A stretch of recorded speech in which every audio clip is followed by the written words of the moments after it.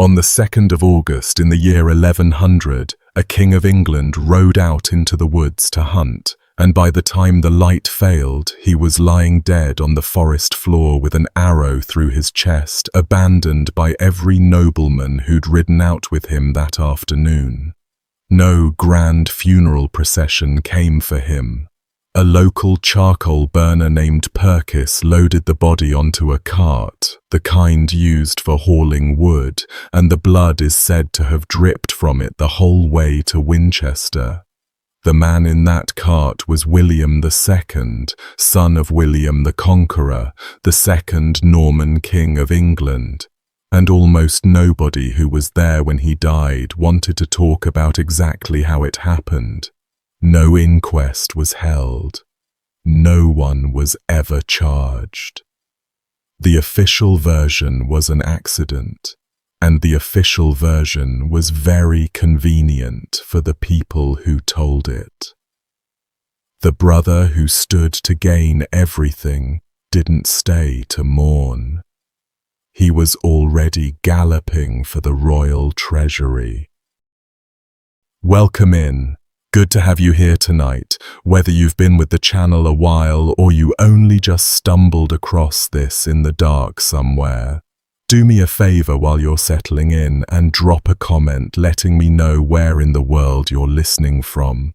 To everyone who supports what I do here, the people who keep the whole thing running so I can sit with this material as long as it deserves. Thank you, truly. It means a great deal.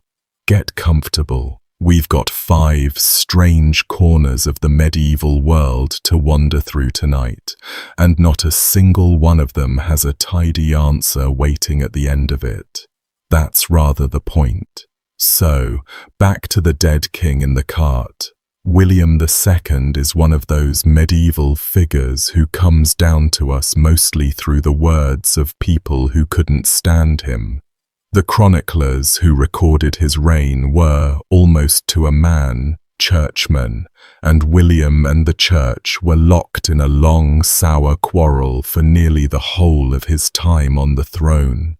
He squeezed the church for money, left bishoprics and abbeys deliberately empty so he could pocket their revenues, and clashed bitterly with Anselm, the Archbishop of Canterbury, who eventually gave up and went into exile rather than keep fighting him. So when those same churchmen sat down to write his history, you can imagine how generous they felt. They called him cruel, greedy, godless. They sneered at his court as a den of long hair and loose morals and fashions they found scandalous. The man never had a chance at a fair write-up, and it's worth holding that in mind because almost everything unflattering we're told about him comes from people with a reason to bury his reputation alongside the body. He was known as William Rufus, the Red.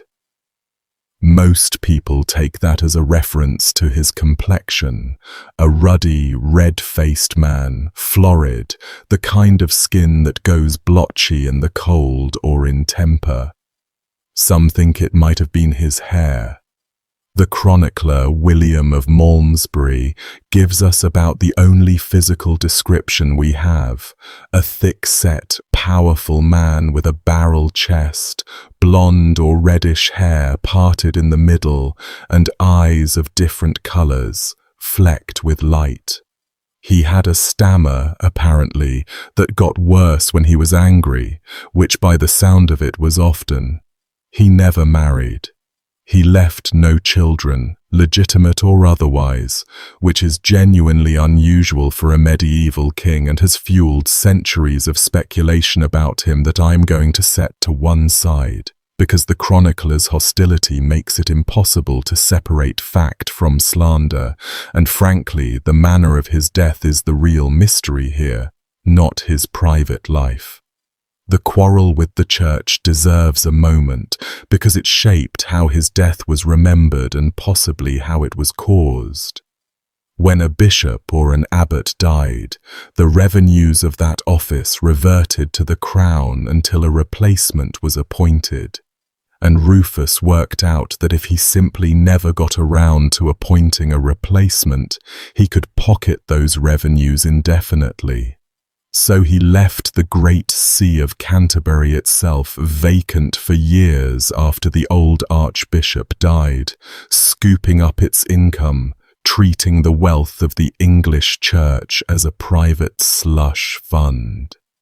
When he was gravely ill at one point and thought he might die, he panicked, repented, and finally appointed Anselm, a brilliant, stubborn, deeply principled scholar-monk who absolutely did not want the job.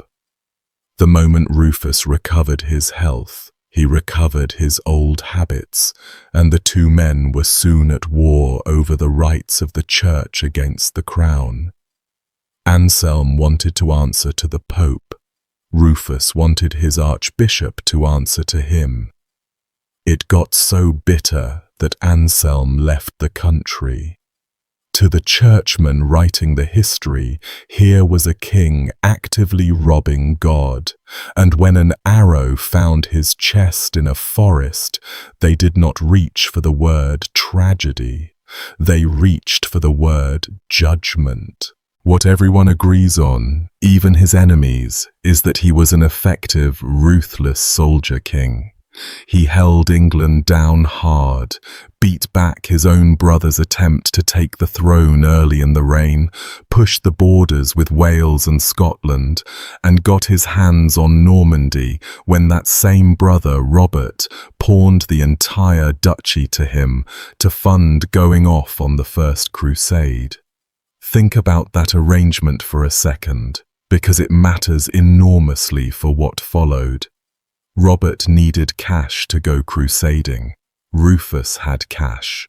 So Rufus lent his brother a vast sum and took Normandy as security, meaning that as long as Robert was away in the Holy Land, Rufus effectively ruled both England and the duchy, the whole of his father's old realm reunited under one of the three sons. And Robert was, in the summer of 1100, on his way home. Successful, celebrated, a hero of the crusade, coming back to reclaim his duchy, and quite possibly to make a play for more. The clock was ticking on the whole arrangement. Whoever wanted to control the Norman world had a narrow window before Robert got home and changed the board. The Norman world in those years was a nest of brothers circling each other, and that matters for what's coming, so let me lay it out plainly. William the Conqueror had left three sons who survived him. The eldest, Robert Curthose, the nickname means something like short stockings, a dig at his stature, got Normandy. The middle son, William Rufus, got England, the richer prize, which already tells you the conqueror trusted him more. And the youngest, Henry, got no land at all, just a pile of silver and a great deal of ambition. Three brothers, 2 crowns worth of territory between them, and one of them holding nothing but money and a grudge. Henry spent years as the odd man out, shifting alliances, waiting. He was, by every account, patient, clever, and cold. Now to the hunt itself, because this is where it stops being ordinary history and starts being a genuine puzzle that historians still chew on 900 years later. The New Forest wasn't an ancient woodland with a romantic name. William the Conqueror had created it, only a few decades earlier, as a royal hunting preserve. And he'd done it the way a conqueror does things, clearing out villages and farmland, pulling down dwellings, turning whole communities off land their families had worked for generations. so that he and his sons could chase deer across it in peace. The forest law that protected it was savage. Harm one of the king's deer, and you could be blinded or mutilated for it. So the people who lived around the edges of the new forest had real and bitter reasons to resent the Norman kings, and the forest itself, beautiful as it was, sat on top of a grievance. It was a monument to displacement, and everyone local knew it. And the forest had already acquired a grim little reputation within the conqueror's own family. Rufus's own brother, another of the conqueror's sons named Richard, had died there years earlier in some kind of hunting accident, gored or thrown or struck. The accounts disagree. And just months before Rufus's own death, one of his nephews, an illegitimate son of his eldest brother Robert, was also killed in that same forest, caught and killed by a stray arrow or a branch, depending on who tells it. So by the summer of 1100, the New Forest had already swallowed at least 2 members of this one royal family in hunting deaths. Rufus would make 3. People noticed that afterward. People always notice that sort of pattern once the 3rd one falls, and the local population, who had every reason to feel the forest was cursed ground stolen from them, noticed it most of all. A family that took people's land to hunt deer, dying one by one among those same deer. It had the shape of a story even before anyone decided what the story meant. The day started oddly. The chroniclers say Rufus had slept badly and was unsettled. There are stories of warnings, a monk who'd had an ominous dream, messengers arriving with omens, an abbot who dreamt the king was gnawing at the crucifix.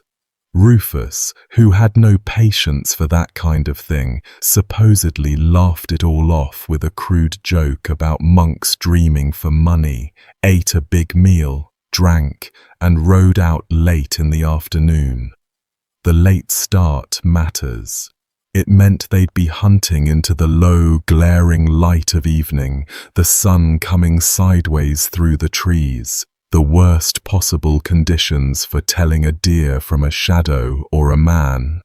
The hunting party split up, as they did, fanning out through the trees to drive the deer, and at some point in the failing light, the king ended up more or less alone, or nearly alone, with one companion in particular, a French nobleman named Walter Tyrrell, Lord of Poix, a guest known as a fine shot. The fullest account, from William of Malmesbury writing about 25 years later, has Rufus handing Tyrrell a couple of arrows and saying something like, "Good marksman, good arrows.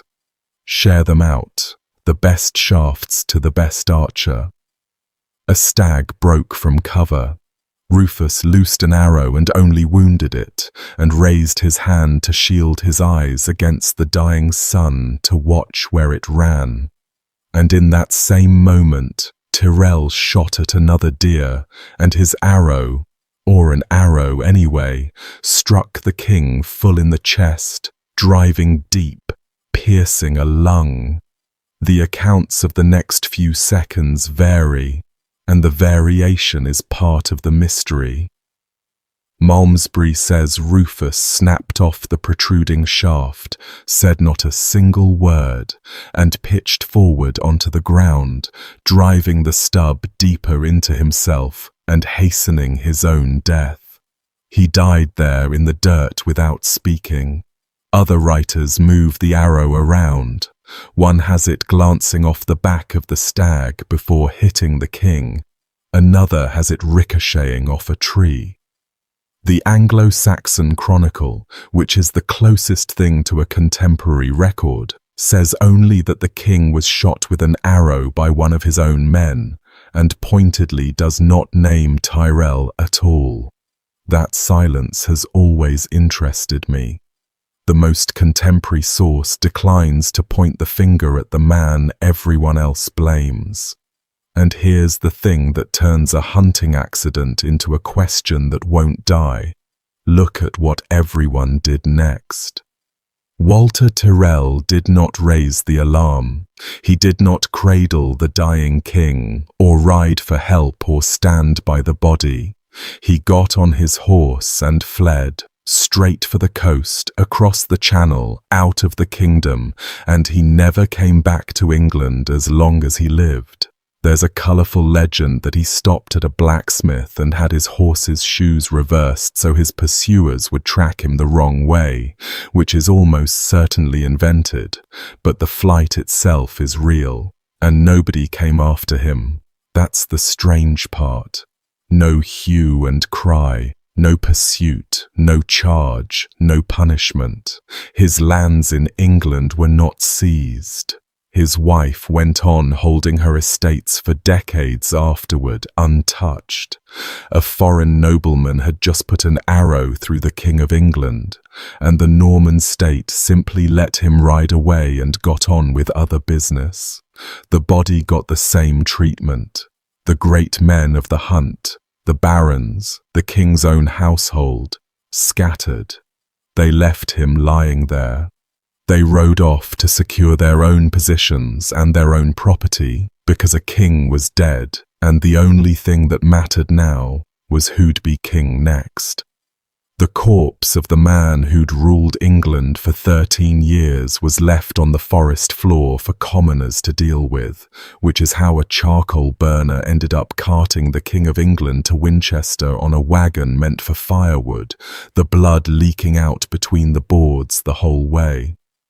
And the brother, Henry, the landless youngest son, had been part of that hunting party.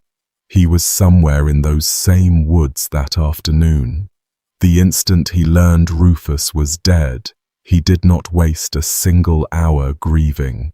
He rode hard for Winchester, where the royal treasury sat, and seized it. Physically took control of the silver and the regalia, because in a disputed succession whoever holds the treasury holds the high cards. There was reportedly a tense confrontation at the treasury door, a rival noble trying to block him, swords nearly drawn over the dead king's gold. Henry won. Then he rode for London, and within 3 days, of his brother lying dead in the dirt, Henry had himself crowned King of England. The speed of it is breathtaking. He had a coronation charter ready, a document promising to right his brother's abuses, drawn up and waiting.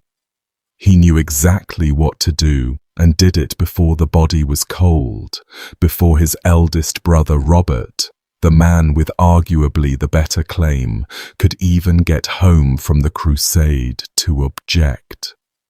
By the time Robert finally landed back in Normandy, his younger brother was already an anointed king with the treasury in hand, and there was very little Robert could do about it.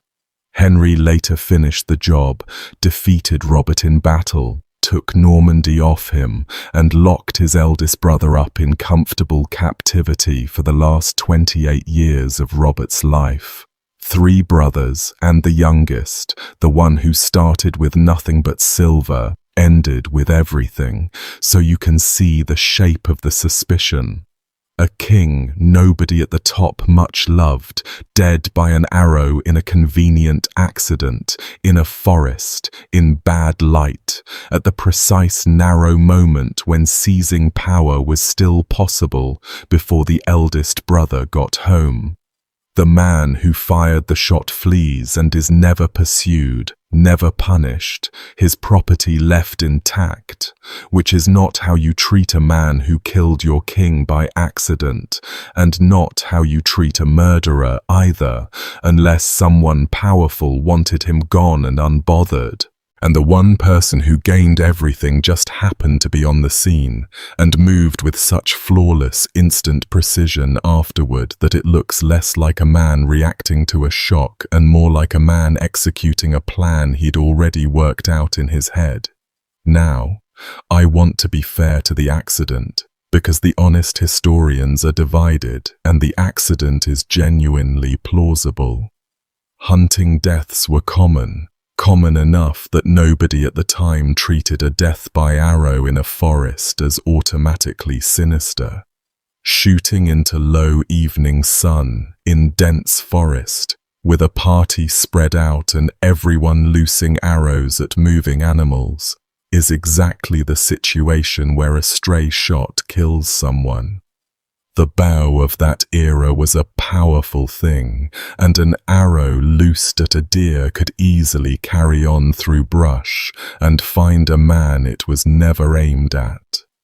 Walter Tyrrell may have fled simply because he understood correctly that being the foreigner who'd just killed the King of England was a death sentence regardless of intent, accident or not.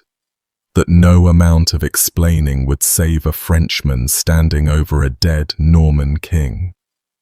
Panic explains the flight just as well as conspiracy does, and the lack of pursuit might just mean that everyone with power had already moved on to the only question that mattered, which was the succession, and nobody had any appetite for avenging a king they were glad to be rid of. And there's a fascinating wrinkle. Years later, in exile in France, Tyrrell swore to a man who had no reason to lie for him, the Abbot Suger, who knew him personally and sheltered him, that he hadn't even been in that part of the forest, that he never saw the king in the woods at all, that he didn't fire the arrow. Not, it was an accident. A flat denial of the whole thing, which only deepens it, doesn't it? If it was a genuine accident, the natural thing would be to say so, especially since half of England regarded Rufus's death as God's own justice on a wicked king. Admitting to the unlucky shot would have made Tyrrell almost an instrument of providence, not a criminal. Instead, he denied being anywhere near it.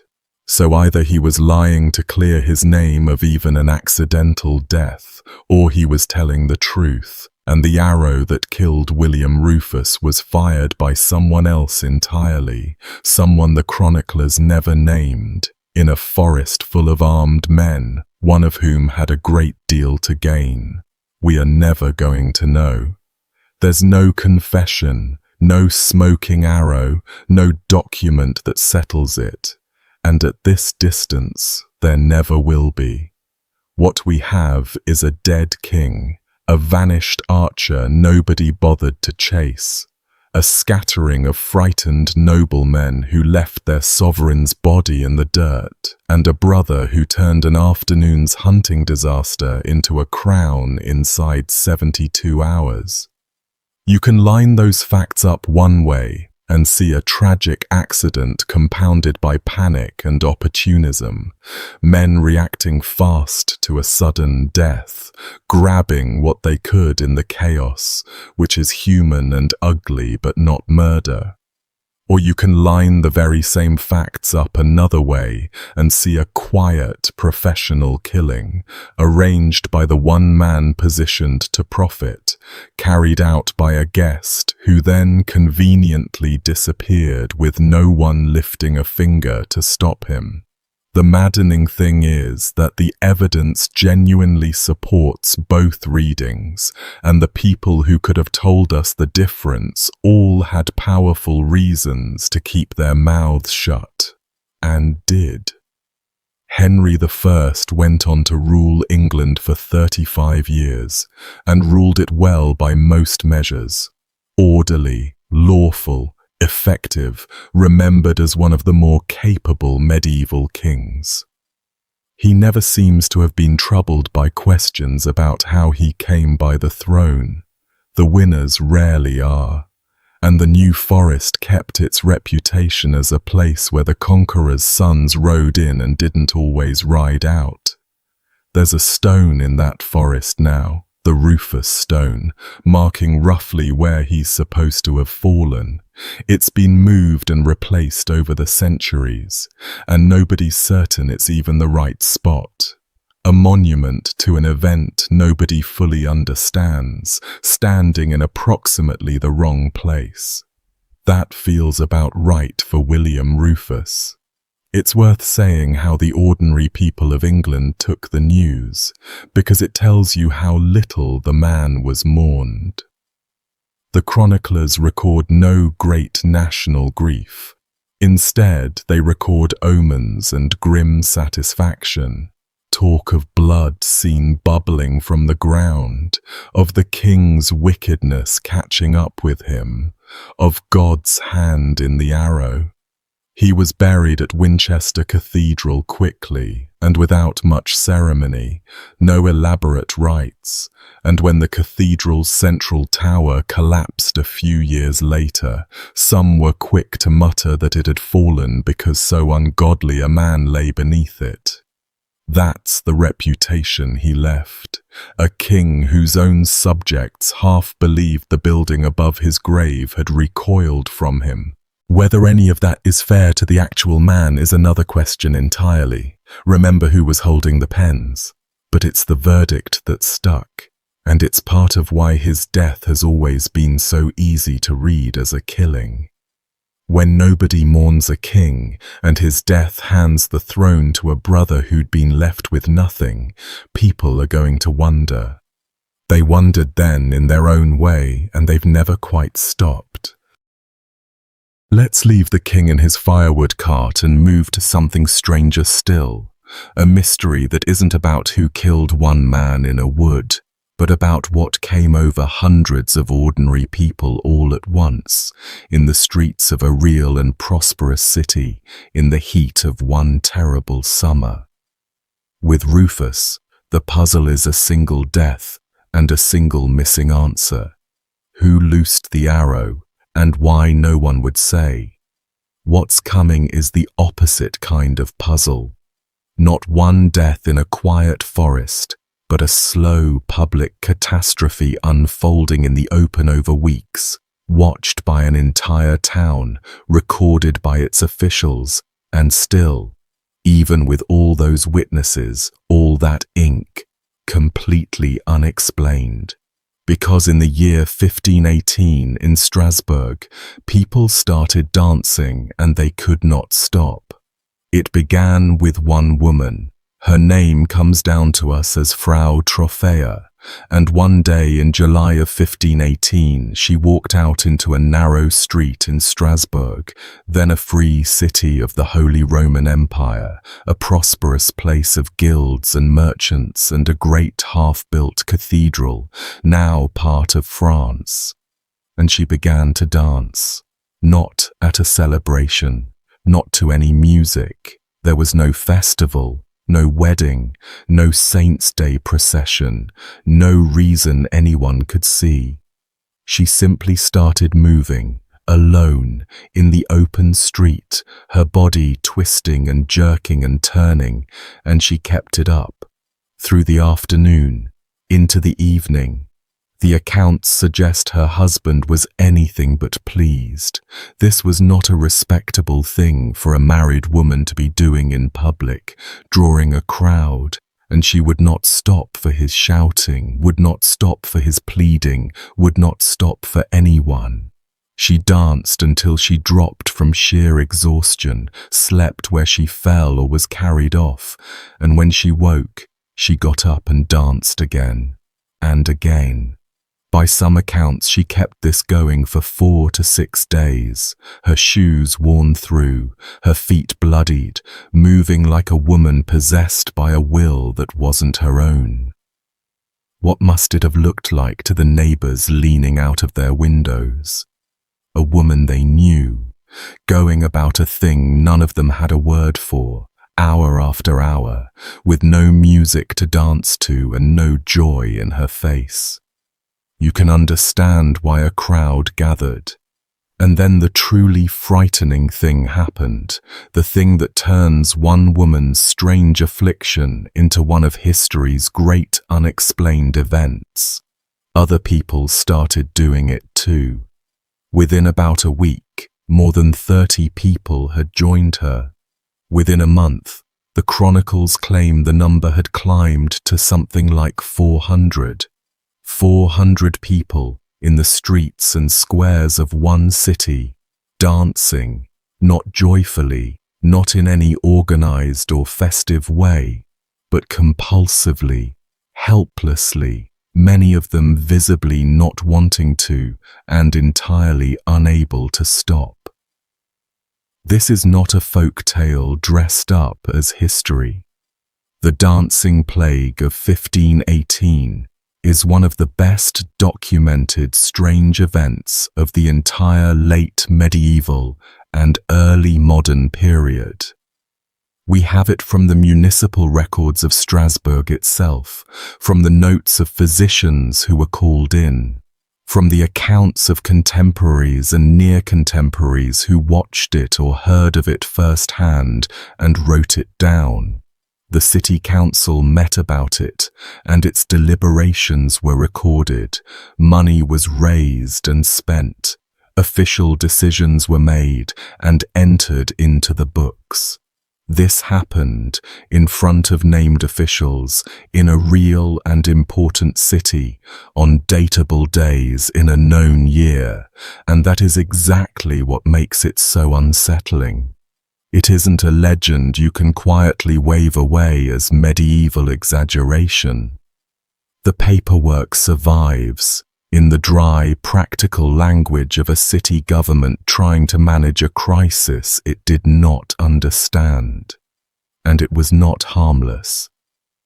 This is the part that gets lost when people picture a quaint medieval dancing fad, something colorful and faintly comic. These people danced themselves into the ground in the most literal way.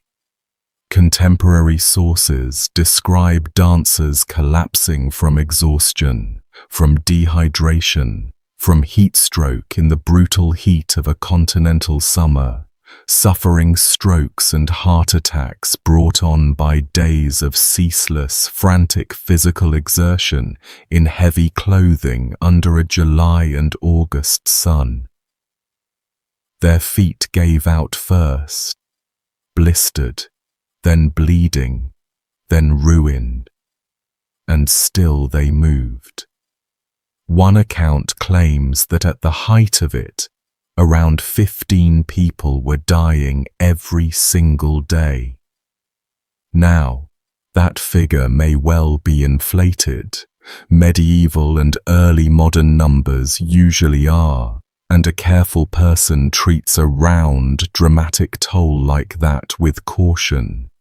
But even the most conservative reading of the sources is grim. People genuinely died of this. They danced until their hearts failed or their bodies simply quit. And the horror of it, the thing the watching crowds could see plainly, was that the dying ones did not seem able to stop themselves in time to live. Their own bodies had been taken out of their hands. Imagine watching a neighbor dance toward their own death over the course of days and being powerless to talk them out of it, because there was no one in there to talk to, just the dancing. The response of the Strasbourg authorities is, to me, the most fascinating and the most baffling part of the whole episode, because of what it tells you about how completely it confused everyone at the time. They brought in physicians, and the physicians ruled out the supernatural. They did not, by the surviving accounts, conclude this was demonic possession or witchcraft, which is what you might expect from the period. Instead, they landed on a medical explanation in the language of their day. This was caused by hot blood, an overheating of the body, a natural ailment of the blood and the brain. And from that diagnosis came the single strangest decision of the entire affair. If the dancing was a fever in the blood that needed to burn itself out, then the cure was to let the afflicted dance it off completely until the fever broke. So the city helped them dance. The authorities cleared spaces for it. They are said to have opened up 2 guild halls and a section of the grain market for the dancers to use, and by some accounts had a wooden stage put up in the horse market so the afflicted would have room to move. And this is the detail that sounds invented but is recorded in the sources. They hired musicians, pipers and drummers to play for the dancers, and even brought in strong, healthy men to take the sufferers by the arms and keep them on their feet, to dance alongside them and move them along, on the firm medical theory that the sooner the affliction was exhausted, the sooner the afflicted would be free of it. Sit with the scene the city deliberately created in response to people collapsing and dying from compulsive dancing. More dancing with a live band, on a public stage, with hired partners to keep the exhausted ones moving when their own legs gave out. It is, with 500 years of hindsight, a near-perfect example of a cure making a disease worse. They poured fuel directly onto the fire. The music and the stage and the spectacle almost certainly pulled more frightened, suggestible people into the dancing and pushed the ones already dancing past the limits of their bodies. At some point, the council clearly grasped that the strategy was a disaster, because the policy reversed hard and fast. The music was stopped. The public dancing was forbidden, allowed only in private homes away from the crowds. Gambling and prostitution and other public gatherings were curtailed, the city trying to drain the fevered, festival-like atmosphere out of its own streets. And then came the final move, the turn from the physician's medicine back to the older medicine of the saints. The afflicted were gathered up and carried out of the city to a shrine in the hills, to be placed in the care of Saint Vitus himself. That shrine is a thread worth pulling, because Saint Vitus is woven all the way through this. Vitus was an early Christian martyr, a boy saint said to have been put to death under the Romans, and somewhere along the centuries he became, in the popular mind of this part of Europe, the saint bound up with dancing, both invoked for protection against compulsive dancing and, in a darker turn of the belief, thought capable of inflicting it on those who crossed him. There was a real folk dread across the Rhineland and Alsace that if you angered Saint Vitus, or even just danced before his image on his feast day in the wrong spirit, he might lay this very curse on you. A helpless, unstoppable, sometimes deadly compulsion to dance. The condition we still call Saint Vitus's dance, a name later attached to certain disorders that cause involuntary jerking movements of the body, comes straight out of this cluster of beliefs, this old conviction that the saint could seize your limbs and make them move whether you willed it or not. So the people of Strasbourg already had a ready-made framework for what they were seeing. This wasn't a baffling new disease to them in the way it is to us. To them it had a name and a cause and a culprit. St. Vitus was angry, and he was making people dance. Which is why the final remedy made a grim kind of sense by the logic of the time. When Strasbourg gathered up its afflicted and hauled them by wagon up into the hills to a chapel dedicated to Saint Vitus, they were going to the source, appeasing the very saint they believed had sent the affliction in the first place, begging him to lift what he had laid down. There were rituals at the shrine, red shoes for the dancers in some tellings, prayers and offerings and small wooden figures, masses said over them. They were treating the supernatural cause with a supernatural cure, going over the head of the baffled physicians straight to the saint himself. And whether it was the saint's mercy, or the cooler weather as summer faded, or simply the fact that the human body and the collective panic could not sustain it forever, the dancing did, in time, ease and then stop. The city went back to its ordinary troubles, of which it had plenty, but it remembered, it wrote it down. That's why we're still talking about it. Here's what genuinely surprises most people. 1518 was not the only time this happened. It was the largest and best documented outbreak, but it sits in a whole tradition of dancing manias that flared up across medieval and early modern Europe, mostly along the Rhine and in the Low Countries for centuries. There was a famous and very large outbreak in 1374 that swept through towns along the Rhine, Aachen, Cologne, Liège, and others, spreading down the river and into the Low Countries, where people danced through the streets in great writhing groups, foaming at the mouth, screaming, claiming to see visions of heaven or of demons, some of them clearly tormented and crying out for it to end, calling on bystanders to help them or to bind them. Contemporaries described the dancers as gripped by something that looked like collective madness, leaping and twisting until they collapsed. In some towns, the authorities turned to priests and exorcism. In others, the dancers were simply endured until the fit passed. There are scattered reports going back earlier still.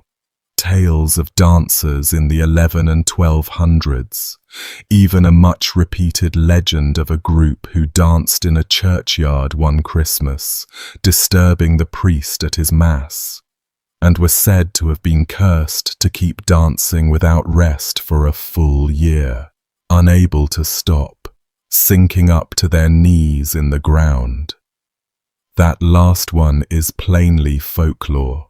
But folklore grows around something, and the something here was a real and recurring terror that people had watched with their own eyes. The 1518 event in Strasbourg is the one with the best paper trail, but it was part of this larger European phenomenon, a thing that came and went across generations, always along roughly the same stretch of Europe, always with the same eerie core. Ordinary people, dancing against their will, sometimes to death. And it's worth sitting with how specific that is. This wasn't a thing that happened everywhere. It clustered, the same region, the same river valley, the same cultural world, returning to the same affliction across 2 or 3 centuries. Whatever caused it was somehow tied to that particular place and the things the people of that place believed and feared. So what on earth was actually happening? And the honest answer, the one I'd rather give you straight than dress up, is that nobody knows for certain. There is no settled, proven explanation, but there are several serious theories, and they're worth walking through, because each one tells you something and none of them quite closes the case. The first, and for a long time the most popular, is poisoning, specifically ergot, a toxic fungus, ergot of rye, that grows on damp grain in wet seasons and gets ground into the flour and baked into the bread of whole communities. Ergot is genuinely dangerous stuff. It contains compounds chemically related to LSD, and ergot poisoning, called ergotism, can cause violent convulsions, twitching and spasming of the limbs, vivid hallucinations, and a horrible burning sensation in the hands and feet. In fact, one of its old names was St. Anthony's Fire. On the surface, it seems to fit beautifully. Contaminated grain after a wet harvest, a whole town eating the same bad bread, and then mass strange behavior and visions. It's tidy. The trouble is that it really doesn't hold up once you press on it. The severe convulsive form of ergotism also constricts the blood vessels and cuts off circulation to the extremities, which is what produces that burning and, in bad cases, gangrene, fingers and toes and whole limbs going black and dying. It leaves people desperately, systemically ill, often delirious, frequently dying in agony. It does not leave people able to perform sustained, coordinated, days-long dancing. And dancing is precisely what these people did. Not thrashing on the ground, but up on their feet, moving for days. Poisoned bodies in the grip of severe ergotism could not do that. Most historians who've examined it closely have set the ergot theory down for exactly that reason. It's the explanation everyone reaches for first, and one of the first that careful people abandon. The second theory points at the mind rather than the bread. What gets called mass psychogenic illness, or in older language, mass hysteria. The idea is that under enormous stress, real physical symptoms can spread through a population by suggestion, with no toxin and no infection involved, purely through the nervous system responding to fear and to the example of others. And the context here is crucial because 1518 Strasbourg was a city under tremendous strain. The years leading up to it had been brutal, repeated failed harvests, soaring grain prices, famine and waves of disease including smallpox, and what people called the sweating sickness, and the ever-present dread of the plague. The poor were desperate, hungry, frightened and exhausted.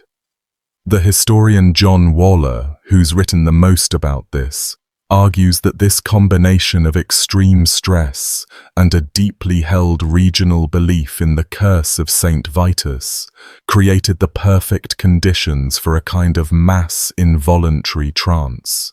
That people already at the breaking point, who genuinely believed St. Vitus could strike them with compulsive dancing, fell into exactly that state under the weight of their own fear and conviction. A self-fulfilling terror spreading from body to body through a population primed to expect it. There's something to that. It accounts for why this clustered in a particular region with a particular saint, why it hit in a year of particular misery, and why it spread by watching. You see your neighbor seized by the very curse you've dreaded your whole life, and your own terrified, exhausted, malnourished mind does the rest. Waller also points out that there's good evidence people in this region and period were unusually prone to entering trance states, that the religious culture was saturated with the expectation of divine and saintly intervention in the body, with visions and possessions and miraculous afflictions. So the ground was already prepared for the mind to seize control of the body in dramatic, involuntary ways. A population that fully expects that a saint can take over your limbs is a population in which, under enough pressure, a saint sometimes does, or something the sufferer cannot tell apart from it. It's the explanation most serious historians lean toward today, and I think it's the strongest one on the table. But I'll be honest about its limits, The way I'd want someone to be honest with me. Calling something mass psychogenic illness is in some ways just giving the mystery a name rather than solving it. We don't actually understand the mechanism by which sheer dread makes hundreds of people dance for days until some of them die. We can describe it. We can point at the stress and the belief and the social contagion and the trance-prone culture. But the leap from a frightened, starving population to 400 people physically unable to stop moving their bodies, dancing through blistered feet and past the point of collapse, some of them dying of it. That leap is still, when you sit with it, deeply strange. There are modern cases that rhyme with it, outbreaks of mass psychogenic illness in schools and factories where symptoms spread through a group with no physical cause anyone can find, so we know the basic phenomenon is real. But none of those modern cases involves people dancing themselves to death for weeks. The scale and the lethality of 1518 sit at the very edge of what the theory can comfortably hold. Other ideas have been floated over the years and mostly set aside. That it was some heretical religious cult or sect dancing deliberately as a ritual. But that doesn't fit the accounts of people plainly suffering, weeping, begging for it to end, and dying against their will. Cult members don't usually need to be propped up by hired strangers or carried off to a shrine. That it was a single specific neurological disease, epilepsy or something like it, spread somehow through the population. But no known disease behaves quite like this, jumping from person to person by sight and striking hundreds at once. That it was outright invention or wild exaggeration by the chroniclers, except the city's own administrative records back the core of it up, and bureaucrats keeping accounts don't tend to fabricate crises that cost them money to manage. None of the rival explanations has won the field. What we're left with is the documented, undeniable fact of the thing, sitting there in Strasbourg's own civic memory, and a row of theories that each catch a piece of it, and not one of which catches the whole. And that, more than the spectacle of the dancing itself, is what stays with me about Strasbourg. We tend to assume that the further back in time you go, the more the strangeness is just legend and exaggeration. That if we only had better records, the mystery would melt away into some ordinary explanation. But here the records are good. We know it happened. We know roughly how many and where and when and what the baffled authorities tried to do about it, step by step, because they wrote it down in their own hand as it unfolded. And we still cannot say with real confidence what made Frau Trophäa step out into that July street and begin to dance, or what reached out over the following weeks and pulled 400 of her neighbours in after her, some of them never to walk home again. The better the documentation gets, the sharper the mystery becomes, because you can no longer comfort yourself that it was only ever a story somebody made up. From a whole city that couldn't stop moving, let's turn to a single object that's kept perfectly still for 800 years and frightened people the entire time. The dancing left almost nothing behind you can touch. A few lines in a ledger, a worn-out path up to a shrine, the memory of a summer. This next mystery is the opposite. It's a thing you could, in theory, walk up to and put your hands on, sitting under glass in a library to this day.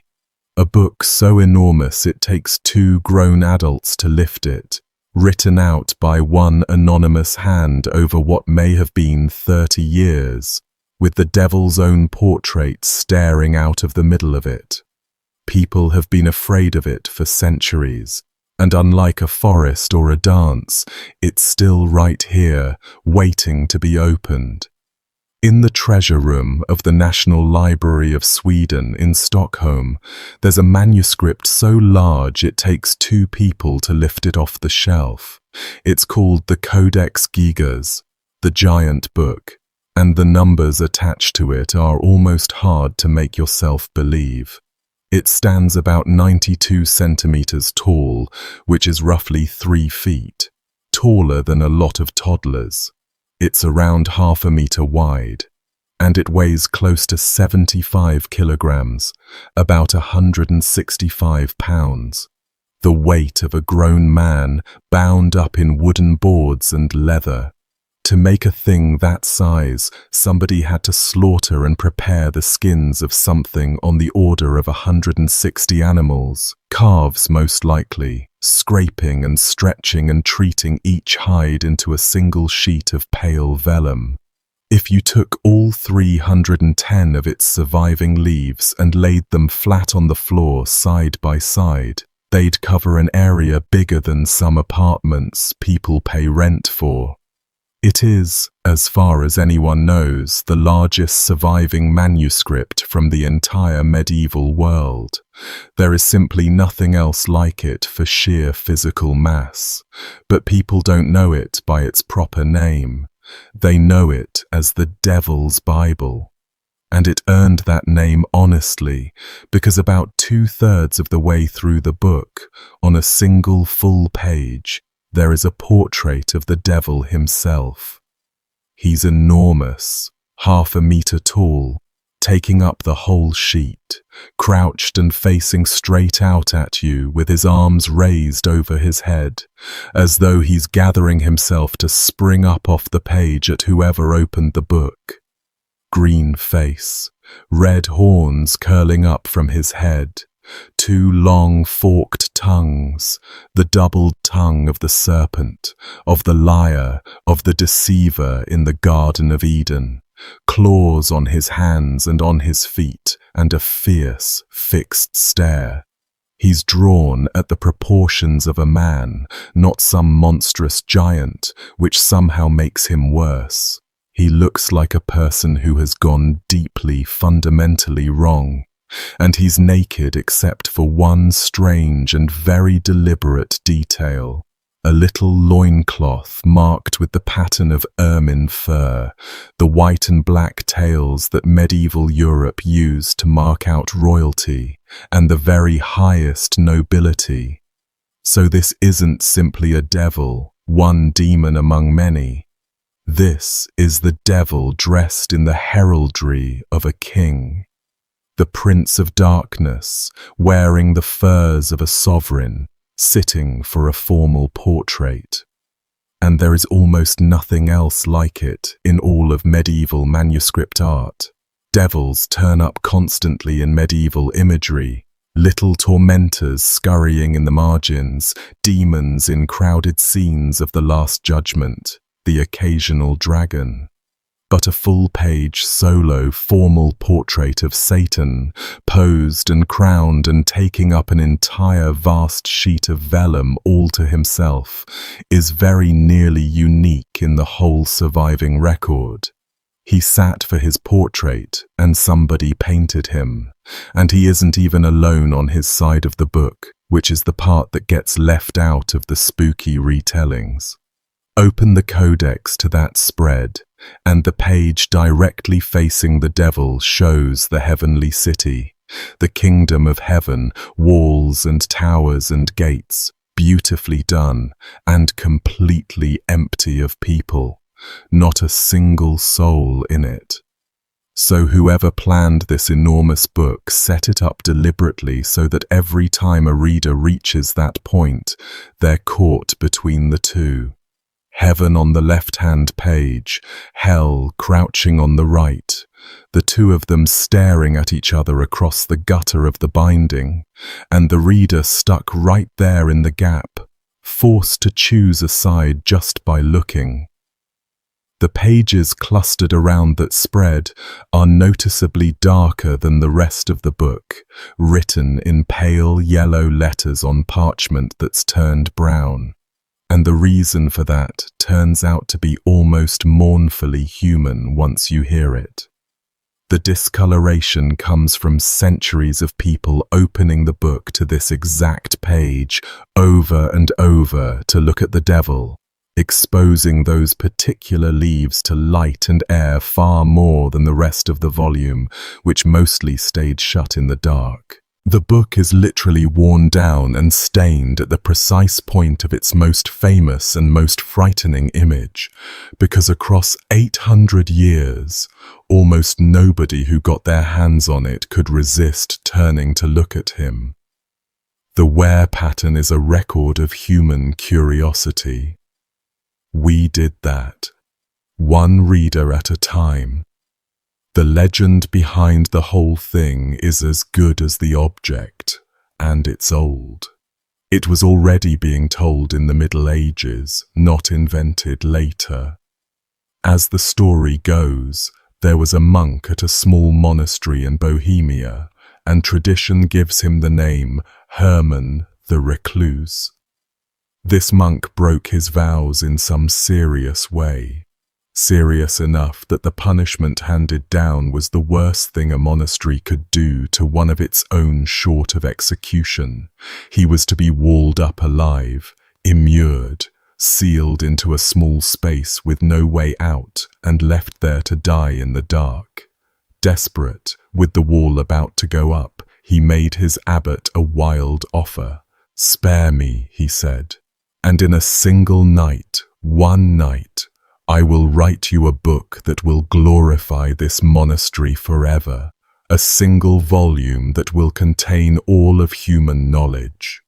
The abbot, who presumably figured this was flatly impossible, and that the man would die in the attempt and save everyone the trouble, agreed, and the monk set to work as the hours bled away. And somewhere around midnight he understood, with the wall waiting for him, that he could never finish, that no human hand could. So he prayed, but not to God. He turned and prayed instead to Lucifer, offering up his own soul in exchange for help finishing the book before the sun came up. And the devil, in the legend, took the deal and completed the work for him. And the monk, grateful and damned in the same breath, painted that full-page portrait of his benefactor into the pages as a kind of thank you, a signature almost, a receipt for a soul. It's a marvelous story, and almost none of it is true, but the real story has a strange weight of its own that I think is actually better. The book was made in the early 13th century, somewhere between roughly 1204 and 1230, at a small Benedictine monastery called Podlajice in Bohemia. We can date it reasonably well from clues inside the book itself, and the detective work is rather satisfying. There's a Bohemian saint mentioned in its calendar who wasn't officially made a saint until the year 1204, so the book can't be older than that. You don't list someone as a saint before the church says he is one. And a Bohemian king who died in 1230 is conspicuously missing from a list of the dead where you'd absolutely expect to find him recorded, which strongly suggests the relevant pages were written while he was still alive before 1230. So the window is fairly tight, somewhere in the first 3 decades of the 1200s, and it's worked out not from any legend or any signature, but from the dry internal evidence of who's in the calendar and who isn't. The book dates itself, if you know how to read it. The contents are genuinely astonishing for a single volume and worth running through, because the famous devil portrait makes people forget that this is, at heart, a working reference library. The complete Latin Bible, the whole thing, Old Testament and New, though oddly, a couple of books in it come from an older translation than the rest, which is its own small puzzle. The two great histories of the Jewish writer Josephus on the ancient Jews and the war with Rome, the vast encyclopedia of Isidore of Seville, which was the medieval world's single best attempt to cram the sum of all knowledge into one reference work, grammar, medicine, law, the natural world, everything. A chronicle of Bohemia, the local history of the land it was made in, medical texts, including material descending from the old Greek physicians, a calendar and a register listing the death dates of monks and notable people, a memorial of the community's own dead, and, this is the part that always gets overshadowed by the devil sitting a few pages over, a collection of magical formulas, spells, and exorcism texts, charms to cure disease, a charm to catch a thief, incantations, some of them drawn from Jewish sources, written down in the same enormous book, between the same wooden covers, as the literal word of God. It really is a one-book library, including the shelf you'd normally keep behind a locked grille and not show to visitors. The sacred and the forbidden bound together, sharing a spine. And there's a small absence inside it that nobody can fully explain, which I rather like. The book originally had more pages than it does now. A handful of leaves were cut out at some point by an unknown hand for unknown reasons, and they've never turned up. The leading guess is that they held a copy of the Rule of Saint Benedict, the monastic code, which might have been removed when the book passed out of Benedictine hands to an order that followed a different rule. The more lurid guess is that they contained something somebody decided was better not to leave in a book that already had the devil's portrait in it. We don't know. Somebody, centuries ago, took a knife to the largest book in the medieval world and quietly removed a piece of it, and then said nothing. And now there's just a gap in the gathering and a question that doesn't close. Now here's the thing that genuinely unsettles the scholars who handle it, more than the devil does. And these are not people who scare easily, they study old parchment for a living. It's the handwriting. The entire book, all 310 surviving leaves of it, every line of that complete Bible and Josephus and Isidore and the spells and the chronicle, was written out by a single scribe, one person. And the script does not change. It is uniform from the very first page to the very last. There's no shift in style, no shaky patch where you can see the writer was ill or exhausted, no place where the hand visibly grows older or stiffer over the years it must have taken. One man, one consistent ink, made from crushed insect galls. One steady hand, all the way through a book the size of a small door. To the people who study medieval manuscripts, that level of consistency across that much material is almost eerie, and it's plainly where the one-night legend came from in the first place. The work looks like it was done in a single sitting by a single hand that simply never wavered, because in a sense, across all those years, it never did. It was not, of course, done in a single night. Modern estimates say that just copying out the text, the calligraphy alone, with none of the decoration, none of the illustrations, would have taken something like 5 years of continuous full-time writing. And nobody copies all day, every day. Add in the ruled guidelines that had to be drawn on every page, the big decorated initial letters, the illustrations, and the plain reality that a monk had prayers to attend and duties to perform and a life to live around the writing. And the realistic estimate stretches out to somewhere between 20 and 30 years of labor. The library that holds it today reckons it probably took at least 20 years and could well have taken 30. So picture, if you like, a man who started this book as a young monk and laid down his pen on the final page as a middle-aged one, and whose script looks exactly the same on that last page as it did on the first, because he had trained his hand so completely to hold one single form that 2 or 3 decades couldn't shift it.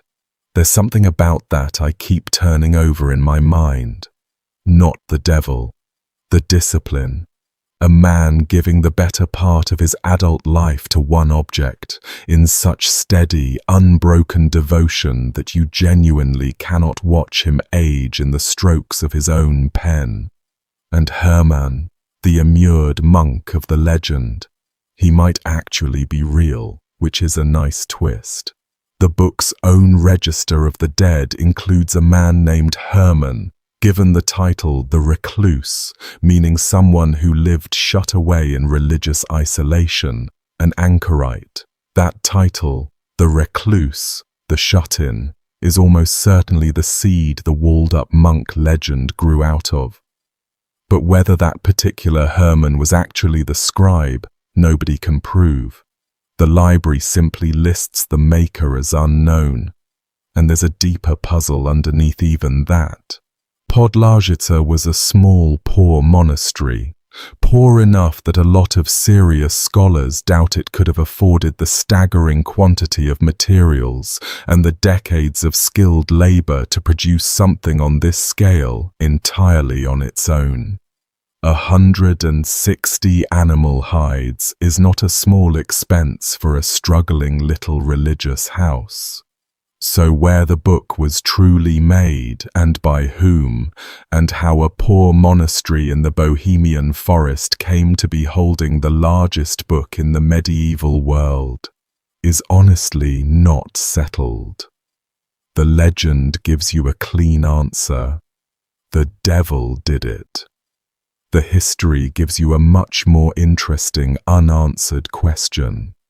What we can trace clearly is everything that happened to it afterward, and it reads almost like the book was determined to make a name for itself. Within about a century, the monastery had pawned it, handed it over to another abbey as security for a debt. It then moved around Bohemia for a few hundred years, from one religious house to another. And then in the 1590s it was carried to Prague to join the collection of the Holy Roman Emperor Rudolf II, a man famous across Europe for his obsession with the occult, with alchemists and astrologers and mystics and strange, beautiful, secret objects. Honestly, Rudolf is about the most fitting owner this particular book could possibly have found. A volume with a king-sized portrait of Satan in it, ending up in the cabinet of the most occult-obsessed emperor in Europe. It's almost too neat. Rudolf, by most accounts, more or less strong-armed the monastery into handing the book over. It had drifted back into monastic hands by then, and an emperor who wanted something for his cabinet of wonders was not a man you said no to easily. It joined his hoard of clocks and astrolabes and paintings and stuffed animals and alchemical apparatus in Prague Castle, one strange treasure among thousands. And there's a certain rightness to a book with the devil in it, ending up in the collection of a man who spent his life chasing the hidden machinery of the universe. It stayed in Prague, in Rudolf's collection, until the end of the 30 Years' War. That war again. It keeps turning up in these stories like a recurring character. the Swedes always somewhere in the frame. When Swedish troops sacked Prague in 1648, in the very last act of that long, grinding conflict, with peace already being negotiated elsewhere, they stormed the castle and carried the Devil's Bible off as war loot, hauling that £165 book all the way north to Stockholm, where it has remained ever since. The Swedish queen, Christina, was especially keen to get her hands on the captured imperial treasures. She was a serious collector of books and curiosities in her own right, and this was among the greatest prizes that came north out of Prague. A book made in a poor Bohemian monastery, finished by an unknown hand, ending its travels as a Queen's war trophy 400 years and a half-dozen owners later. And then, in 1697, the royal castle in Stockholm caught fire. A serious, catastrophic blaze that gutted the royal library where the book was kept. The Codex Gigas survived for one reason only. Somebody threw it out of a window, a book the weight of a grown man, hurled from the upper floor of a burning building to save it from the flames. And the story goes that it came down and landed on a poor bystander standing below and injured him. The binding got knocked about in the fall, but the book lived, which is a great deal more than you can say for most of what was in that library, much of which simply burned. It was eventually moved to its current home at the National Library, where physical access to the actual object is tightly restricted.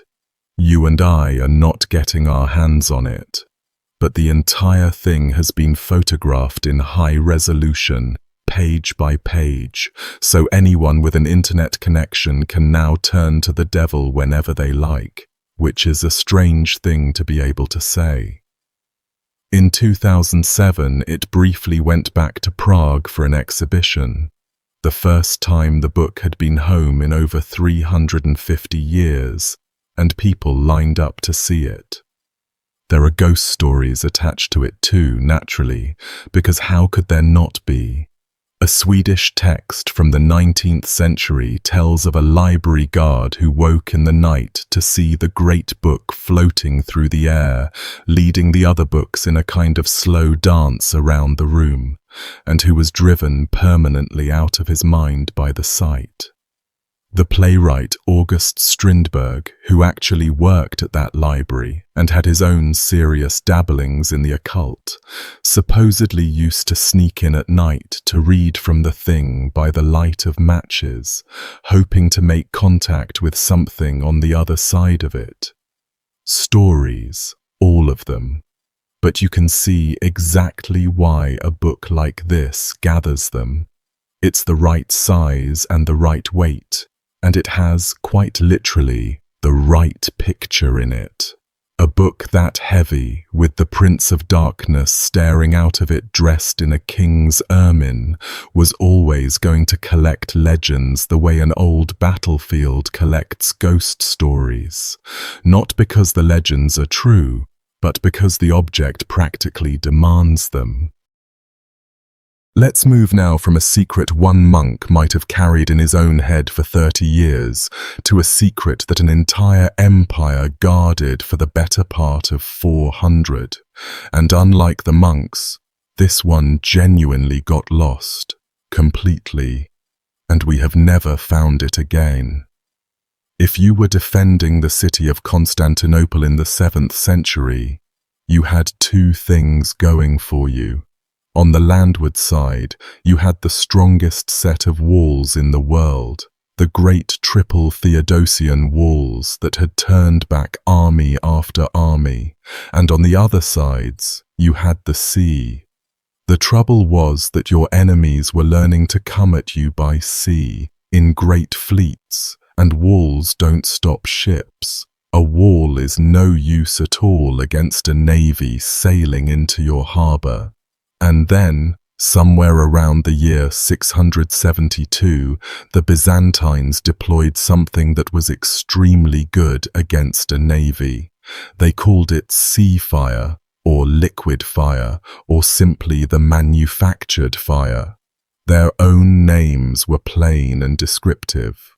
We know it as Greek fire, and it may well be the single most effective secret weapon in the history of warfare, partly because of the terrible thing it did, and partly because of how completely the knowledge of it eventually vanished from the earth. What it did was burn on water. That's the detail that froze the blood of everyone who ever faced it. Throw an ordinary fire into the sea and the sea puts it out. That's what water is for. Greek fire didn't go out. It clung to the hulls of ships and to sails and to men, and it kept burning on the surface of the water itself, spreading across the waves, and it was almost impossible to extinguish. The sources say it yielded to only a few things: sand to smother it, vinegar, and in one memorably grim recipe, stale urine. Everything else just fed it or spread it. The Byzantines pumped it out of bronze nozzles mounted on the prows of their warships, a pressurized stream of burning liquid that they could aim and direct onto an enemy fleet, sweeping it across the water like a hose of flame. The people who saw it used never forgot it as long as they lived. One crusader, watching the weapon deployed generations later, described it coming through the air with a tail of fire behind it, as long as a great spear, roaring as it came like thunder out of the sky, looking for all the world like a dragon flying straight at them. That's a hardened soldier reaching for the only image vast enough to hold what he'd just watched.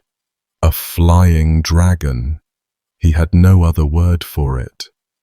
The traditional inventor was a man named Callinicos, described as an architect or craftsman from the region of Syria, specifically the city of Heliopolis, who fled into Byzantine territory after the Muslim conquest swept over his homeland, and who brought the secret of the fire with him as a refugee. The chronicler Theophanes, writing more than 100 years after the fact, says plainly that at that time Callinicos, an artificer from Heliopolis, fled to the Romans. That's the Byzantines, who never stopped calling themselves Romans, and that he had devised a sea fire which set the Arab ships alight and burned them with everyone aboard, and that this is how the Romans came home in victory and discovered the sea fire. That's about as clear an origin story as you get from a medieval source. Whether Callinicos truly invented the whole thing from nothing, though, is genuinely murky, and I won't pretend otherwise. The same chronicle seems to describe fire-throwing ships with nozzles already in use a year or two before Callinicos is supposed to have shown up, which has led some historians to think he improved or perfected an existing weapon rather than dreaming the entire concept up alone in his workshop. One major scholar of the subject argued that Greek fire was probably not the brainchild of any single person at all, but the work of chemists in Constantinople who'd inherited centuries of accumulated knowledge from the old chemical school of Alexandria. Incendiary weapons themselves weren't new. People had been throwing fire at each other in war for well over 1,000 years by that point, and there are old recipes for combustible mixtures going back to antiquity. What was new, what changed everything, was that this particular fire could not be drowned. You couldn't put it out with the one thing that had always put fire out, and it saved the city. Not once, repeatedly. The naval version, the one mounted on warships, was the heart of it. But the Byzantines worked out other uses too, once they had the substance in hand. They had handheld grenades, clay pots filled with the burning mixture, thrown by soldiers like a medieval firebomb. And eventually they developed a portable handheld projector, a smaller version of the ship's siphon that a man could carry and aim, which is about as close to a flamethrower as the early Middle Ages ever came. The big dramatic image is the warship sweeping fire across an enemy fleet, and that's the one the chroniclers loved. But the weapon had a whole family of forms. When the Arab fleets came against Constantinople in the 600s and 70s, in a long campaign that dragged on for years, with the Arabs sailing back each spring to try again, Greek fire helped break them, season after season, until they finally gave up and withdrew. And then, in 717 and 718 came the truly desperate one, the siege that everything hung on. A massive Arab army and an enormous fleet laid siege to the city by land and by sea at the same time, in a coordinated effort meant to finish Constantinople for good. The new Byzantine emperor, behind those great triple walls, turned his navy loose with the fire. The Arab ships burned on the water. When a fresh Egyptian fleet arrived later to reinforce the siege and slipped into position, the Christian crews who'd been pressed into Arab service deserted en masse to the Byzantine side, and the emperor caught the rest of that fleet and destroyed it with fire as well. Between the burning ships, a brutal winter that left snow on the ground for 100 days straight, famine in the Arab camp, disease running through the besiegers, and enemies harassing them from behind, the whole enormous campaign collapsed in on itself. The siege was lifted in the summer of 718, and the retreating Arab fleet was then largely finished off by storms on the way home. Historians generally regard that as one of the moments that kept the Arab conquests from rolling on into southeastern Europe, a liquid that burned on water, and the entire future shape of a continent bends quietly around it. The weapon kept earning its reputation long after those first great sieges. The Byzantines turned it on their own rebels during civil wars, and they used it to devastating effect against the raids of the Rus, the Scandinavian descended warriors who came down the rivers from the north in their longships to attack the city. One such fleet, in the 10th century, sailed inconfident and numerous, and was met by Byzantine ships pumping fire across the water, and the Rus survivors went home with stories of a weapon that seemed to call down the very lightning of heaven onto the sea. Anyone who came at Constantinople by water eventually ran into the same horror, and the memory of it spread through every people who fought the empire. You did not want to face the Roman fire. Everyone knew that, even the people who couldn't make it. The Byzantines understood exactly what they were holding, and they guarded it like nothing else in the empire. The Emperor Constantine VII, who fancied himself a scholar and wrote a long manual of statecraft for his son and heir, put a stern warning about the fire right into it. Never give up the secret of it, he told his son, never under any pressure, because, and here's the part that tells you how the empire thought about this weapon, it was not a human invention at all. It had been revealed by an angel to the very first Christian emperor, Constantine the Great, and the angel had bound him with an oath to make it only for Christians, and only in the imperial city, and never anywhere else.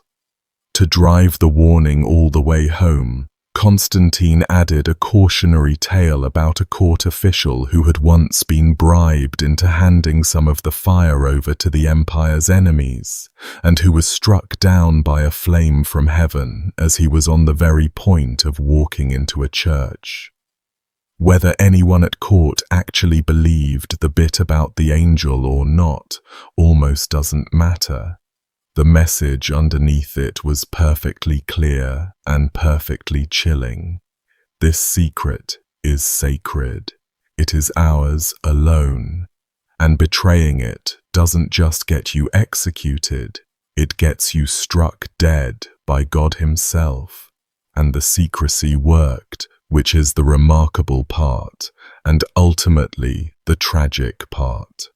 Knowledge of how to actually make Greek fire was kept inside a tiny circle, a handful of families and technicians and a few emperors, with horrific penalties hanging over anyone who talked, and it held. The result is one of the strangest facts in military history. Even when the empire's enemies physically captured the weapon, and they did more than once, the Arabs took a Byzantine fireship intact at one point, and the Bulgars captured the actual nozzles and stores of the substance itself in another campaign. They still could not reproduce it. They had the hardware sitting in their hands, the very apparatus, and they could not work out how to make it function. They gave up and went back to catapults and ordinary clay firepots. The recipe stayed locked inside Constantinople, behind the oath and the angel and the penalty of death, even when the machine that delivered it had been carried off as plunder. Which is exactly why we don't have it now. The secret was kept so tightly by so few people for so many generations that when the Byzantine Empire slid into its long, slow decline, when the knowledge was no longer being carefully handed down from one initiate to the next, when the few people who actually knew it began to die without ever writing it down anywhere it could be found, it simply went out, like a candle nobody noticed was the last one still lit in the house. There was no dramatic moment, no burning library where the one copy of the formula was lost. That's the eerie thing about it. A weapon this important didn't vanish in a catastrophe. It just quietly stopped being passed on, link by link, until the chain ran out and there was no one left who knew. By the time the Crusaders sacked Constantinople in 1204, turning on the very city they had supposedly come east to help, which is its own dark story, the weapon had already faded out of the records. Nobody ever published the formula, because publishing the formula was treason against both the emperor and against God, and so the formula died as quietly as it had been guarded, with the last small handful of people who carried it in their heads. The composition of Greek fire is, to this very day, genuinely unknown. Not scholars argue about the fine details unknown. Actually, completely, irretrievably lost. The most important defensive weapon of the medieval Mediterranean, the thing that twice saved the greatest Christian city on earth, and we cannot reproduce it, because the people who could were simply too disciplined for too long about keeping their mouths shut. Their secrecy saved their empire, and then it outlived their empire and took the secret down with it. That hasn't stopped anyone from trying to reconstruct it, of course. And the theories are where the subject gets really interesting. Almost everyone now agrees the base of it had to be petroleum, crude oil, naphtha, and the Byzantines had access to it from natural seeps around the Black Sea and the Caucasus, places where the stuff literally bubbles up out of the ground on its own. They didn't need to drill for it. They could collect it where it pooled. To that oil they very probably added pine resin to thicken it and make it sticky and slow burning, so it would cling to whatever it landed on rather than just running off and going out. And that detail is actually supported by old descriptions of the weapon being sticky. Beyond those two ingredients, the oil and the resin, it's all educated argument. Sulfur, possibly, to help it catch and to thicken the smoke. Quicklime, calcium oxide, which reacts violently with water and gives off a great deal of heat, and which would explain the burning on water effect, except that quicklime alone doesn't actually ignite when it's dry, so it can't be the whole answer on its own. Saltpeter, maybe. Various other compounds that do alarming things on contact with water. The end product was something not a million miles from a medieval version of napalm. A burning, sticky, water-resistant liquid, sprayed out under pressure across the surface of the sea. And the pressure part may be half the actual secret, which is something I find genuinely clever about the whole problem. One historian who's done serious work on this, John Haldon, points out a very real engineering difficulty. Crude oil collected straight from a seep turns into thick tar or pitch within about a day. It doesn't stay a thin, sprayable liquid for long, so the Byzantines must have had some method of treating it, or distilling it, or storing it in a particular way that kept it liquid and projectable for as long as they needed it. And that process, the chemistry of keeping the fuel usable, of preventing it from thickening into uselessness before a battle, might have been guarded just as jealously as the recipe for the burning itself, and might be just as completely lost. Two secrets, really, folded into one: what to mix, and how to keep it ready. Lose either half and the weapon stops working, and the empire took both halves to the grave. There's also the delivery apparatus to account for, which was a real piece of engineering in its own right.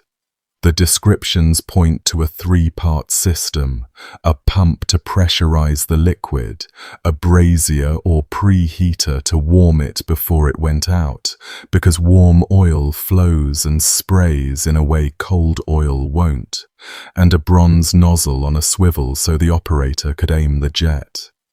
Getting all three to work together on the deck of a moving wooden ship, in combat, without setting your own vessel alight is not a trivial thing. The Byzantines clearly trained crews to do it and did it reliably for centuries, which is itself a kind of lost knowledge. Not just the recipe, but the whole craft of using the stuff safely under fire. Haldon went so far as to actually build a working version of the whole delivery system for a television documentary based on the bronze pump and the preheater and the swivel-mounted nozzle that the old sources describe. And it worked. Crude oil mixed with wood resin, a flame coming out at well over 1,000 degrees, a jet of fire reaching out something like 15 meters across the ground. He proved that the machine itself was entirely possible to build with the materials and the metalworking the Byzantines actually had. The hardware checks out. But here's the detail from that experiment that, to me, tells you exactly how much is still missing. When Halden's team pressurized and heated the oil tank, the thing turned out to be so dangerously prone to exploding that even modern welding couldn't reliably hold it together. They had to relocate the pump for the safety of the people running it. And yet the Byzantine sources record no such accidents, no fire ships blowing themselves apart, no exploding tanks taking out their own crews, no catastrophes on the deck. They used this weapon by the deckload on wooden ships in the heat of naval battle for centuries, apparently without their own equipment routinely killing them. So either the Byzantines knew a refinement that modern reconstruction still hasn't recovered, some trick of the mixture or the apparatus that made it stable and safe enough for daily use, or there's some absolutely crucial piece of the method that we simply do not have and may never get back. The mechanism we can rebuild from the descriptions, the exact recipe, and whatever it was that made it safe enough to handle on the rolling deck of a warship day after day after day, went down into the dark with the empire that invented it, and it has never once come back up. Let's end the night with something different again. Not a lost recipe, but a lost kingdom. A kingdom that never existed at all. And yet kings and popes and explorers spent something like 500 years looking for it across 2 continents. For roughly 5 centuries, educated Europeans believed, sincerely and stubbornly, that there was a Christian emperor of unimaginable wealth and power ruling somewhere far to the east, beyond the lands of Islam, and that if they could only reach him, he would become their great ally against their enemies. His name was Prester John. Prester is just an old, worn-down form of presbyter, a word for a priest or an elder. So, a priest-king. A man who was somehow both pope and emperor at once, sitting on a throne somewhere out past the edge of the known world, commanding more gold than all of Christendom put together, and just waiting to join the cause. And people did not treat this as a pleasant fairy tale to tell children. They treated it as foreign policy. They organized expeditions around it. Popes wrote him letters and sent them off by messenger.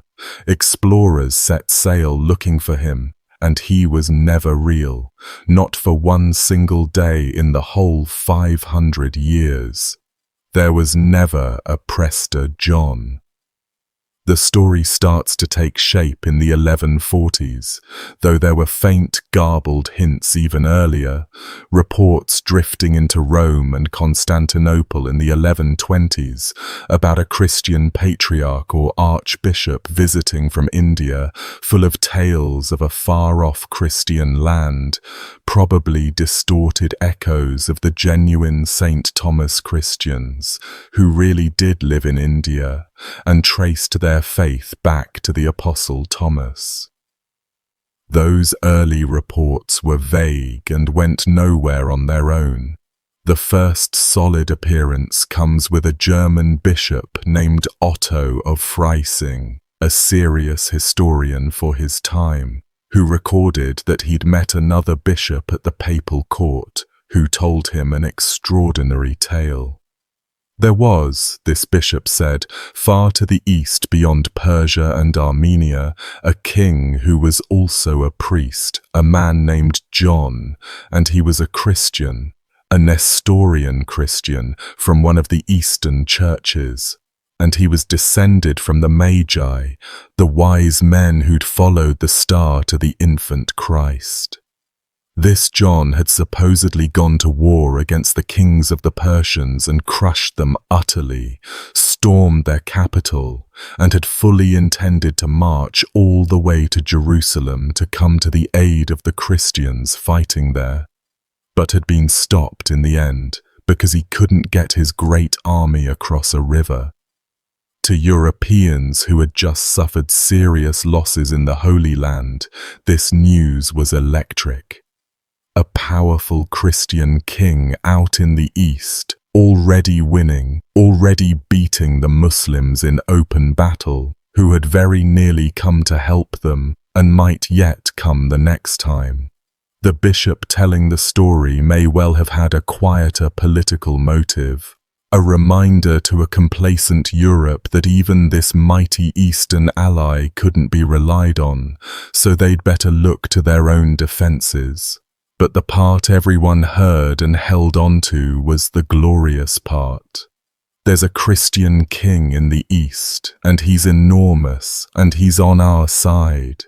And there's a real event buried underneath that story, which is what makes the whole legend so genuinely fascinating, instead of just being a piece of medieval gullibility. A few years before Otto wrote any of this down, in 1141, there really had been an enormous battle out on the steppes of Central Asia, near Samarkand. A people called the Kara Kitai, who had fled the collapse of a dynasty in northern China and travelled west to carve out a brand new empire in the heart of Asia, met and smashed a major Muslim Seljuk army in a single catastrophic day on the open grassland. The Muslim Sultan barely escaped with his life. His wife was captured. The dead were counted in the tens of thousands, by some estimates far more. And the Kara Kitai realm genuinely did contain Christian communities. Followers of the Church of the East, the so-called Nestorians, who had spread their faith improbably far across Asia, into lands no European had ever seen. So here is the raw material, a great Eastern ruler crushing a Muslim power in battle in a land that had real Christians living in it. By the time news of that victory had travelled all the way west, passing through several languages and an enormous amount of wishful Christian thinking along the way, it had quietly transformed into a Christian priest king defeating the Persians and nearly marching on to save Jerusalem. The Kara Kitai rulers were, in plain fact, Buddhists. It made no difference whatsoever to the story. The legend had been handed everything it needed, and it ran. Then, around the year 1165, the whole thing exploded across Europe because a letter began to circulate.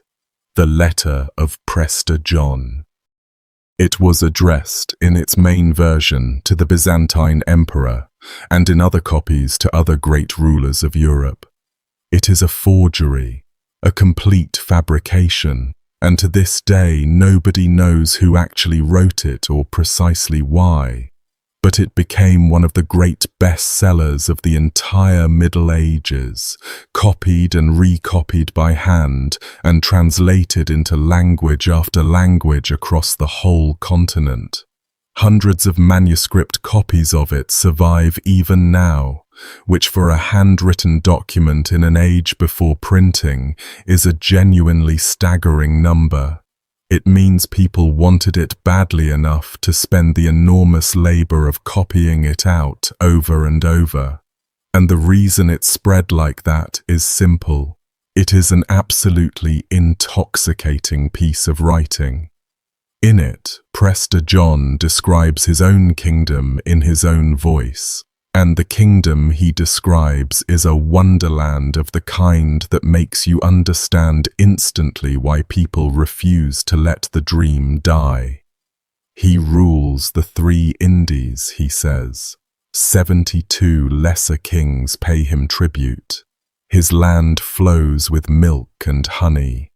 At the foot of a certain mountain there's a spring that changes its flavor every single hour of the day. And anyone who drinks from it 3 times after fasting will never be sick again for the rest of their life, and will stay forever young. a fountain of youth, written right there into the letter as a matter of fact. There's a sea made not of water, but of sand, with strange fish swimming through it that you can catch and eat. There's a river that rolls with stones instead of water tumbling along, and not far from it a stream whose gravel and sand are made entirely of precious gems, free for the gathering. Children in his land can live underwater for months at a time, diving down to collect the jewels. There's a herb that drives out evil spirits and actually forces demons to announce their own names. There are salamanders that live inside fire and produce a kind of silk that you wash not in water, but in flame. There are ants the size of dogs that dig gold up out of the ground. His palace is roofed in gold and set with gems that glow in the dark, so that it is never truly night inside. And there's an enchanted mirror mounted on a high tower from which he can watch over every corner of his entire empire at once, seeing any plot before it can form. And in one detail I have always loved for its sheer, baffling specificity. Among all the gold and the salamanders and the fountain of youth, the letter brags that in his whole vast kingdom not a single frog ever croaks. Of all the marvels in the world to claim, no noisy frogs. Whoever forged this thing had a strange and wonderful mind. It was simply too much to resist, and Christendom did not resist it. The timing mattered enormously too. This was the age of the Crusades, when European Christians were pouring east to fight for the Holy Land and getting beaten back as often as not, watching cities fall and armies break. The promise of a vast Christian empire somewhere behind the Muslim world, an ally who could attack from the far side and catch the enemy between two fires, was exactly the hope a struggling crusader most wanted to believe. The legend didn't survive 5 centuries by accident. It survived because it answered a need. It told frightened, outnumbered people that they were not alone, that help was out there in the East, enormous and Christian and waiting, if only someone could reach it. The Pope himself, Alexander III, took the letter seriously enough that in 1177 he wrote a formal reply to Prester John, and sent it off to the east in the hands of his own personal physician, a man named Philip. And Philip rode away, carrying a papal letter addressed to a king who did not exist, bound for a kingdom that was not there, and he was never heard from again. The records simply stop. He presumably never found the place, because the place wasn't anywhere to be found, and whatever became of him on the long road east is just one more thing the legend quietly swallowed and never gave back. A real man, with a name, who vanished into a search for an imaginary king. The hope was strong enough that it actually launched real journeys into the unknown. When the Mongols loomed and Europe couldn't tell whether they were the dreamed-of allies or a new nightmare, the Pope sent friars east to find out. Franciscan monks who travelled thousands of miles across Asia to the Mongol courts, partly carrying the hope of finding Christian friends out there, Prester John or his heirs. They went, these men, on foot and on horseback, across deserts and steppes that no Western European had any map for, chasing a rumor. They came back with the first real European descriptions of Central Asia and the Mongol Empire, genuine, valuable knowledge, gathered in the course of looking for a king who was never there. The search for Prester John, false as its object was, kept dragging real Europeans out past the edges of their own maps, and they kept bringing back the real world in their saddlebags. And here's what I find genuinely remarkable about the whole affair: the way the kingdom kept moving on the map as Europe slowly learned more about the world, always staying just past the edge of whatever was actually known. As soon as travelers reached one supposed location and found no priest-king there, the kingdom simply relocated further out into the next blank space on the map. At first, the realm was placed in India or somewhere in Central Asia, safely beyond anyone's ability to check. Then, when the Mongols came storming out of the east in the early 1200s, Europeans got briefly, wildly excited that this had to be Prester John at last, or his descendant come to help. There were reports of a great King David, said to be Prester John's grandson, marching westward to crush the Muslims between two fronts and reopen the road to Jerusalem. The army that was actually coming, of course, was the Mongol horde, and the Mongols had not the slightest interest in liberating Jerusalem for anyone. They were interested in conquering everyone in their path, Christian and Muslim alike, and Europe would shortly be terrified of them. But the legend, undeterred even by that, attached itself to a real figure. A Christian Khan of a Mongol-era tribe called the Karait, a ruler who genuinely did bear a Christian name, whose people had genuinely converted to the Church of the East generations earlier and numbered their Christians in the thousands. There really were Christian Khans out on the steppe. The legend had, once again, found just enough truth to keep itself alive. Travelers who actually went east, including Marco Polo, came back with versions of the story in which Prester John is a real Eastern king who ends up defeated and killed by Genghis Khan, in some tellings after a quarrel that began when he refused to hand over his daughter in marriage to the rising conqueror. So the legend kept getting pinned onto real, living people, a Christian Khan here, a defeated king there, and the real, living people kept stubbornly failing to be the glittering, all-powerful priest-king the letter had promised. Reality kept offering Europe a smaller, truer figure, and Europe kept holding out for the gold. So the kingdom packed up and moved one more time, and this last move brought it closer to the truth than it had ever been.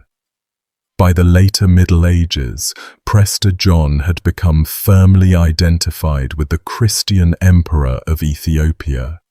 And this is as near to real as the legend ever got, because Ethiopia was an actual ancient Christian kingdom, genuinely isolated, genuinely surrounded by Muslim and pagan lands, genuinely ruled by an emperor, exactly as the legend had always insisted its priest-king was.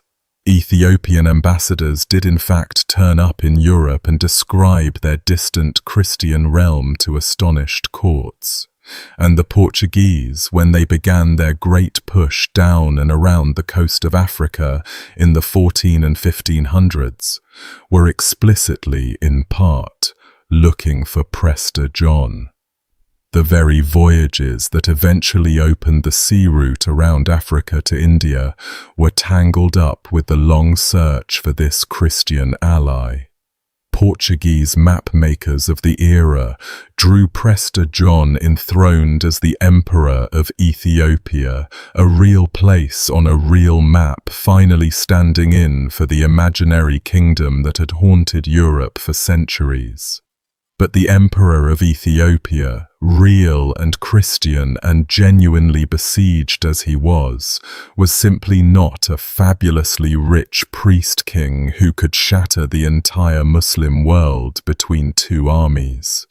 He was the ruler of a hard-pressed Christian kingdom in the highlands of Africa, doing everything he could just to survive among powerful and hostile neighbors. And as Europeans finally made real, sustained face-to-face contact with Ethiopia, the gap between the legend and the actual man became impossible to ignore any longer. A scholar in the 17th century eventually demonstrated outright, in careful detail, that there was no real connection at all between the actual line of kings ruling Ethiopia and the legendary Prester John of the letter. And so the search, slowly and quietly, without any single dramatic moment, simply stopped. 500 years of letters and embassies and expeditions and dreams, and the priest-king turned out, in the end, to have been a story stitched together out of 3 separate real things.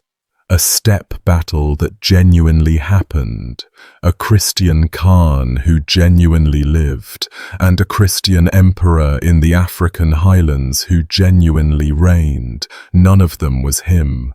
Every one of them in its turn fed the idea of him. And the strangest part to me is that the letter is still there. It's still sitting in libraries all over Europe. Hundreds of surviving copies of a piece of fan mail written to a king who never drew a single breath, by a forger whose name nobody will ever know, that sent a real papal physician riding off the edge of the map never to return, and helped point Portuguese ships around the whole bottom of Africa and onward toward India and the age of exploration. A fountain of youth and a sea of sand and a frog that never croaked, in a kingdom that was never anywhere, and people followed it for 500 years, across deserts and oceans, certain that just over the next horizon they would finally find the priest-king waiting for them with all his gold. On the morning of the 26th of October, 1440, a man who had once ridden into battle beside Joan of Arc, a marshal of France, one of the wealthiest nobles in the entire kingdom, stood on a meadow across the river from Nantes, and asked the crowd that had come to watch him die to pray for his soul. He had a rope around his neck and a fire already built beneath the scaffold. Minutes earlier, he had turned to the 2 servants who were going to hang beside him and told them to die bravely, to keep their eyes fixed on heaven, to think of nothing but God in their last moments. And the people who had gathered to see Gilles de Rais executed, among them the families of the children he had supposedly butchered by the dozen, wept for him. They followed his body to the church afterward. Some of them, by the accounts we have, knelt and prayed for his salvation with what looks like real, uncomplicated grief. That is the part nobody has ever fully managed to explain. Not the killings themselves, horrifying as the trial laid them out. The fact that the parents of dead children mourned the man who had just confessed, in open court, to murdering their sons. Either he was a monster so complete that the medieval mind simply could not file him under monster, or something happened inside that courtroom at Nantes that we are still, nearly 600 years later, not seeing clearly. Both of those possibilities have kept serious people arguing for centuries, and neither one of them sits comfortably. Before we get any deeper into him, hello and welcome in. Good to have you here, however you stumbled onto this one. If you're new around here, I do these long, slow walks through the stranger corners of history, the stories that refuse to wrap up neatly, the ones that leave you turning them over for days afterward. I'd genuinely love to know where in the world you're listening from, so do me a favor and drop a comment telling me your city, your country, whatever corner of the map you're sitting in right now. And to the people who keep this channel alive, who support what happens here, thank you sincerely from the bottom of it. None of these videos would exist without you. All right. Back to the meadow and the man standing on it with the rope around his neck. Gilles de Montmorency Laval, Baron de Retz, sometimes you'll see it spelled Retz, was born around the year 1405 at the castle of Champtocé-sur-Loire, into a family so thickly braided with noble blood that he stood to inherit 3 of the great lineages of Western France at once. The houses of Laval, of Craon, of Raïs. His mother and father both died while he was still a boy, and so he was raised instead by his maternal grandfather, a hard, grasping, relentlessly acquisitive old man named Jean de Craon. And the grandfather seems to have impressed 2 lessons on the child above all others. That the family fortune was a sacred thing to be enlarged at every opportunity, and that very little in this world was truly off-limits in the pursuit of more of it.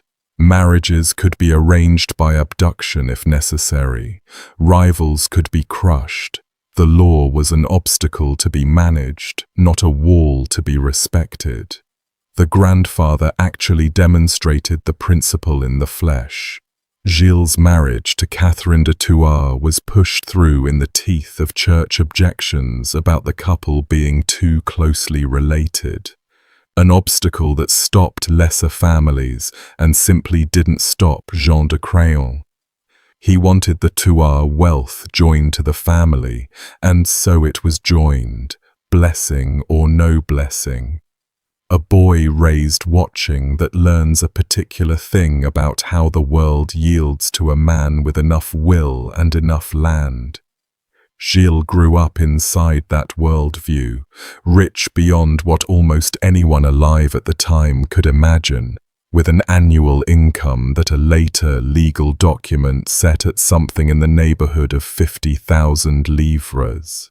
He could read Latin fluently.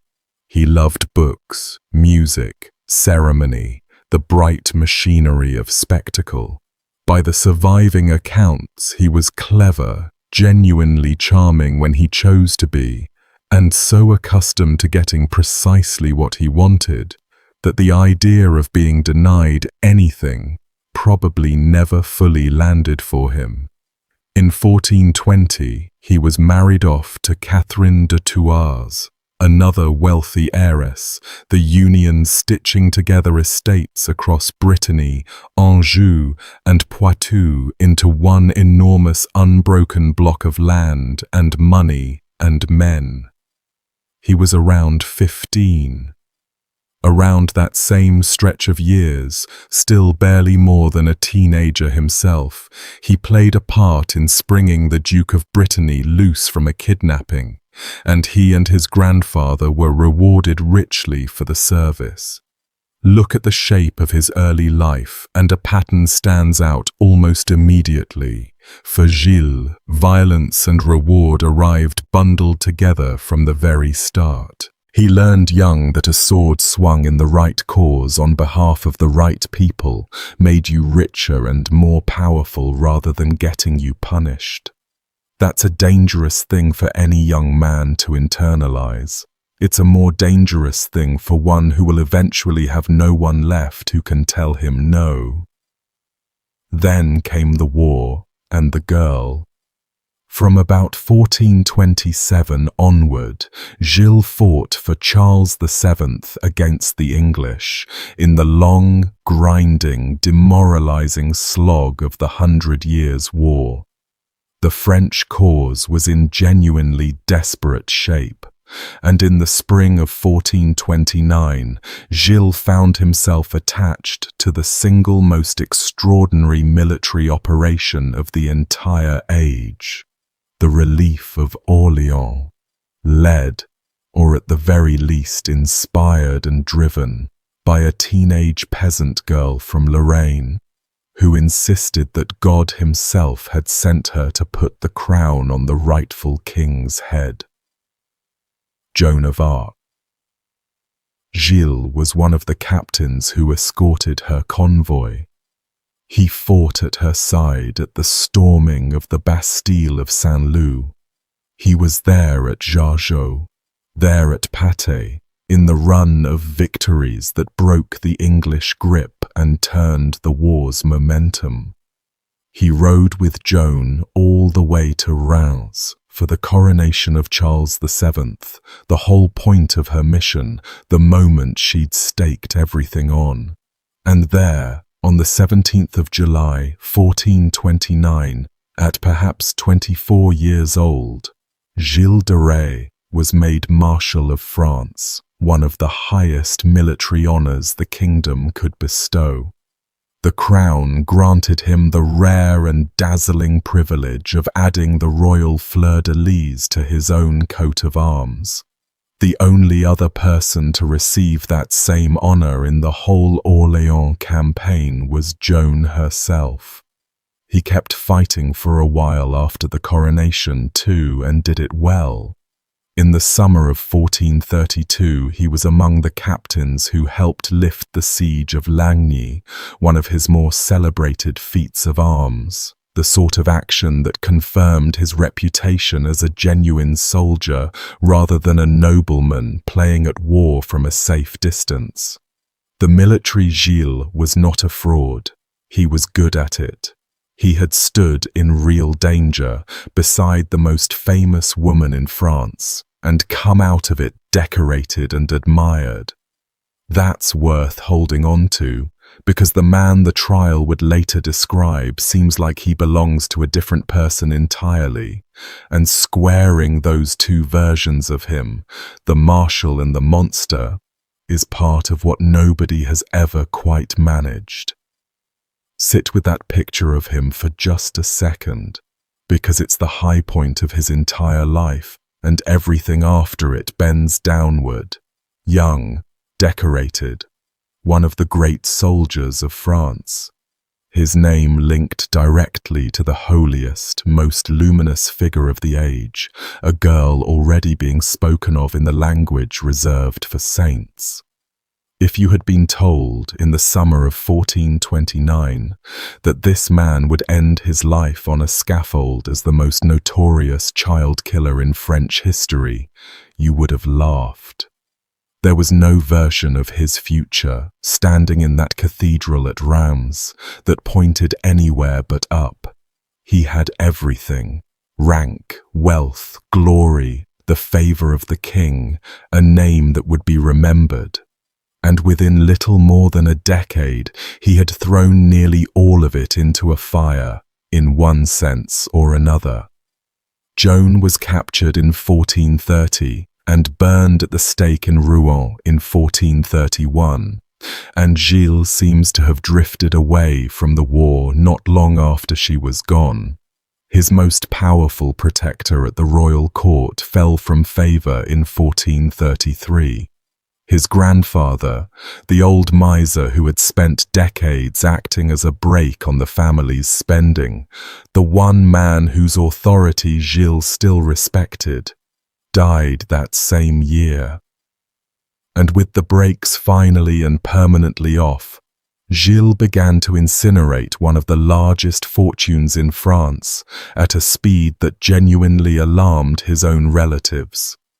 The spending was not ordinary aristocratic excess. It was something closer to compulsion. He commissioned and staged a vast theatrical production about the siege of Orléans, a kind of enormous live reenactment with hundreds of performers, and reportedly had brand new costumes made for every single performance, and then simply gave them away afterward. The whole cloth of gold lot of them, never to be reused. He kept a private chapel staffed with its own boys' choir, the children dressed in finery worthy of a great cathedral, and he hauled this entire traveling apparatus of devotion and display around with him from castle to castle like a portable royal court. To pay for all of it, he began selling land, then more land, then more. By 1435, his family had grown so frightened by the rate of the collapse that they went directly to the king and obtained a royal edict forbidding Gilles from selling off any further estates. An extraordinary, humiliating public declaration that one of France's great lords could no longer be trusted with the management of his own property. It worked only in part. The edict had no force inside the borders of Brittany, so within the duchy the hemorrhage simply continued. And there's a particular bitterness in the picture of it. This was a man selling off castles that had been in his family for generations, the inheritance his grasping grandfather had spent a lifetime defending and enlarging, and he was selling them to fund choirs and costumes and a private religious establishment of almost royal scale. He surrounded himself with beauty and ceremony and music, while the foundation of it all dissolved under him. He kept the choir even as the lands went. Whatever was driving him, ordinary financial sense was not part of it. A proud man bleeding money in the 15th century, desperate, unwilling to live smaller, unable to imagine himself as anything less than magnificent, eventually arrives at the same door that a great many desperate men have arrived at across history. Alchemy. The intoxicating promise that base metal could be transmuted into gold, that the right ritual performed by the right practitioner with the right help from the right unseen powers could refill an emptied treasury overnight. Gilles went looking for someone who could deliver it. He brought in practitioners, hosted experiments, paid for equipment and books and the services of men who claimed to know the hidden arts. Most of them, predictably, failed and moved on or were sent away. The fortune did not come back. It was never going to, and the longer it didn't work, the further into the dark the search seems to have gone. What he found, brought up from Florence around 1439, was a young Italian cleric named François Prelati. Prelati was somewhere in his early 20s, educated, smooth-tongued, and he claimed he could summon a demon. The demon even had a name, Baron, and Prelati promised that Baron could provide knowledge and wealth and power, provided he was approached in exactly the correct manner and paid in the particular currency he preferred. The invocations, by the account that came out later, followed a grim and specific choreography. Prelati would trace a circle on the ground with the point of a sword. Gilles would step inside that circle carrying a written pact, signed in his own hand, offering the demon nearly anything. Everything he could want. The document is said to have read, with two exceptions only. Not Gilles' soul, and not the shortening of Gilles' life. Everything else was on the table, and then the two men would wait in the dark for the powers to answer. By Gilles' own testimony at trial, the demon never once appeared to him. He never saw it, never heard it, never exchanged a word with it. It was always Prelati who reported back afterward. Baron had come, Baron was displeased, the offerings were insufficient. What the demon truly required was the body of a child, the hand, the heart, the eyes. And Gilles, according to the trial record, supplied exactly that, sealed up in a glass vessel, and handed it over to the magician to present to the powers in the dark. which is where the worst of this begins, and where I'm going to slow right down, because the things the court at Nantes accused Gilles de Rais of are about as black as anything in the entire medieval record, and they deserve to be stated plainly and soberly rather than dressed up for effect. There's no version of this that isn't horrifying, and trying to make it more horrifying would be its own small obscenity. The prosecution's case was that beginning around 1432 or 1433, the same stretch when his grandfather died and his last restraint died with him, Gilles had been systematically abducting and murdering children, mostly boys. Mostly poor ones, somewhere between roughly 6 and 18 years old, the sons of laborers and beggars, orphans, runaways, the children whose disappearance might be mourned with bottomless grief by a family, but would never trouble the conscience or the calendar of a powerful man. They were lured to his various castles, to Champtocé, to Machecoul, to Tiffauges, to his townhouse in Nantes, with promises, food for a hungry child, a position as a page in a great lord's household, simple charity from a generous nobleman. Some were brought in by his own servants. Others were procured for him by 2 women who roamed the surrounding countryside identifying likely targets, one of them remembered in the records under the genuinely chilling nickname La Meffraie, which carries the sense of the terror, the one who frightens. Once a child crossed the threshold into the castle, the child did not come back out. The pattern of the disappearances, when investigators later pieced it together from the testimony, had a grim regularity to it. A child would be seen near one of the castles, or would be known to have gone there looking for work or food or alms, and then would simply be gone, and the family would be left to wonder. A boy sent to beg at the gate of Machecoul who never came home, a young apprentice who went up to deliver something and vanished. A child offered a place tending horses, whose mother watched him walk up the road and never saw him again. Spread across years, in a countryside where children did sometimes die or drift away or get taken by illness, each single disappearance could be explained away, mourned privately, absorbed into the ordinary losses of a hard century. It was only when someone finally gathered all those private griefs into one place and laid them side by side that the shape of the thing appeared, a household that children entered and did not leave, over and over, in the same few parishes, for the better part of a decade. The horror wasn't in anyone vanishing. It was in the accumulation, the sheer arithmetic of empty places at how many tables.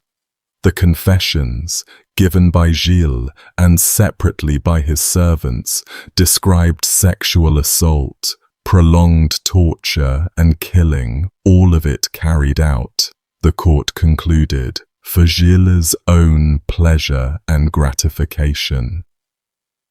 Decapitation features heavily.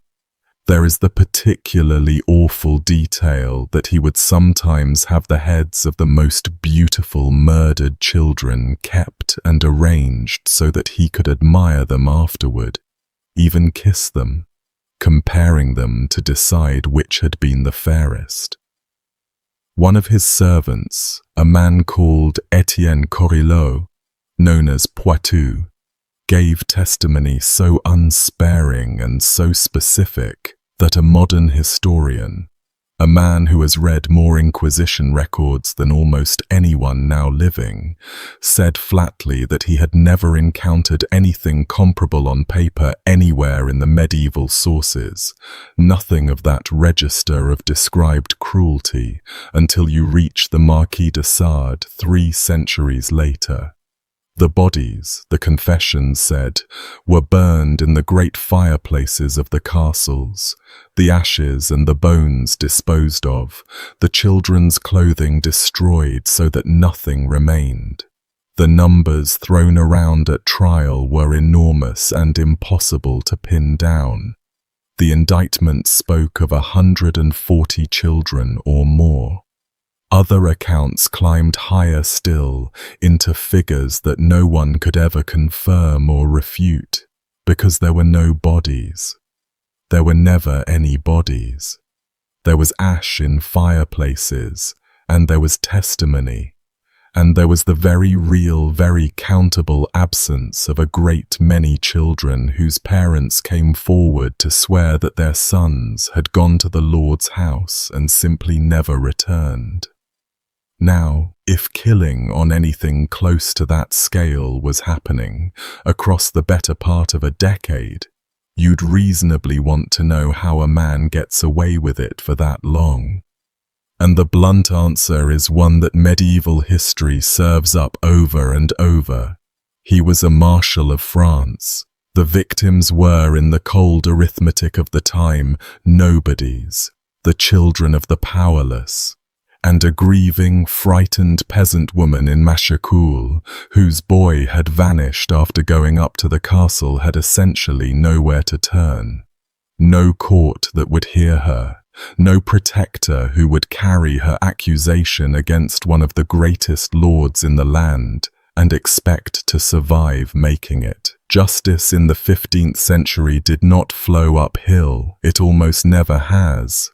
It took something completely unrelated to murdered children to bring Gilles de Rais down, and the something unrelated is one of the stranger ironies in the whole affair. There's one more detail from the testimony that historians point to because it speaks to something beyond pure cruelty. It speaks to caution, to a man who knew he had things to hide. When Gilles parted with the castle of Champtocé, he reportedly arranged beforehand to have the remains of children removed from it, gathered up and carried away to another of his properties, so that whoever took possession would find nothing. Servants described moving the bones of the dead out of one castle and into another, quietly, ahead of the handover. That isn't the behavior of a man who believed he was doing nothing wrong, or who thought himself wholly untouchable. It's the behavior of someone managing evidence, and for the historians weighing whether the confessions describe real events, that single logistical detail, the moving of small bodies from one house to another ahead of a sale, has always been one of the harder things to set aside as invention, because it's so specific and so practical, so unlike the sort of thing a torturer's script would think to put in a frightened man's mouth. In May of 1440, Gilles did something arrogant and stupid. He had sold one of his castles, Saint-Étienne-de-Mer-Morte, and then come to regret the sale, and on the 15th of May he simply showed up and took it back by force. Worse, far worse in terms of the trouble it would bring down on him, he did it during the celebration of Mass, storming into the church with a double-edged axe in his hands and seizing a priest named Jean Le Ferron, the brother of the man who had bought the property, laying violent hands on a cleric inside a consecrated church, brandishing a weapon at the altar. That crossed a line the powerful genuinely cared about, in a way that the deaths of 100 peasant children apparently had not. It trampled on the rights of the church, and it insulted the authority of the Duke of Brittany within his own domain, both in a single reckless morning. And the Bishop of Nantes, a formidable man named Jean de Malestroit, who was also the Chancellor of Brittany, and in practical terms the most politically powerful single figure in the entire duchy, took very keen notice. Malestroit opened an investigation, and the moment the bishop's men began quietly working their way through the region, asking careful questions about the conduct of Gilles de Rais, the parents started, at last, to speak. The investigators gathered testimony all through the early summer of 1440, one grieving family after another, and on the 29th of July the bishop published his findings, and the findings reached vastly beyond an assaulted priest and a seized castle. They described a years-long pattern of vanished children. Gilles was arrested in September at Machecoul by a man acting in the Duke's service. What followed were two trials running in parallel. One was secular, the Duke's court, concerned with the abductions and murders of the children and with the armed seizure at Saint-Étienne. The other was ecclesiastical, presided over by Bishop Malestroit together with a vice-inquisitor, and it charged Gilles with murder, with sodomy, with the invocation of demons, and with heresy. The church court drew up 49 separate articles of accusation and read them out, and at the start, Gilles refused to cooperate at all. He flatly denied that the court had any right to sit in judgment over him. He called his judges corrupt, simoniacs, ribalds, men who bought and sold holy office, and declared that he would sooner be hanged than answer to the likes of them. So the court excommunicated him, and for a believing Christian in 1440, excommunication carried a terror that's genuinely hard to feel the full weight of from where we sit now. To be cut off from the church was to be cut off from the sacraments, from communion, from absolution, to face the real prospect of dying with the gates of heaven barred, and an eternity of hellfire waiting on the other side of a death that, given his circumstances, was clearly coming soon. The two proceedings fed each other. While the bishop's court worked on the heresy and the demon summoning, the Duke's officers were taking depositions from witnesses about the missing children and from Gilles' own household servants. And the servants are where a lot of the most damning material came from, because they had been there, in the rooms, allegedly holding the children, allegedly disposing of the bodies. Two men in particular, Henriette Griart and Etienne Corillot, the one called Poitou, gave detailed confessions of their own, separately from their master, describing how the children were brought in, how they were killed, how the remains were burned and the ashes scattered. The fact that the servants' accounts and Gilles' account broadly lined up, even though they were taken apart from one another, is one of the things that has weighed heavily on historians ever since. It's hard to coordinate a lie that's consistent across multiple frightened people. Of course, it's also true that all of them were in the same desperate position, facing the same court, with the same powerful incentive to say whatever the court wanted to hear, and the records were written down by the court's own clerks in Latin, shaped and summarized as they went. So the consistency cuts both ways. It always does in these trials. And then, across the 20th and 21st of October, two things happened in close succession, and the order in which they happened matters enormously to how you read everything that comes afterward. The court formally informed Gilles that torture had been authorized to draw the truth out of him, and Gilles, already excommunicated, now staring down the rack, facing judges who were simultaneously his political and financial enemies, broke and confessed. The confession, when it finally came, was not a flat, formulaic recitation of the charges. He wept openly. He begged the people assembled in the room to pray for him and for his soul. He described the killings in detail, said he had carried them out following no man's counsel but his own, solely for his own pleasure and carnal delight, and at one point reportedly said he had told them enough to hang 10,000 men. He pleaded to be received back into the church. He made a private confession to a priest. He requested burial at a Carmelite monastery in Nantes. On the 25th of October, he was sentenced, and on the 26th, he died on the meadow at the Ile de Biesse, hanged, and then given over to the fire, though at his own request his body was pulled from the flames before they could consume it, and was carried away for burial by a group of noblewomen who claimed it. His two servants, Henriette Griart and Poitou, were hanged beside him, and their bodies were left in the fire to burn all the way down to ash.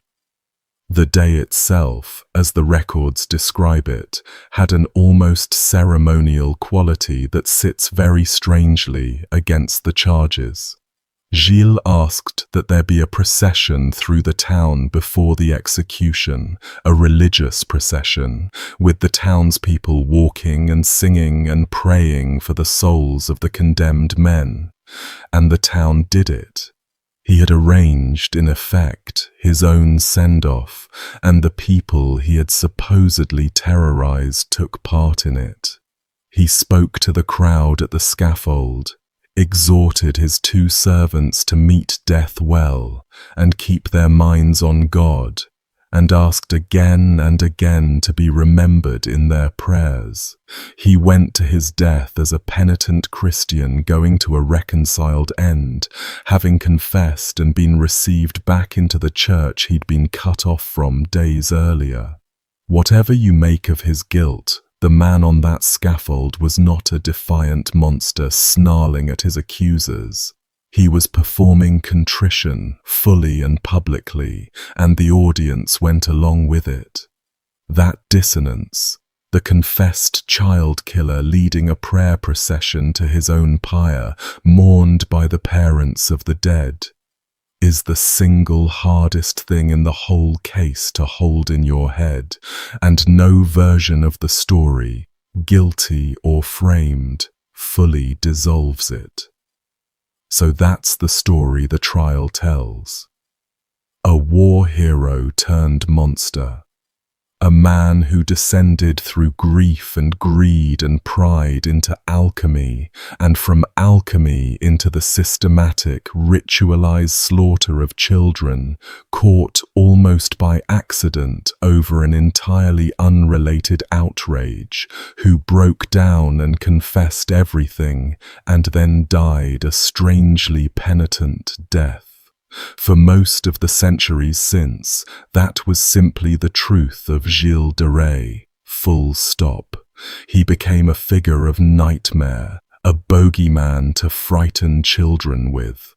A number of folklorists believe he's part of where the fairy tale of Bluebeard comes from, the wealthy, charming lord with the locked room full of murdered innocents.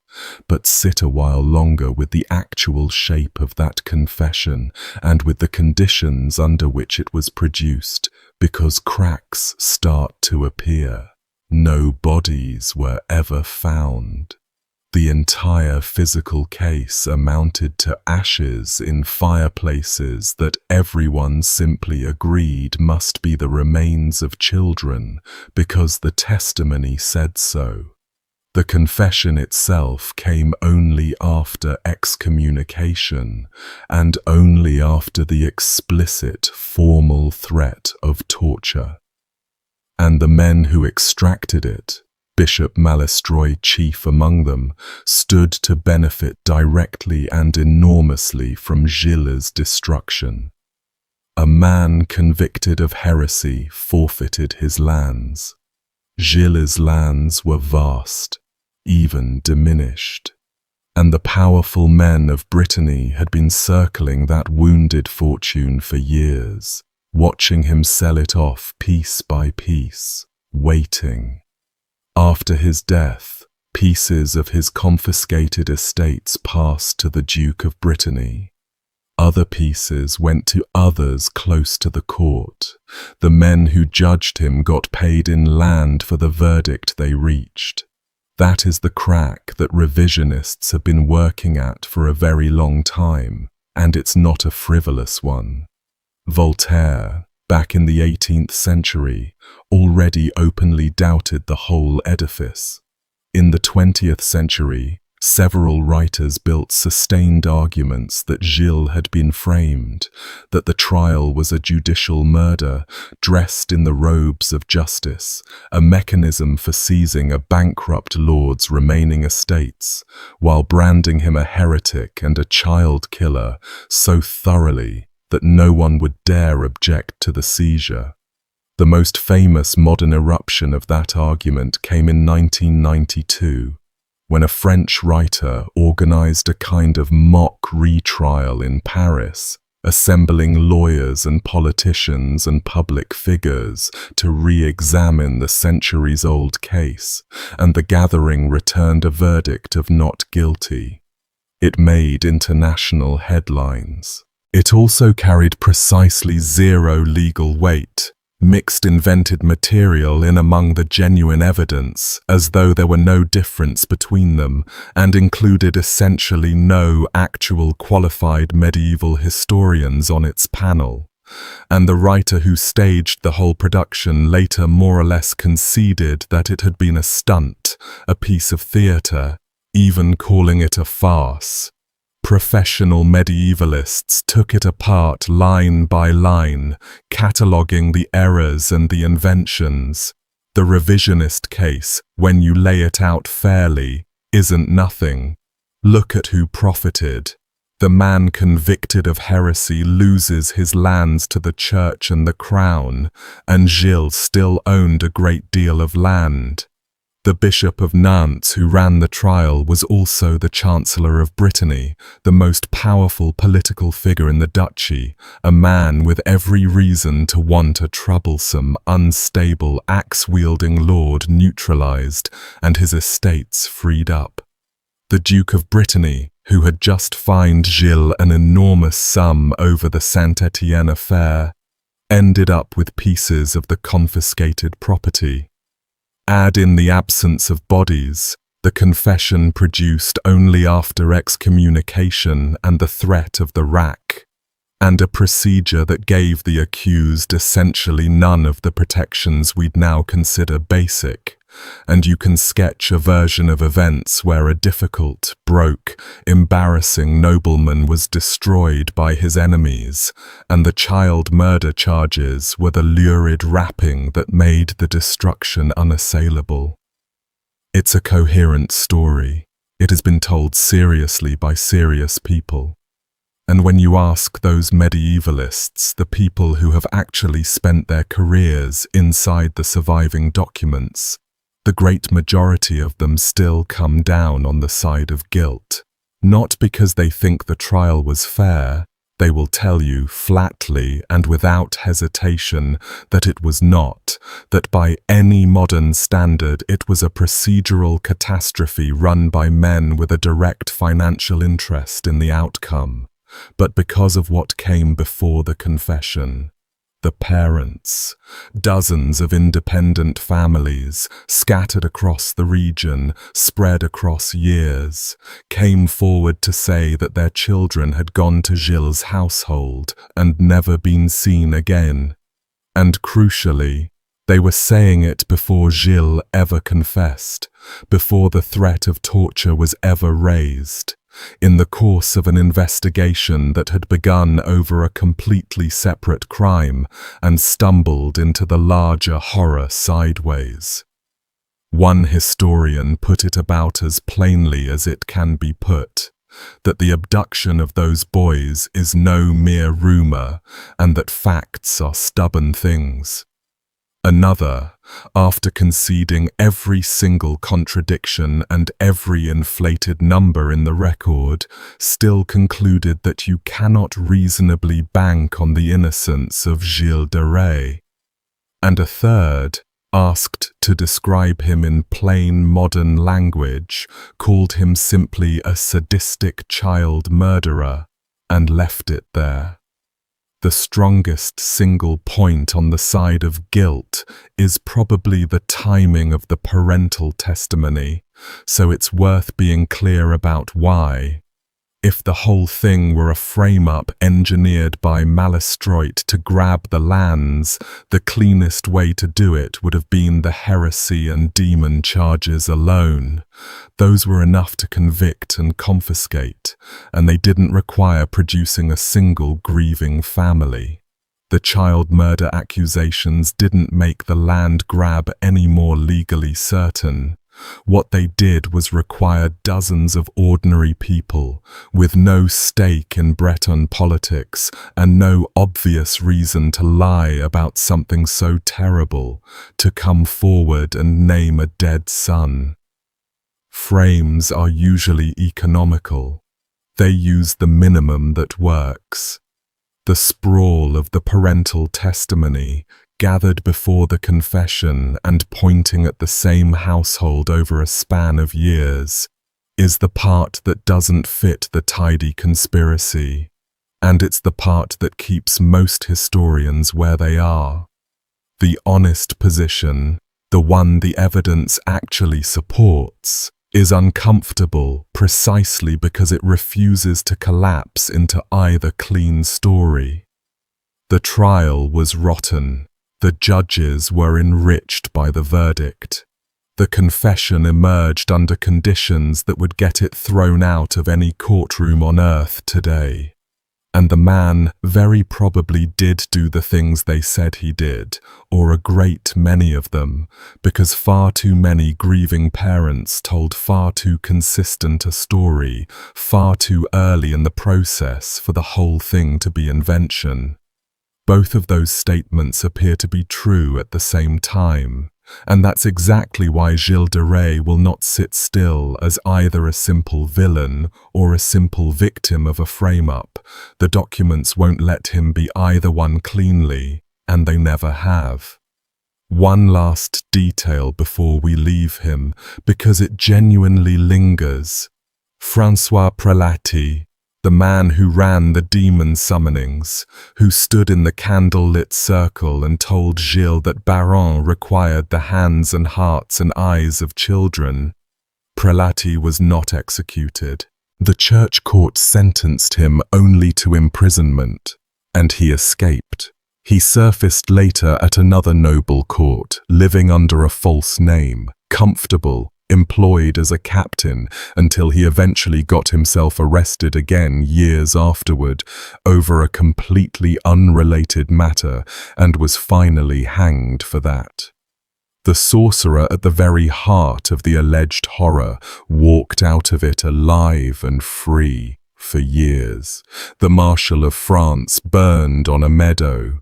The man who allegedly told him a demon wanted children's hearts served a stretch in a cell, slipped out of it, reinvented himself, and lived comfortably under another name in another lord's service, until an entirely separate crime finally caught up with him and put a rope around his neck. You can make of that whatever you like, but it's the sort of thing that lodges in the mind and doesn't leave. Let's leave the meadow at Nantes now and travel a very long way east and several centuries further back, because the next mystery isn't about whether a man did terrible things. It's about whether the man existed at all. His name was Rurik, and an entire 1,000 years of Russian and Ukrainian history begin with him, or rather, begin with the story of him, which may not turn out to be quite the same thing.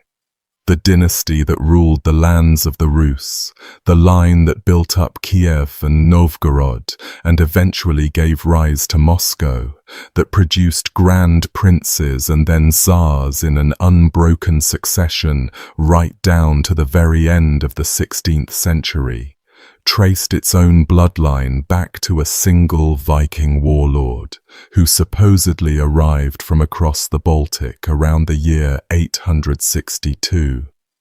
Everything rests on him.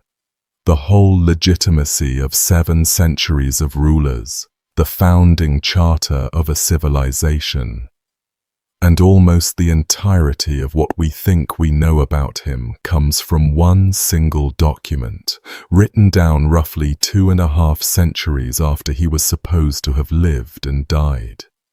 That document is the primary chronicle, the tale of bygone years, compiled in Kiev around the year 1113, traditionally credited to a monk named Nestor, and under the year 862, it lays out a story that is either one of the most consequential founding events in all of European history, or one of its most quietly successful pieces of political fiction.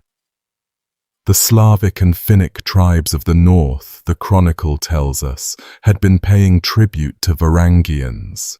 That's the Eastern word for the Norsemen, the Vikings who came raiding and trading from across the Baltic Sea, and at some point had risen up and driven them back out.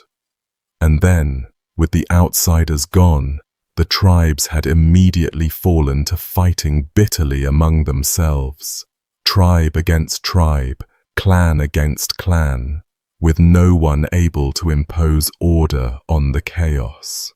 And so, the story goes, worn down and exhausted by their own endless infighting, they made a collective decision that has struck a great many historians as just a little too tidy to be literally true.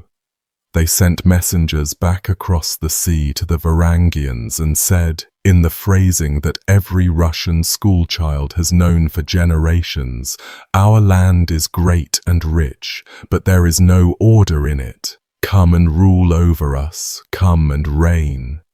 3 brothers answered the call. Rurik, the eldest, who settled at Novgorod.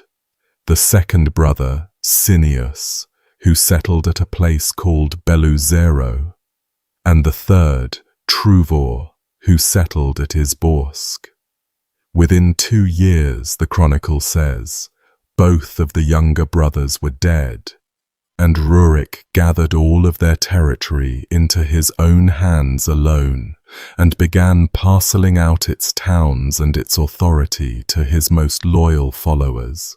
He ruled until the year 879, and when he died, he left behind an infant son named Igor and a kinsman named Oleg to govern in the boy's name until he came of age, and from that single bloodline descended every grand prince and every tsar who mattered for the next 700 years of Eastern European history. It is a clean, satisfying, almost suspiciously well-shaped story. And historians have been pulling at the loose threads of it for a very long time, starting, naturally enough, with the 2 brothers who die so conveniently fast. The first thing to understand about the source is the gap. The events are dated to 862. The chronicle that records them was put together around 1113. That's roughly 2.5 centuries of distance, the equivalent for us of someone today writing the definitive account of events from the 1700s, based largely on stories that had been passed down by word of mouth. And the monk doing the writing wasn't a neutral observer. He was working in Kiev for a dynasty that wanted a clean and noble origin story in a Christian monastic tradition that liked its histories to carry moral and political shape. The 862 date itself is suspiciously precise for an event that supposedly emerged out of tribal chaos, and several of the chronicle's early dates appear to have been worked out backward, fitted to a framework, rather than recorded as they happened. None of that means the underlying story is false. It means the document is a polished artifact made long after the fact, and it has to be read as one. Because Cineas and Truvor have a real problem. They show up at the very beginning of the story. They oblige the narrative by dying almost immediately, so that Rurik can hold the whole inheritance alone and undivided. And then they leave essentially no fingerprint anywhere else in the historical or archaeological record. No excavated layer at the towns they supposedly ruled lines up cleanly with their presence in the 860s. And in the early 20th century, scholars looking hard at the three names through the lens of Old Norse noticed something genuinely unsettling. Read aloud, in the original Scandinavian, Rurik, Cineas and Truvor sounds remarkably close to Rurik, Sinehus and Tru Varing, which would translate roughly as Rurik, his house, and his loyal warriors, his kinsmen and his faithful armed retinue. In other words, the chronicler, writing 2.5 centuries after the fact, working from oral tradition in a language that was not his own, may have taken a phrase that originally meant something like, Rurik arrived with his household and his trusted guard, and accidentally split it into a man who arrived flanked by 2 brothers. Brothers who then, very tidily, died. It is an elegant theory, and it is also genuinely contested. Some linguists have pushed back on it hard, arguing that those reconstructed Norse phrases don't actually pass the way the theory needs them to, that the grammar and the morphology are simply wrong, that you can't get from the real Old Scandinavian to those names along that route.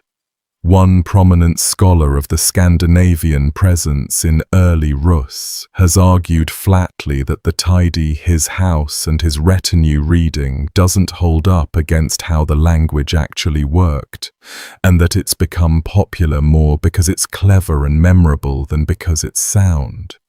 Other scholars have proposed instead that Cineas and Truvor might be real but badly garbled Norse personal names that the chronicler mangled in transcription, names like Singjot or similar that got bent out of shape passing through generations of oral retelling into a foreign alphabet.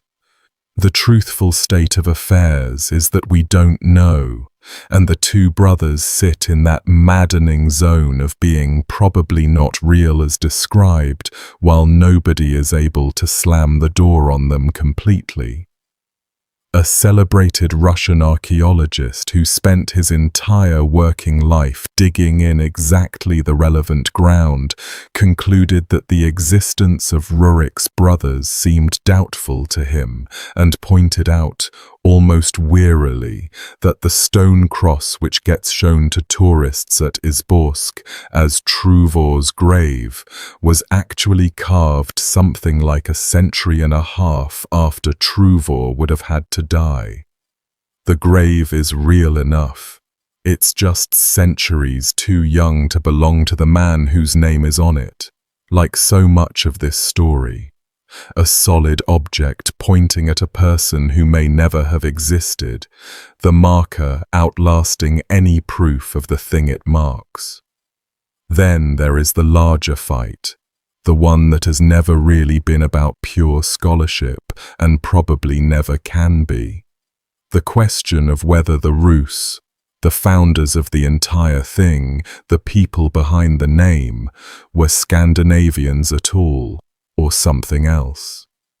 This is the Normanist controversy, and it has been politically radioactive for the better part of 300 years now. In the 18th century, German scholars working at the Russian Academy of Sciences in St. Petersburg argued that the Rus were Norsemen, that the Russian state had been founded by Vikings from across the sea. And a Russian polymath named Mikhail Lomonosov was so deeply personally offended by the notion that foreigners had founded Russia that he attacked the whole thesis with real fury, insisting that the Rus had been Slavs all along, and casting around for a Slavic river name to derive the word from instead. That argument has flared back up over and over again ever since, generation after generation, and you can usually read the political temperature of the region in any given decade by listening to how loud the anti-Normanist voices have gotten. National pride, imperial legitimacy, the competing, sometimes furious origin stories of modern nations that share the same medieval roots. All of it gets loaded onto the back of a 9th century warlord who, conveniently for everyone with an axe to grind, left behind no writing of his own and can therefore be made to mean almost anything. Strip the politics back off and look at what the surviving evidence actually says, though, and it points fairly consistently in one direction. The personal names recorded in the early treaties between the Rus and the Byzantine Empire, the ones signed in the early 900s, are overwhelmingly Norse names, Scandinavian through and through. A Byzantine emperor, writing a detailed manual of statecraft for his son, listed out the names of the rapids on the Dnieper River in 2 separate languages, the Slavic names and the Rus names side by side, and the Rus ones are plainly, recognizably Scandinavian. A Frankish chronicle from the year 839 describes a group of envoys of the Rose arriving at the imperial court and, upon questioning, turning out to be Swedes. Arab travelers and geographers who encountered the Rus directly described them as a people distinct from the Slavs, with their own customs, including one famous, harrowing eyewitness account of a Rus ship burial, complete with the ritual killing of a slave girl, a ceremony that reads as straightforwardly, unmistakably Norse in every particular. That ship burial account, written down by an Arab diplomat who claimed to have watched it happen on the Volga, is worth pausing on because it's about as far from a dry textual argument as you can get. He describes the dead chieftain laid out in his boat, the drinking and the feasting, a slave girl who had agreed to die with her master, the things done to her over those days, and finally her killing and the burning of the whole ship and everyone in it, the smoke going up over the river. Whatever else you make of the man who wrote it down, the funeral he describes is a Scandinavian funeral, not a Slavic one. The Rus he met on the Volga were behaving like Norsemen far from home, and the ground itself agrees with the texts. At Staraya Ladoga, the old trading settlement up near where the rivers run down to meet the Baltic, archaeologists have uncovered Scandinavian-style buildings and Scandinavian goods dating back to the middle of the 700s, before the chronicle's tidy story even properly begins. At a site called Rurikovo Gorodishche, Rurik's fortified settlement, the genuine 9th century predecessor of Novgorod, sitting just a couple of kilometers from where the later great city would eventually rise, excavators have pulled out Scandinavian brooches, Thor's hammer amulets, a little bronze Valkyrie figurine, Byzantine and Oriental coins, and the workshops and craft debris of a mixed Slavic and Norse population, clearly living and trading side by side in exactly the right window of years. The settlement the chronicle calls Novgorod, the name literally means new town, didn't even exist yet as a city centre in 862. The Rus stronghold of the story was Gorodishche, just down the river. The famous Novgorod came later and grew up alongside. And what came after Rurik, whoever he was, is on much firmer ground than Rurik himself. The chronicle says his kinsman Oleg took the infant Igor south down the rivers, took Kiev, and made it the center of the Rus. And Oleg and Igor are far better attested than the founder.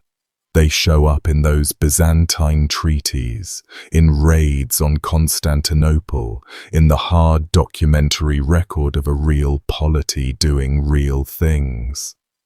The river route from the Baltic down to the Black Sea, the road the Norsemen were working, is archaeologically solid. A corridor of trade and tribute and slaving running through the heart of Eastern Europe, with Scandinavian material scattered all along it. So the structure the legend sits on top of is sound. Vikings really did come down those rivers.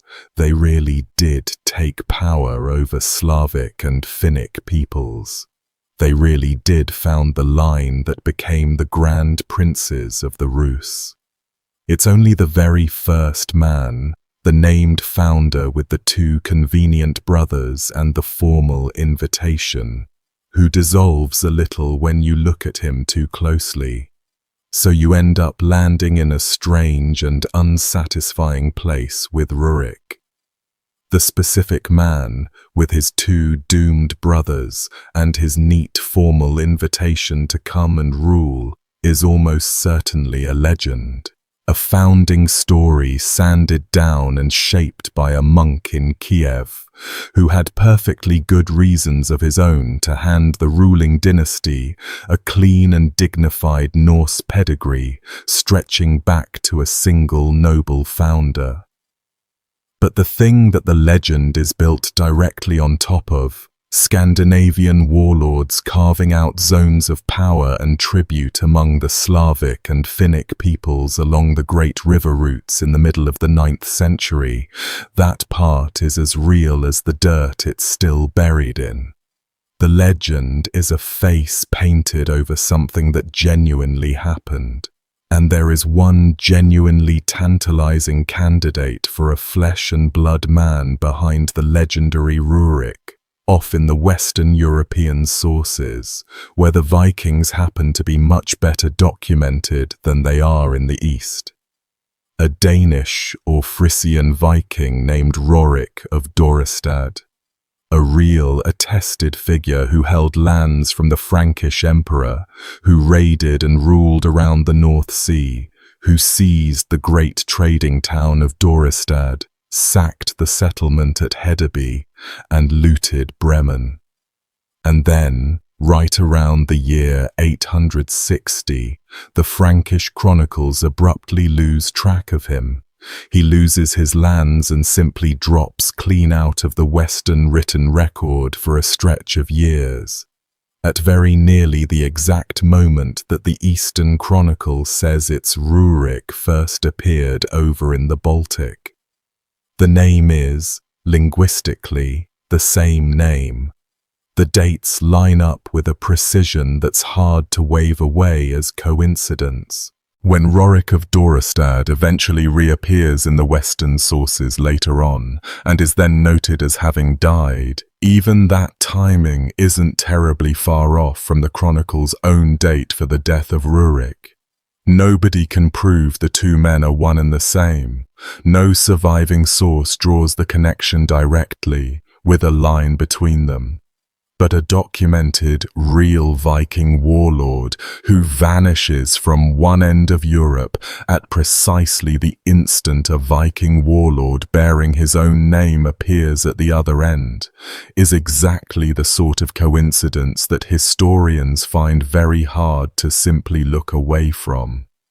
That's about as far as the evidence will honestly carry us, and where it carries us to is semi-legendary. A real historical phenomenon wearing what is probably an invented face. Which is a deeply frustrating answer if what you wanted walking in was a clean yes or a clean no.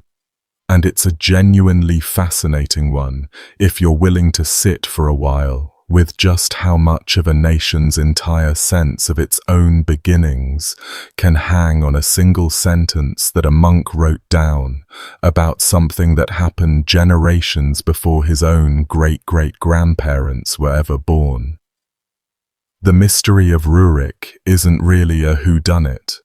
It's a question about how history gets made and remade, and who benefits from the shape it gets made into. And people did keep remaking it, long after the monk laid down his pen. The Rurikid dynasty ruled for 7 centuries on the strength of descent from this one half-glimpsed founder, and every grand prince and tsar in that line had a stake in his being real and noble and singular. When the dynasty finally died out at the end of the 16th century, and Russia fell into the chaos of disputed succession, the absence of a Rurikid heir was itself a crisis.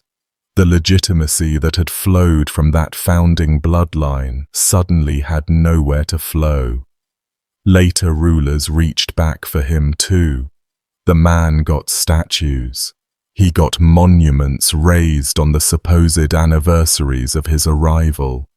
He became a figure that emperors and nationalists and rival modern nations could all claim or contest, each according to what they needed him to mean. A warlord who may never have set foot where the story puts him, who may be 2 real men fused together, or 1 real man heavily embroidered, or a phrase about a household misread as a family, ended up as the load-bearing wall of 1,000 years of identity.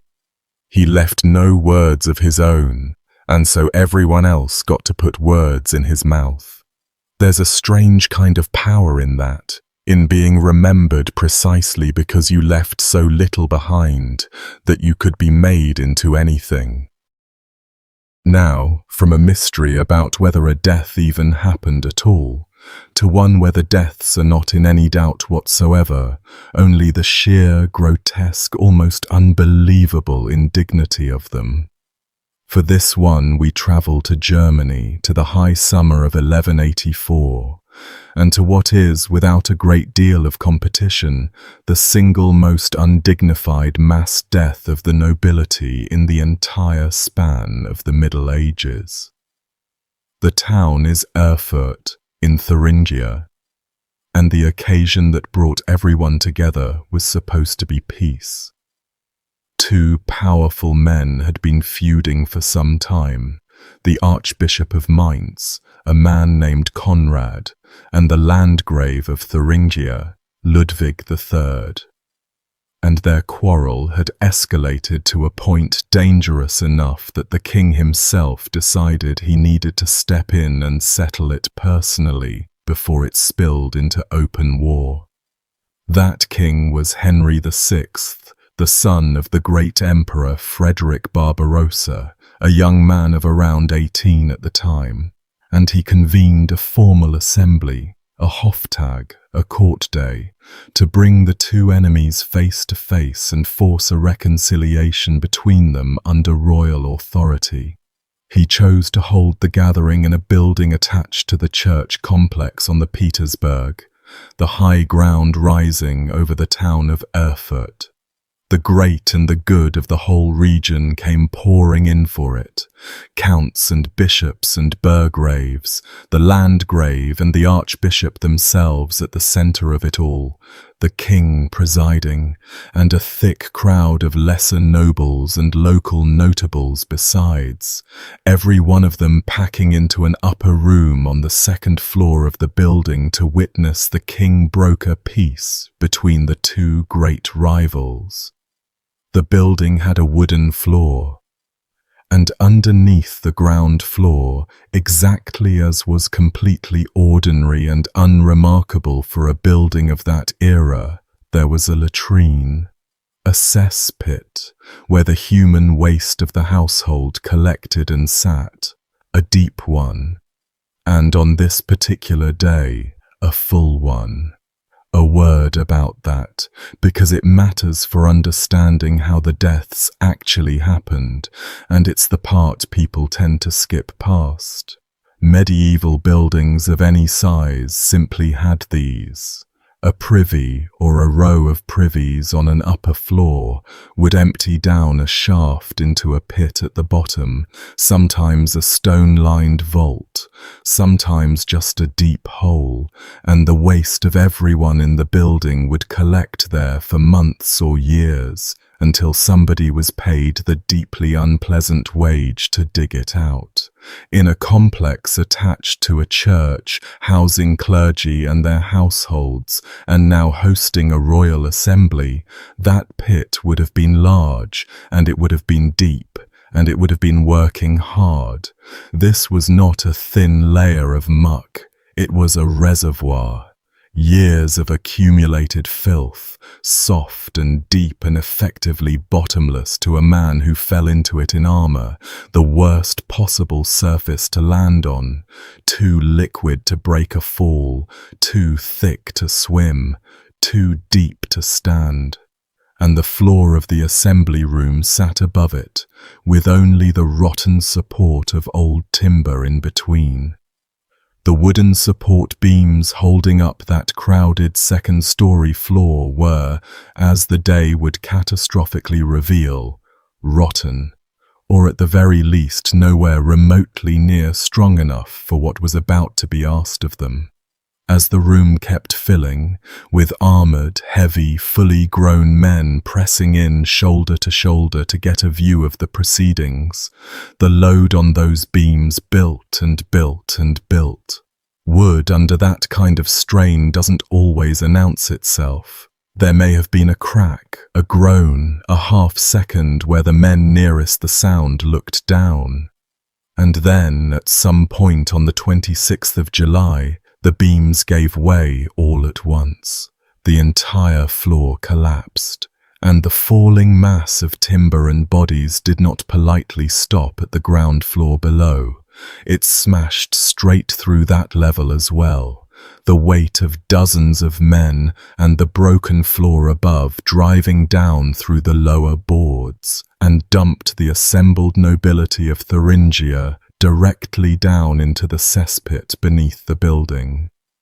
What happened next is the part that the chroniclers fixed on, and it is, with no exaggeration at all, one of the very worst ways to die recorded anywhere in the medieval sources. Some of the men were killed outright by the fall itself, or crushed to death beneath the weight of the collapsing timbers. But a great many of them survived the drop, only to land alive in several feet of liquid human waste, in a confined and lightless pit, with shattered debris and other thrashing, panicking men falling and piling on top of them in the dark. And there, the accounts tell us, they drowned, or they suffocated, in sewage. Counts and knights and lords who had survived pitched battles, who wore their high rank like a second skin, who had spent their whole lives at the top of the order of things, died choking and flailing in the accumulated filth of a latrine pit, while the survivors up above them could do nothing at all but stand at the broken edge of the floor and listen to it happen. The chronicler Arnold of Lübeck set the number of dead nobles at around 60. Other accounts run higher, past 100, once you fold in all the attendants and servants and lesser men who went down into the pit alongside their masters. The records preserve the names of some of the great ones who died there. Count Heinrich of Schwarzburg, Count Gosmar of Ziegenhain, the Burgrave Friedrich of Kirchberg, Friedrich of Abenberg, Count Burchard, and a handful of others, and then, in the cold and characteristic manner of the medieval chronicle, they note that many more men of lesser name perished there too, unrecorded and uncounted, a miserable death in the muck, their names not thought worth the ink. You can actually trace the aftermath of the disaster through the property records, which is its own quiet kind of horror. The estates of the dead counts genuinely changed hands in the months that followed, passing to brothers and daughters and sons. The ordinary machinery of inheritance grinding into motion over men who had drowned in a sewer. It's worth lingering on a couple of those names because they turn the body count back into people. Heinrich of Schwarzburg left no son to follow him, so his lands passed to his brother, and a whole branch of a powerful Thuringian family pivoted on a rotten beam. Gosmar of Ziegenhain left a daughter, who carried his inheritance into a marriage that tied it, of all places, to the family of the Landgrave whose feud had called the assembly together in the first place. So the quarrel that killed him eventually folded his estate into the household of one of the two men it had been convened to reconcile. Friedrich of Kirchberg, the Burgrave, left a son who took up his title. These were not abstractions. They were men with households and heirs and ongoing lawsuits and plans for the autumn, and they went up the hill at Erfurt on a July morning to watch the king settle an argument, and the floor opened under them. The disaster reshuffled the map of who held what across a stretch of Germany, all at once, by accident, in an afternoon. The king lived.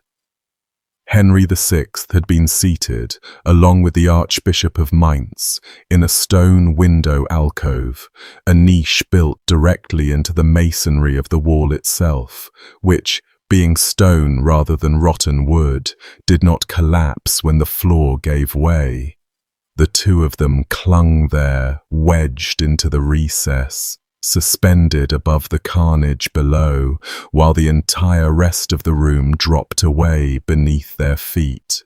The Archbishop is said to have held on tight to the window frame, and there the two most important men in the building stayed, pinned into their small, surviving fragment of the world, until people could rush to find ladders and bring them safely down.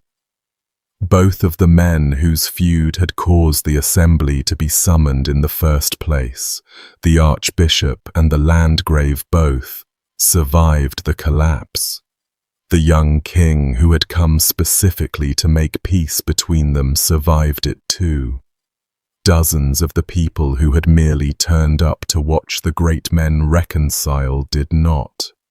And Henry left Erfurt almost immediately afterward, the original quarrel he had ridden in to settle not even resolved that day.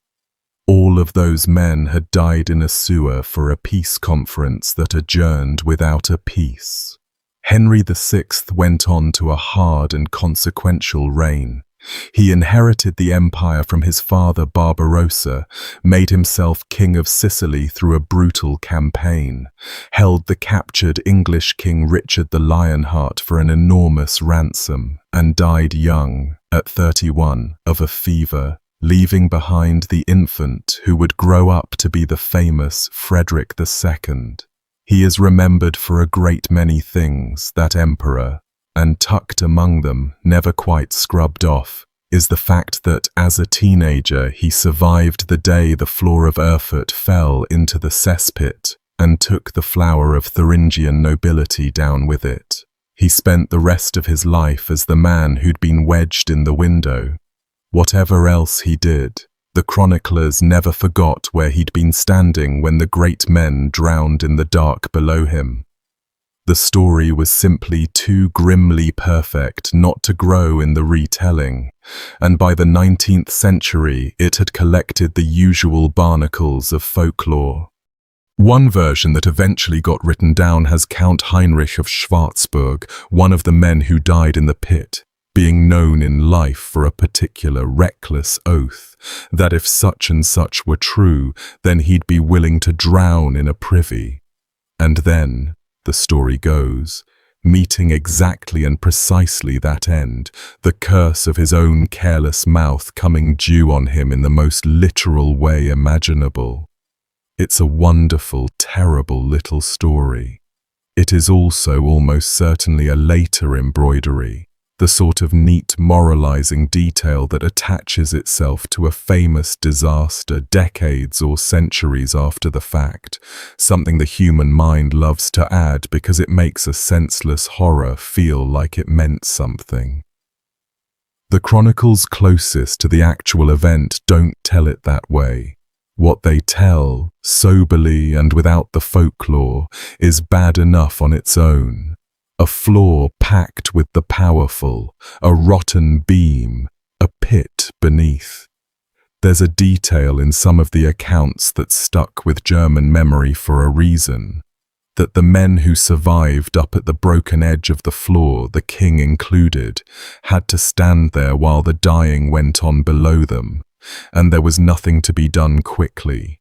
Rescue meant ladders, ropes, men willing to climb down into the pit, and all of that takes time.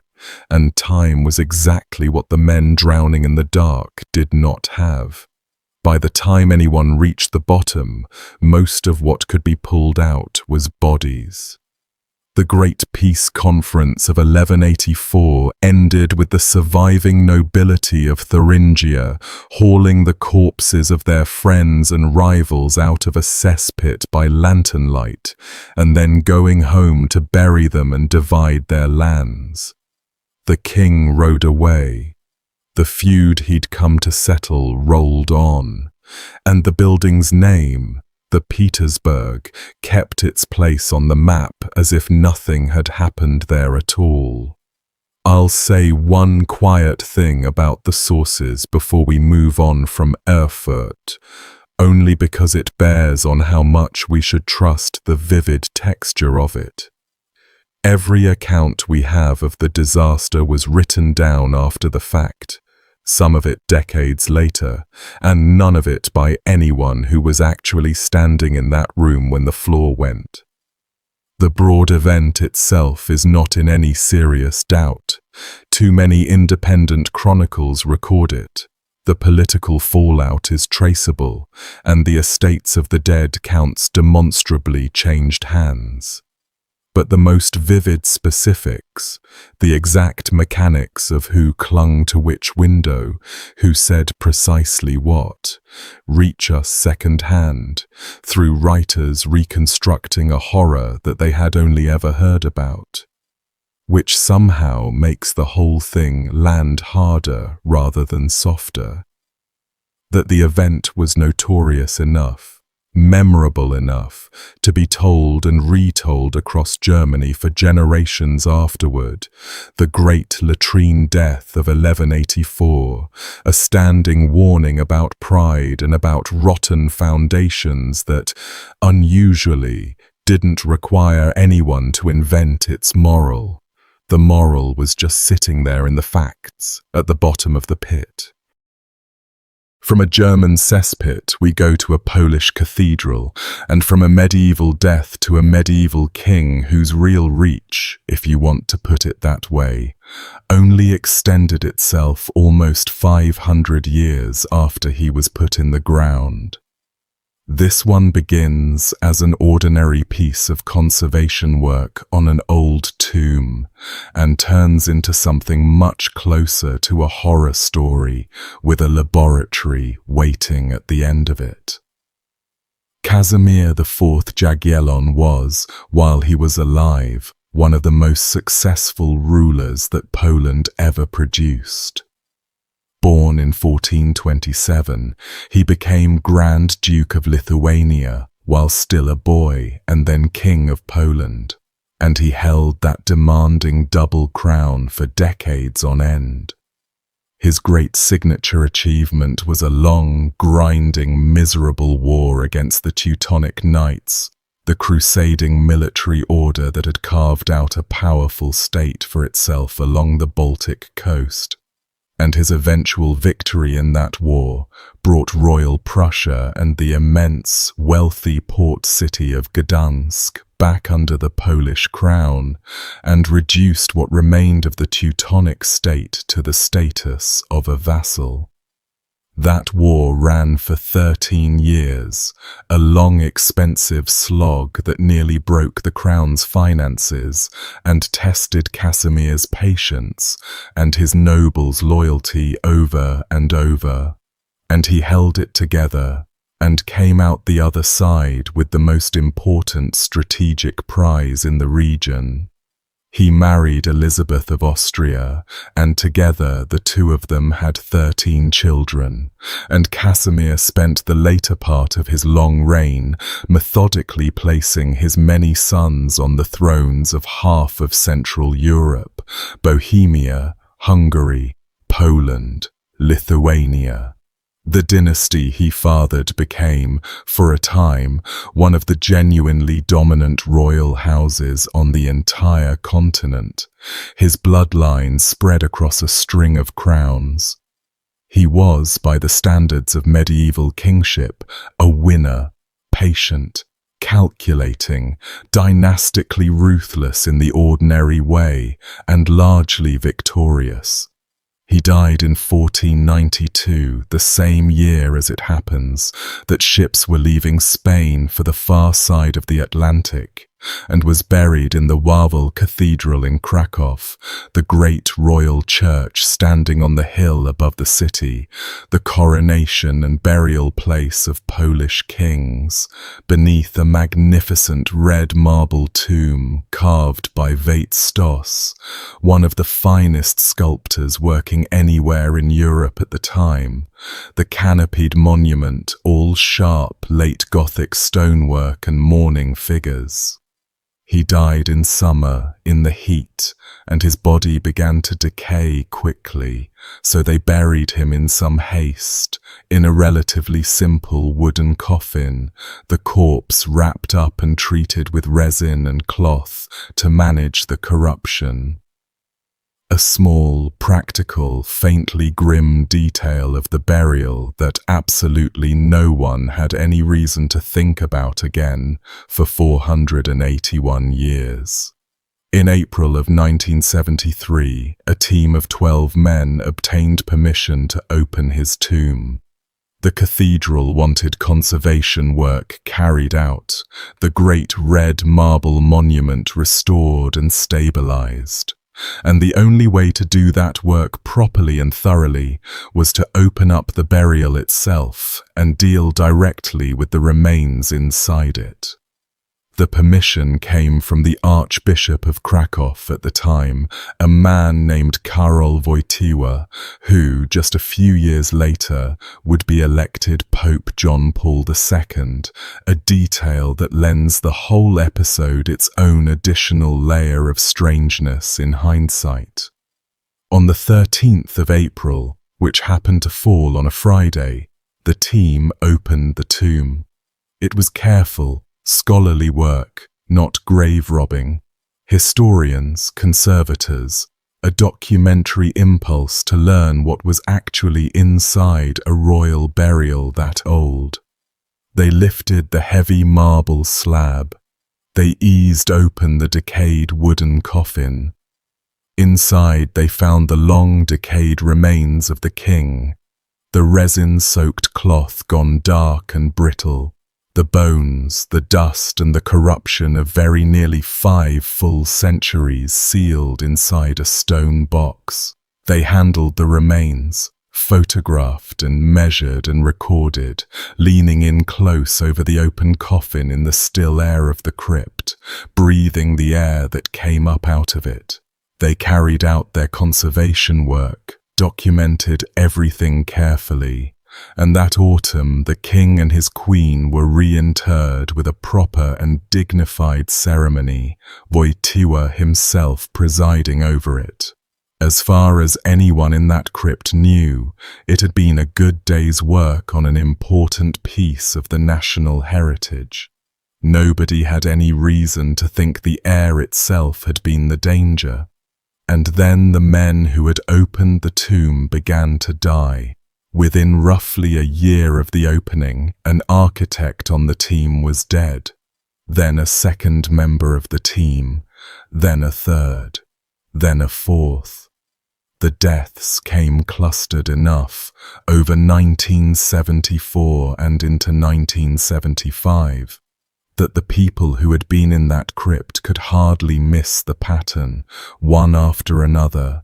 Men who had stood shoulder to shoulder over the king's coffin, gone. Over the following months and years, the deaths kept accumulating until, by the most commonly cited account, 10 of the 12 men who had opened that tomb had died prematurely, several of them within a strikingly short window of the work itself. The Polish press did precisely what you would expect any press anywhere to do with a set of facts like that. They reached straight for the single most famous tomb story in the entire world. The curse of the pharaohs, the string of deaths that had supposedly stalked Howard Carter's team after they cracked open the grave of Tutankhamun back in 1922, the patron dead within months of a mosquito bite gone bad, the lights of Cairo flickering, the whole legend that had sold newspapers for 50 years. And now Poland had its own homegrown version of it. The Curse of the Jagiellons. A Krakow journalist eventually wrote a best-selling book built around the legend. The story took deep hold, and you can still find it told today, confidently, as a straightforward tale of a long-dead king reaching out of his red marble box to strike down the men who had disturbed his rest. The trouble with a really good curse, though, is that it has a way of dissolving the moment someone actually sits down and investigates it properly. And a microbiologist did exactly that. His name was Bolesław Smyk, and he was connected to the tomb work, and he went looking for something a great deal more boring, and at the same time a great deal more genuinely frightening than a curse. He found a fungus, Aspergillus flavus, a mold that thrives in dark, sealed organic environments, which is to say, in precisely the conditions you would expect to find inside a centuries-old coffin, packed with decayed human tissue and resin-soaked cloth. And Aspergillus flavus produces toxins, aflatoxins, substances that are savagely poisonous to the human liver and that rank among the more potent natural carcinogens that science has identified. The same compounds that turn up on moldy grain and badly stored nuts and cause mass poisonings when they get into the food supply. The same mold also causes a serious and sometimes fatal lung disease in people who inhale enough of its spores, with the gravest danger falling on anyone whose immune system or general health is already compromised in some way. It is, in other words, exactly the sort of organism you would least want to breathe a concentrated lungful of in a confined space. And the conditions inside Casimir's coffin were close to ideal for it. Remember that the king had been buried fast. In summer, his decaying body wrapped and packed with resin and cloth, then sealed inside a stone monument and left undisturbed for nearly 5 centuries. Dark, still, organic, undisturbed, a slow incubator. Whatever had taken hold in there had had 481 years to grow, and to dry, and to turn to dust, and to wait. The moment the lid came off and the air moved, the dust moved with it. 12 men leaned in over an open box and breathed. The theory that came out of that microbiological work is essentially the very same theory that had earlier been floated about the tomb of Tutankhamun. The men who opened the burial breathed in a cloud of toxic fungal spores that had been sealed up and slowly concentrating in the airless dark for the better part of 500 years. And some of them paid for that single breath with their health and, eventually, with their lives. The damage manifesting over the months and the years that followed, rather than dropping anyone where they stood. Smike himself was one of the survivors of the team, and he reportedly suffered lingering health problems for a very long time afterward. Balance disorders among them, a man who'd looked into the thing closely and carried something out of that crypt in his own body. What makes the fungal explanation persuasive rather than just convenient is that it fits the timing far better than the curse does. A supernatural curse in the storybook version kills fast and dramatically. The disturber struck down within days, the wrath immediate. Aflatoxin and fungal lung disease do not work like that. They work slowly. The liver damage accumulates. The lung infection sets in over weeks and worsens over months.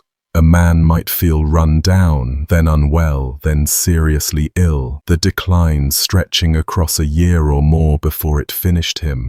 And a doctor in the mid-1970s, looking at one middle-aged man with liver failure and another with a wasting respiratory illness, would have had little reason to connect them to a tomb opened the previous spring. The deaths came spaced out exactly the way slow poisoning spaces them out, not the way a curse is supposed to. So the science actually explains the real pattern of the deaths more accurately than the legend does. The legend just explains the dread better. And dread in the end is what spread, because a journalist writing about a king's curse sells a great many more books than a microbiologist writing about Aspergillus flavus, even when the microbiologist is the one telling the truth. It's a satisfying answer. A real physical, biological cause hiding quietly inside a supernatural story, the mold beneath the curse. And it is probably at least partly true. The fungus was genuinely present in the tomb. Aspergillus flavus is genuinely dangerous, and sealed historical tombs genuinely can and do harbor it. But the curse story needs exactly the same skeptical eye that everything else in this video has needed, because the legend has been polished up well past what the actual facts can bear the weight of. The dramatic claim, repeated in countless retellings, that men dropped dead within mere days of the opening simply doesn't survive contact with the real timeline, in which the very first death on the team came something closer to a full year after the tomb was opened.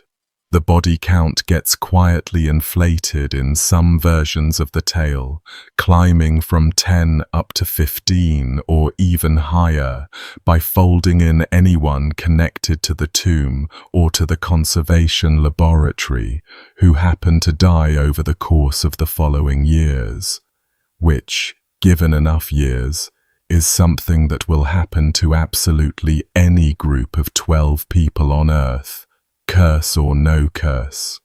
and nobody working in 1973 actually had the scientific tools to prove that fungal toxins, rather than ordinary bad luck and the ordinary background rate of human mortality, had killed any specific member of the team. The fungus was real. The proof of what it did to any one man was, and remains, much thinner. The broader version of this idea, the Tutankhamun curse that the Casimir story is so clearly modeled on, has actually been studied properly, with real rigor, in a way the Polish case never quite was. A researcher went carefully through the Westerners who had been present at the opening of Tut's tomb and compared how long each of them went on to live against a control group of comparable people who hadn't been anywhere near it. And the study found no meaningful difference at all. The people who had supposedly been exposed to the curse of the pharaoh's tomb lived, on average, just about exactly as long as everybody else did. The figures came out within a few years of each other, well inside the range of ordinary chance. The most famous early death in the Tutankhamun story, the patron who funded the dig, died of an infected insect bite turned to blood poisoning, which is a thing that killed plenty of people in the 1920s who had never been near a tomb in their lives. The curse, studied as a question of who actually died and when, more or less evaporates. So the most honest way to hold the Casimir story in your hands is this. The fungus was real, and the danger from it was real. A sealed medieval tomb is, in a genuine and quietly unsettling sense, a small sealed chamber of slow biological poison. And opening one is not a thing that anyone should ever do casually or without protection. Modern archaeologists working on old burials take the spore risk seriously, with masks and ventilation, precisely because of cases like this. But the clean and chilling tale of a dead king reaching up out of his red marble box to kill the 12 men who disturbed his 500-year sleep is a story that we built collectively on top of a mold. Because a mold, however genuinely lethal it might be, somehow never quite feels like enough to account for the deep, primal dread of standing inside an opened grave. We wanted the king to be doing it. A fungus is just chemistry. A king's curse is a story, and stories are what we reach for when we're standing in the dark over an old dead man and the air shifts. The last one is the strangest of all of them, but strange in a completely different key, because the mystery this time isn't a death or a man or a disaster. It's an object, a single red stone, roughly the size of a small hen's egg, that has sat near the very front of the English crown for centuries, soaked all the way through with a history of murder, and that isn't even, when you get right down to it, the thing that everyone has confidently called it for the past 600 years. It's known as the Black Prince's ruby, and it is not a ruby. It sits today in the imperial state crown of the British monarchy, set into the cross at the very front of the crown, mounted directly above one of the great diamonds that were cut from the enormous Cullinan stone.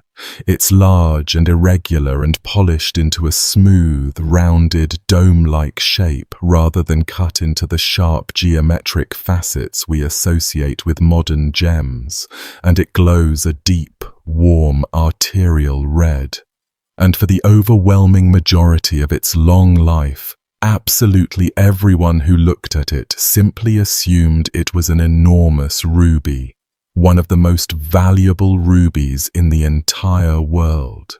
It was only in the 18th century that the science of mineralogy finally advanced far enough to tell the genuine difference, and the difference turned out to be a real and fundamental one. The stone is a spinel, a red spinel, a balas ruby, in the old vanished language of the gem trade, which is a completely different mineral that simply happens to emerge from the ground in the very same glorious shade of red. For centuries, any large red gem at all got loosely called a ruby, and this particular spinel fooled a whole succession of kings and crown jewelers. It was almost certainly mined high in the mountains of Badakhshan in Central Asia, the old and famous source of the great balas stones, and from there it began a long journey westward, a journey that runs directly through some genuinely horrifying history. The confusion is forgivable, honestly. To the naked eye, a fine red spinel and a fine ruby are nearly indistinguishable. The same deep red, the same fire under candlelight, the same heft in the hand. They form in similar places, deep in the same kinds of rock. And for most of human history, nobody had any way of telling them apart beyond instinct and trade law. They're different minerals down at the level of their crystal structure and chemistry, but you can't see that without the tools, and the tools didn't exist. So some of the most famous rubies in the world turned out, once the science caught up, to be spinels in disguise. This stone is the most celebrated example, but it's far from the only royal gem that quietly changed categories the moment a mineralogist got a proper look at it. Whole inventories of the great red jewels of Europe had to be silently revised. The Black Prince's ruby kept its name anyway, because by then the name was worth more than the accuracy. A balas spinel with 600 years of murder behind it doesn't need to be a literal ruby to be priceless. The stone's documented life begins in the 1360s in Granada, the last surviving Muslim kingdom in Spain, and it begins, fittingly, in blood. It belonged to a sultan of Granada, a man who had taken the throne for himself in the first place by murdering his predecessor, and who was known by a nickname that translated roughly as the Red. Granada in those years was a viper's nest of palace coups, the Nasrid throne changing hands by assassination and counter-assassination, brothers and cousins and in-laws cutting each other down inside the most beautiful palace in Europe. The Red Sultan had won his turn at the top the usual way, with a knife, and he held it for a few years. When this sultan's own grip on power began to slip, when a rival, the man he had deposed, backed now by the powerful Christian kingdom of Castile, was steadily closing in on him, the Red Sultan fled the great palace fortress of the Alhambra and carried away with him as much of the royal treasure as he could physically manage, the great red stone among it, and threw himself on the mercy of the King of Castile. That king was Pedro I, the man whom history would come to remember, not without cause, as Pedro the Cruel. It was a catastrophic decision, and the Sultan seems to have walked into it almost blind, without securing any guarantee of safe conduct, trusting that a fellow monarch would treat a royal guest as a royal guest. Pedro wanted the treasure for himself, and Pedro was, as it happened, already allied with the very rival that the fleeing Sultan was running away from. According to the Castilian chronicle that records the affair, Pedro received the Sultan and his company, and then had them seized. He had the Sultan's companions killed, and then, on a plain just outside Seville, a stretch of open ground used for displays and executions, he killed the Sultan himself. By some accounts, Pedro ran him through personally with a lance, the King of Castile spilling the blood of his own guest with his own royal hands in front of an audience. Dozens of the man's entourage were slaughtered there alongside him. Hundreds more of his followers were taken prisoner and, the account states, poisoned to death later on, the whole party wiped out in stages. Pedro had the dead Sultan's severed head cut off and sent to the rival back in Granada as a kind of grisly diplomatic gift, a token of the new alliance, proof of services rendered. And the great red stone, taken either off the body itself or out of the baggage of the murdered, beheaded man, passed quietly into Pedro the Cruel's possession, one more piece of a treasure that had now cost its owner his head. It did not remain there for very long, and the manner in which it left his hands is the part of the story that gave the stone its eventual English name. Pedro the Cruel soon had a serious civil war of his own to deal with. His illegitimate half-brother, Henry of Trastamara, rising up to come for the throne, and Pedro turned to England for military help. Specifically, he turned to Edward of Woodstock, the eldest son of the English king, the prince remembered down the centuries as the Black Prince. Widely regarded as the most celebrated and formidable soldier of his entire generation, the victor of Poitiers, the terror of France. The Black Prince brought an English army down across the Pyrenees into Spain and won a crushing, decisive victory for Pedro at the Battle of Nájera in 1367, scattering Henry's forces and putting Pedro back on his throne. It was a brilliant campaign and a ruinous one. The English army sickened in the Spanish heat, and the Black Prince himself is thought to have picked up there the illness that would dog him for the rest of his life and eventually kill him, years later, a slow, wasting decline that took one of the great warriors of the age to his bed and kept him there. And then Pedro couldn't, or simply wouldn't, pay what the enormously expensive campaign had actually cost. So, as payment, or at least as part of it, the Black Prince took the great Balas ruby, the very stone that had been pulled off the body of a murdered, beheaded sultan only a few years earlier, and carried it back home with him to England.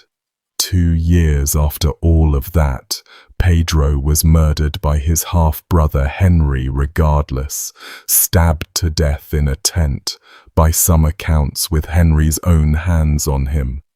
The whole bloody Spanish enterprise having bought him nothing in the end but a little additional time and an ally who went home broke and dying.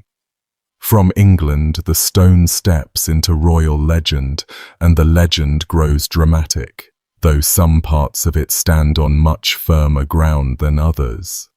It is said that Henry V wore the stone at the Battle of Agincourt in 1415, set into the gem-encrusted crown that ringed his steel battle helmet, and that during the savage fighting a French duke struck the king a tremendous blow to the head with an axe, hard enough to break a piece clean off the crown, and that the king and the stone both somehow came through it intact.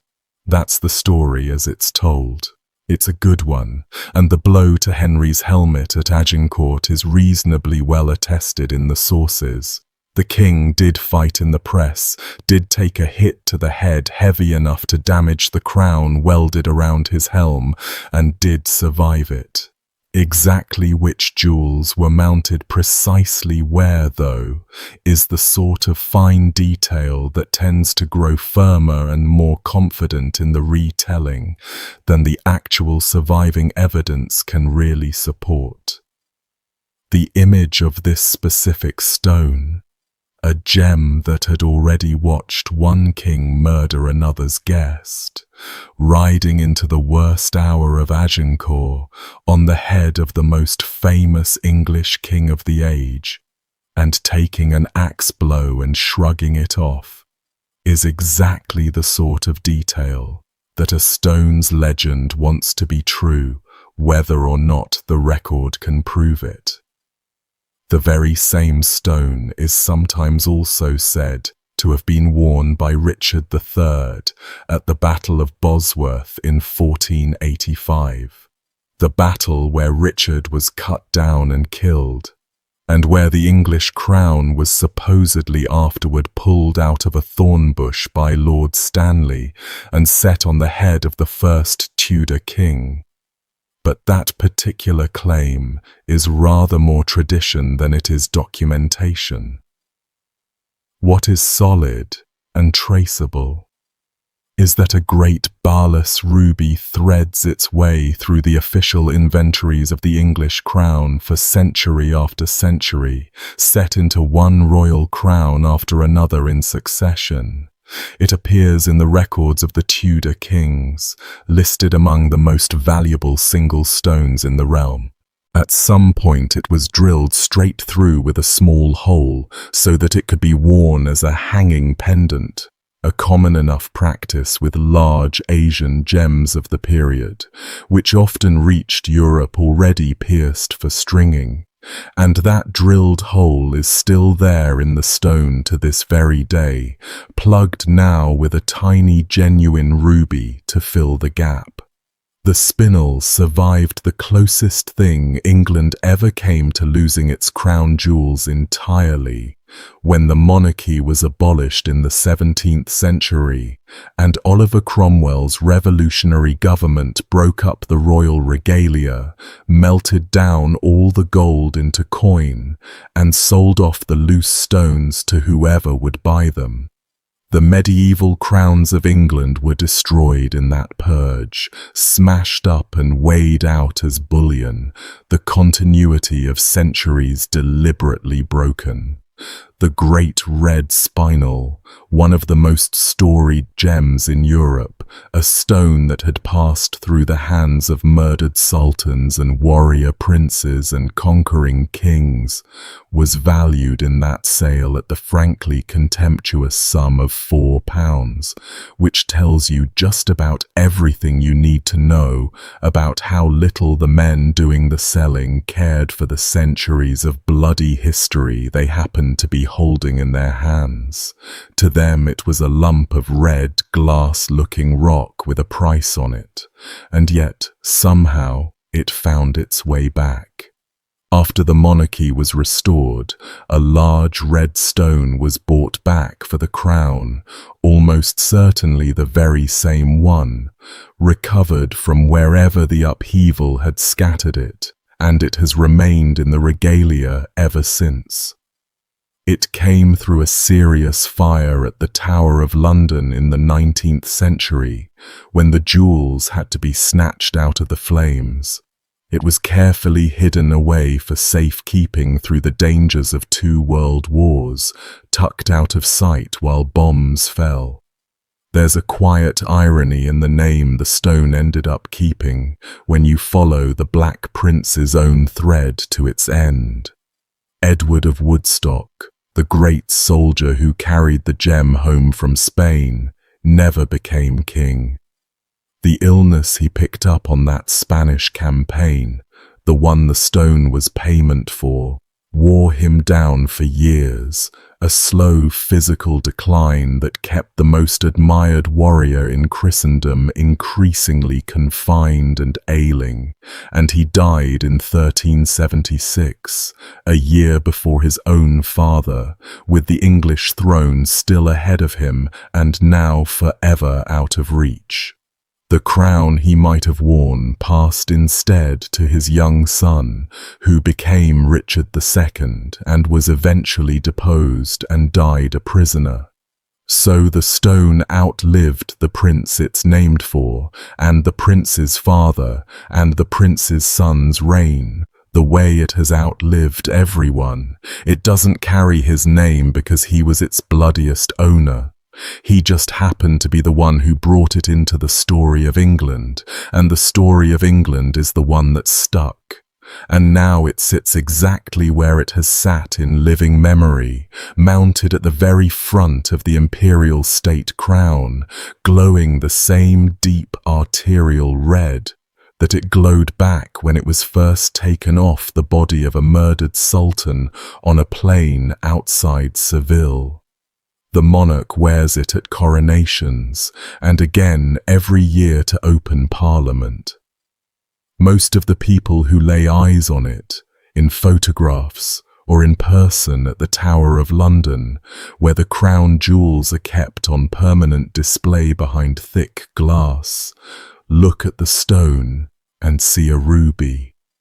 A famous, ancient, romantic ruby, with the dashing name of a chivalric warrior prince attached to it. And they're wrong on both counts, in their own way. It isn't a ruby at all, and the prince it happens to be named for is very nearly the least bloody figure in its whole long and murderous biography. The real history sealed up inside that stone is a usurper who murdered his way onto a throne, a fleeing sultan run through with a lance and then beheaded for the sake of his own treasure, an entourage slaughtered and a few hundred followers quietly poisoned, a hard-won fortune that ultimately bought not one single person any lasting safety at all, and a red gem that has now outlived every single hand that ever closed possessively around it, and that is still here, still red, still perched right at the top of a crown, patiently waiting out the next set of hands that will reach for it. John Argentine, an Italian-trained physician serving the new king, leaves the royal apartments at the Tower of London sometime in the summer of 1483, walks back into the city and tells someone quietly that the boy he has just been attending is convinced he is going to die. The boy is Edward V. He is 12 years old. He is confessing daily, asking for absolution, doing penance, like a child who has been told somehow, in some language we don't have, that the end is coming. Argentine never sees him in public again. Nobody outside the tower sees him in public again. His younger brother Richard, who has been brought to keep him company, also disappears. Between roughly June and the autumn of 1483, the two of them simply stop being visible. Quick note before we keep going. Welcome back to the channel, and a real thank you to everyone subscribing and supporting these longer videos. While we're here, drop a line in the comments and let me know where you're listening from. Always nice to see where these videos end up. We're walking through 5 medieval mysteries that historians have argued over for centuries, sometimes for half a millennium, and almost none of them have a clean answer. We'll start in that tower, in that summer Argentine never quite recovers from, and finish somewhere under a Winchester car park. Edward V's life up to that point had been the kind of childhood the 15th century reserved for a royal heir. His father, Edward IV, was the first Yorkist king, the man who had won England at Towton in a snowstorm when half the gentry of the country died around him. Edward IV had married Elizabeth Woodville in secret in 1464, a marriage that scandalized the court because she was a widow, a commoner, and her family was suddenly a political force, without anyone having voted for that. Their first surviving son, Edward, was born in November 1470 in sanctuary at Westminster, while his father was briefly in exile in Burgundy.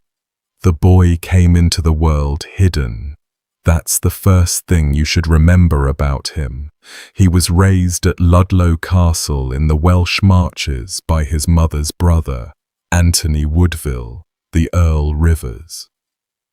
Rivers was a strange man for his moment, surprisingly devout, surprisingly well-read, the patron who commissioned the first book printed in English by Caxton. He went on pilgrimage. He wrote his own translations of moral works from French and Latin, and he wore a hair shirt under his court clothes, which we only know about because it was found on him after his execution. The young king grew up in a household run by this religious, scholarly uncle in a Marcher castle, learning Latin, reading, riding, and being addressed as Prince of Wales. He met his father a handful of times. He met his mother more often. Most of the men who would later argue over his fate were strangers to him. Edward IV died on the 9th of April, 1483 at Westminster, of an illness no chronicler quite pins down. Some say it was a chill caught while fishing. Some say it was the effect of years of overeating and drinking. The king had grown enormously fat. He was 40. The new king, 12 years old, was at Ludlow, more than 100 miles from London, with Rivers and a household of about 2,000 attendants and soldiers. The old king's other brother, Richard, Duke of Gloucester, was at Middleham Castle in Yorkshire, his northern stronghold. Under the terms of Edward IV's will, Richard was Lord Protector. The boy began his journey south. He never finished it. On the 30th of April, Richard met him at Northampton with the Duke of Buckingham. The two dukes dined with Earl Rivers that night, perfectly cordially. At dawn the next morning, Rivers was arrested. Edward's half-brother Sir Richard Grey and his chamberlain Sir Thomas Vaughan were arrested with him. The young king was taken into Gloucester's custody. The Croyland Chronicle says he argued, briefly, that his uncle had no right to do this. He was 12. He lost the argument. Rivers, Grey, and Vaughan were sent north and executed at Pontefract Castle on the 25th of June. Rivers, in his will, asked to be buried in front of an image of Christ at Pontefract, beside the king's young brother, in case the king should ever come looking. He left small bequests to a long list of servants. He wrote a short poem on the morning of his execution about the turning of fortune's wheel. The hair shirt, by tradition, he had asked to be buried in. Something about the level of detail in that will lands harder than the execution itself. The man knew nobody was going to be allowed to live. Edward V entered London on the 4th of May, was lodged briefly at the Bishop of London's palace, and from about the 19th of May was placed in the royal apartments inside the Tower. Worth a small clarification here, the Tower in 1483 wasn't yet the Gothic prison we picture. It was a royal palace, an armory, a mint, a wardrobe. Kings stayed there before their coronations. Edward V was not chained in a dungeon. He was attended, dressed, and fed by servants in livery, in painted rooms with tapestries and fireplaces, with views over the river. His younger brother Richard, the 9-year-old Duke of York, joined him on the 16th of June, after Cardinal Bourchier persuaded their mother to release him from sanctuary at Westminster. partly with reassurances, partly under the unspoken understanding that men with weapons were waiting outside the abbey walls. Elizabeth Woodville had not wanted to let him go. She had clung to the younger boy as the last thing she had. The cardinal promised her, on his honor, that no harm would come to either of her sons. A week after that, on the 22nd of June, the preacher Ralph Shah stood at Paul's Cross, the open-air pulpit in the churchyard of Old St. Paul's, and announced that Edward IV had been pre-contracted to marry another woman, Eleanor Talbot, before his marriage to Elizabeth Woodville. If true, this made all of Edward IV's children with Elizabeth illegitimate. Whether it was true is another matter. The man who delivered the testimony was Robert Stillington, Bishop of Bath and Wells, who had been Edward IV's loyal servant and now needed to be on the right side of Edward IV's brother. Eleanor Talbot herself had been dead since 1468, conveniently unable to confirm or deny. The Parliament that met the following January ratified the claim as the Titulus Regius, a statute drawn up to spell out in legal language that the boys had no right to the throne. On the 26th of June, Richard, Duke of Gloucester, took the throne as Richard III. He was crowned at Westminster on the 6th of July. The two boys still sat in the Tower. Mancini, the Italian observer in London at this time, writes in the careful, distant prose of a man who knows his report is going back to a French archbishop and not to his friends. The boys' attendants were stripped away one by one. Day by day, he says, they began to be seen more rarely behind the bars and windows, till at length they ceased to appear altogether. His source for what was happening inside the Tower was Argentine, the physician. Mancini refers to him only by his Latin title, Argentinus Medicus, the Argentine doctor, but modern scholars have identified him as the man who later became provost of King's College, Cambridge, and physician to Prince Arthur, Henry VII's eldest son. Argentine reported that the young king, like a victim prepared for sacrifice, sought remission of his sins by daily confession and penance, because he believed that death was facing him. Mancini left England before Richard's coronation and wrote his report by the 1st of December 1483 in France. His manuscript then vanished into a library and wasn't rediscovered until 1934 in Lille.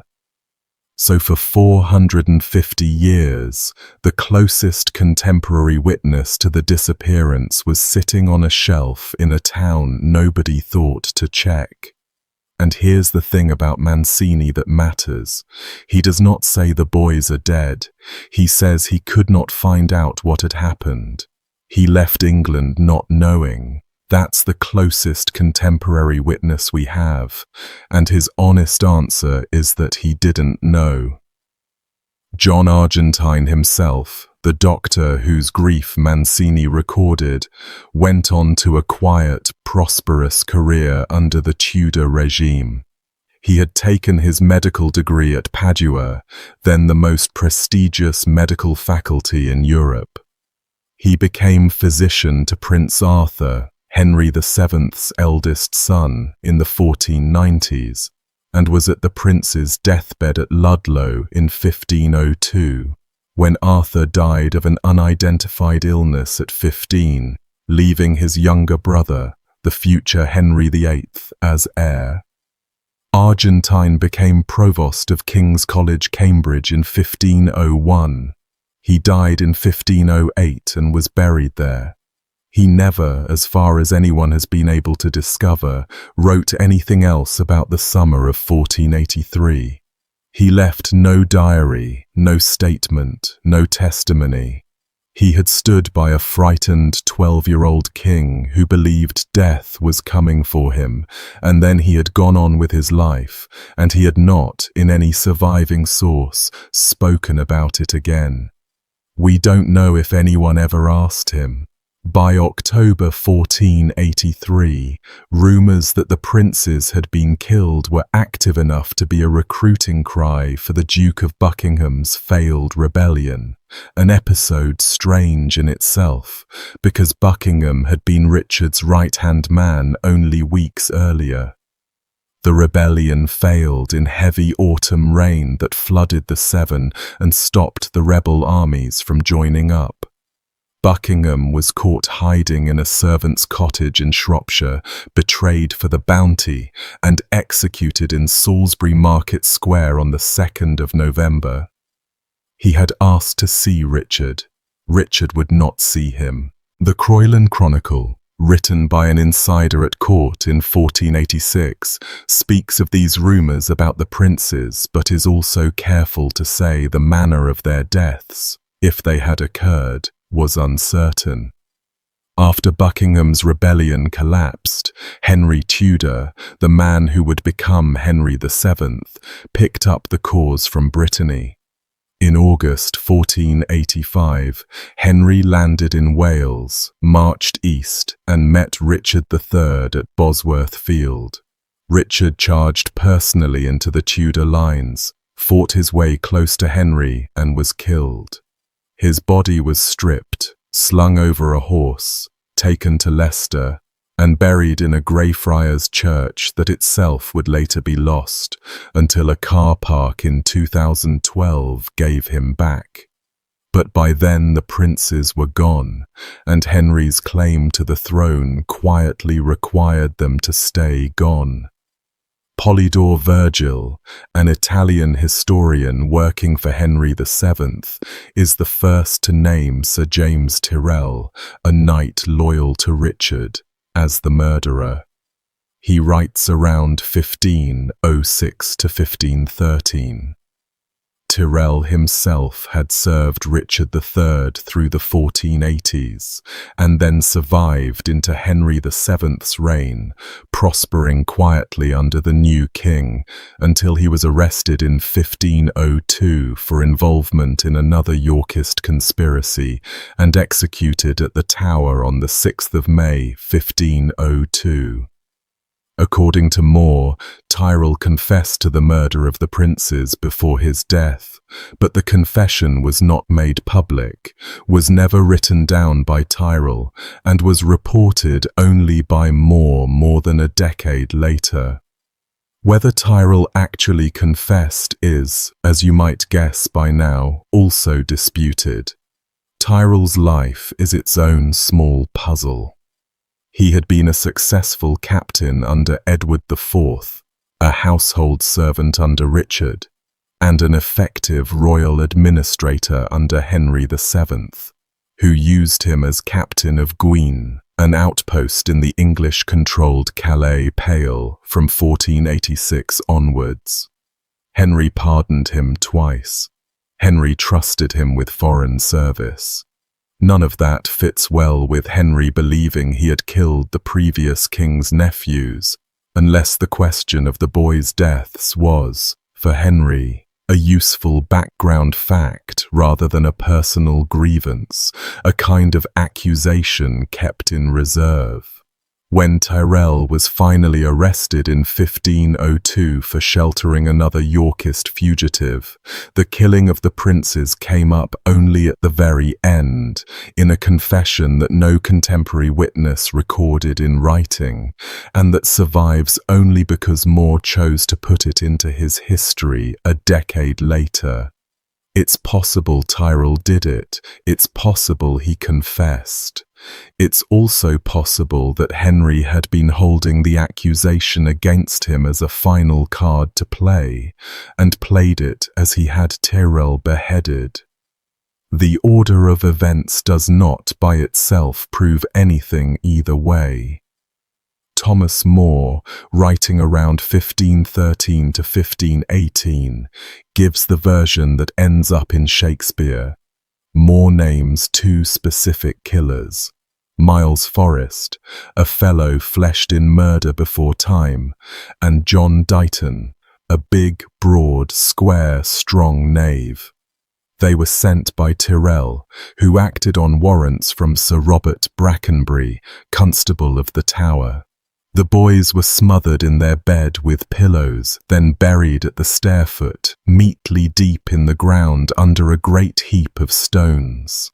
But, Moore adds, they were later moved by a priest into a better place, and the priest died without telling anyone where. Moore was 5 years old in 1483. He was writing 30 years later under a Tudor king whose entire legitimacy depended on Richard III being the murderer of his own nephews. It would be very easy to dismiss him as a moral fable. Recent scholarship has made that harder to do. Professor Tim Thornton at the University of Huddersfield published a study in 2020 showing that Moore's named murderers were real men with real descendants who were inside Moore's professional and political circle in the 1510s. Miles Forrest's two adult sons, Edward and Miles Jr., were household servants of Henry VIII and Cardinal Wolsey. John Dighton appears to have still been alive and living in Calais during the years Moore was drafting his history. Thornton doesn't argue this proves Richard III did it. He argues Moore's account had a chain of testimony behind it that historians had stopped taking seriously and probably shouldn't have. The names in Moore were not invented. The men existed, their families existed. They were within reach of an Inns of Court lawyer in London with a habit of asking questions. Henry VII himself, the man who arguably had the most to gain from a clear answer, never produced one. He had a Tudor history written by John Rose and others that blackened Richard III's name in every direction, gave Richard a withered arm and a hunchback and 23 other physical signs of moral collapse, accused him of every crime within reach. But on the specific question of what had happened to Edward V and his brother, Henry's regime never produced bones, never produced a confession contemporary with the event, never produced a single named witness who could be cross-examined. The most likely explanation for this is that the boys really were dead, and Henry knew it, but did not know precisely where or how, or by whose hand, and had no interest in producing a story he could not back up. The story he ended up with, by neglect, was that the boys were definitely dead, definitely murdered, and the body of evidence was an absence. What we have then is a disappearance with no proven body, and a set of accusations that get more confident the further they are from the actual summer of 1483, which makes the next part of the story easier to understand. In October 1647, during the years after the Civil War, workmen at the tower broke into a sealed-up room about 7 or 8 feet square off the king's lodging and found the skeletons of 2 children. The bones were estimated to be of children aged 6 and 8. The room had been walled up. The discovery was reported, briefly noted in a statement preserved in volume 84 of the journal Archaeologia. And then the bones were lost. Nobody followed up. Nobody can now say what happened to them. It is the only other multi-child skeletal find at the tower from the right rough period, and it has been more or less forgotten. 27 years later, in July 1674, workmen were demolishing the medieval royal palace south of the White Tower. They were digging under the foundations of a turret that had contained a privy staircase leading up into the chapel of St. John inside the keep. About 10 feet down, they hit a wooden chest. Or, as John Knight, Charles II's principal surgeon, more cautiously put it in his official note, in, as it seemed, a wooden chest. Inside were 2 small skeletons. The younger one's skull was cracked, probably by the workers' tools, since they'd had no warning. An anonymous eyewitness recorded that there were pieces of rag and velvet about them. That detail matters in 15th century England, because velvet was an expensive, regulated fabric. It was not what you wrapped a stable boy in. The bones were initially thrown onto a rubbish pile. They sat there for a few days, exposed, in summer, before someone realized what they probably were. They were gathered up and given to Sir Thomas Chicheley, Master General of the Ordnance. Charles II ordered them reinterred. The white marble urn was designed by Sir Christopher Wren, executed by Joshua Marshall, and the bones were placed in the north aisle of Henry VII's chapel at Westminster Abbey in 1678. The Latin inscription, in translation, declares them to be Edward V, King of England, and his brother Richard, stifled with pillows by their perfidious uncle Richard the Usurper, and discovered by undoubted proofs in 1674. The inscription was decided in 1678. Undoubted proofs would have been impossible at the time.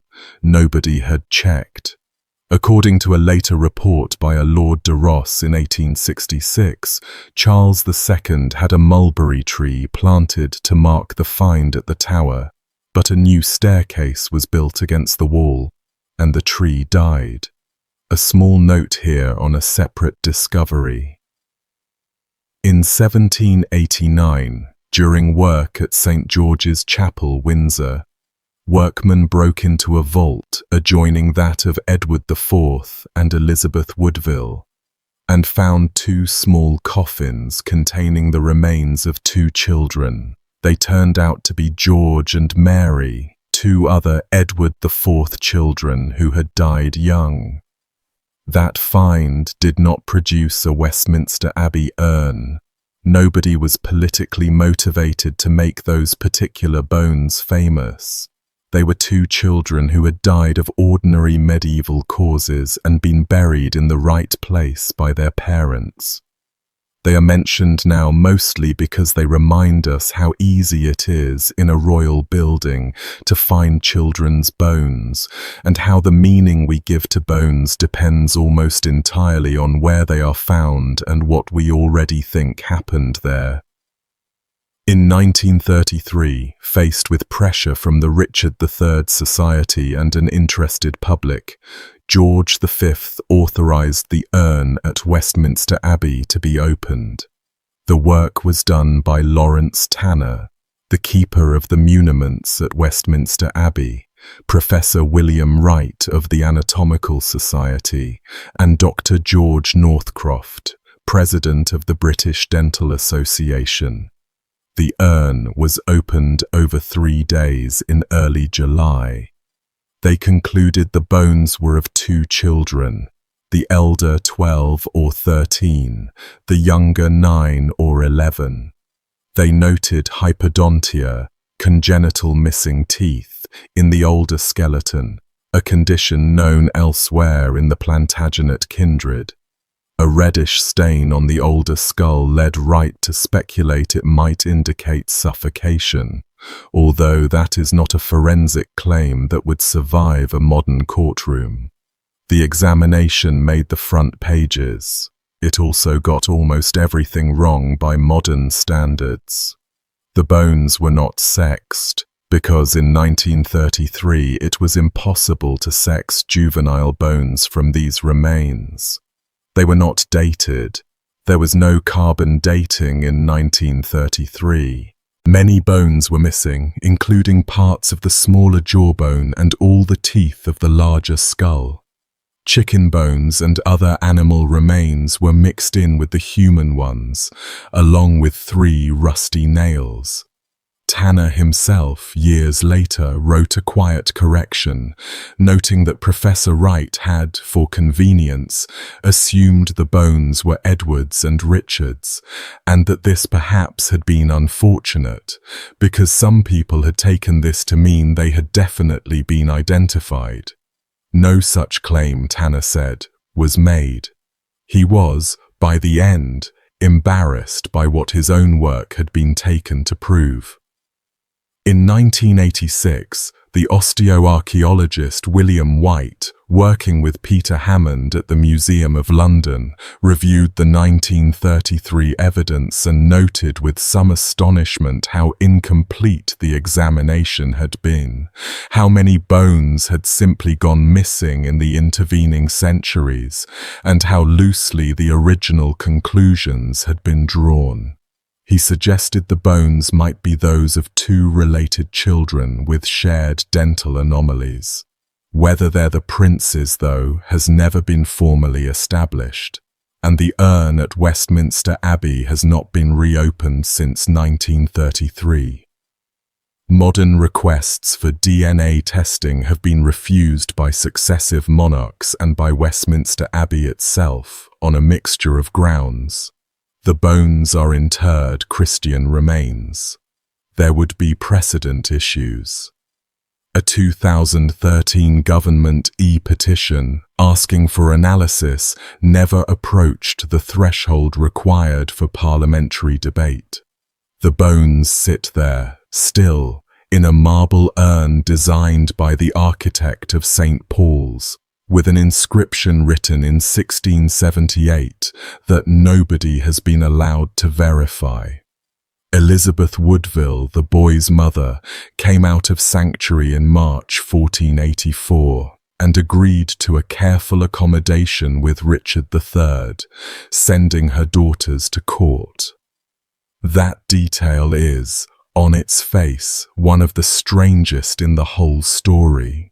A mother who believed her 2 sons had been murdered by their uncle agreeing only months later to put her remaining daughters under that same uncle's care. The standard reading is that she was politically defeated, isolated, out of options, and that the agreement was a survival move. The Ricardian reading is that she would not have done it if she had believed Richard was the killer. Both readings have weight. Elizabeth lived another 8 years, retired to Bermondsey Abbey under Henry VII, and died there in 1492. She left a brief will. She left almost no money. She mentioned by name her daughters. She did not mention either of her sons.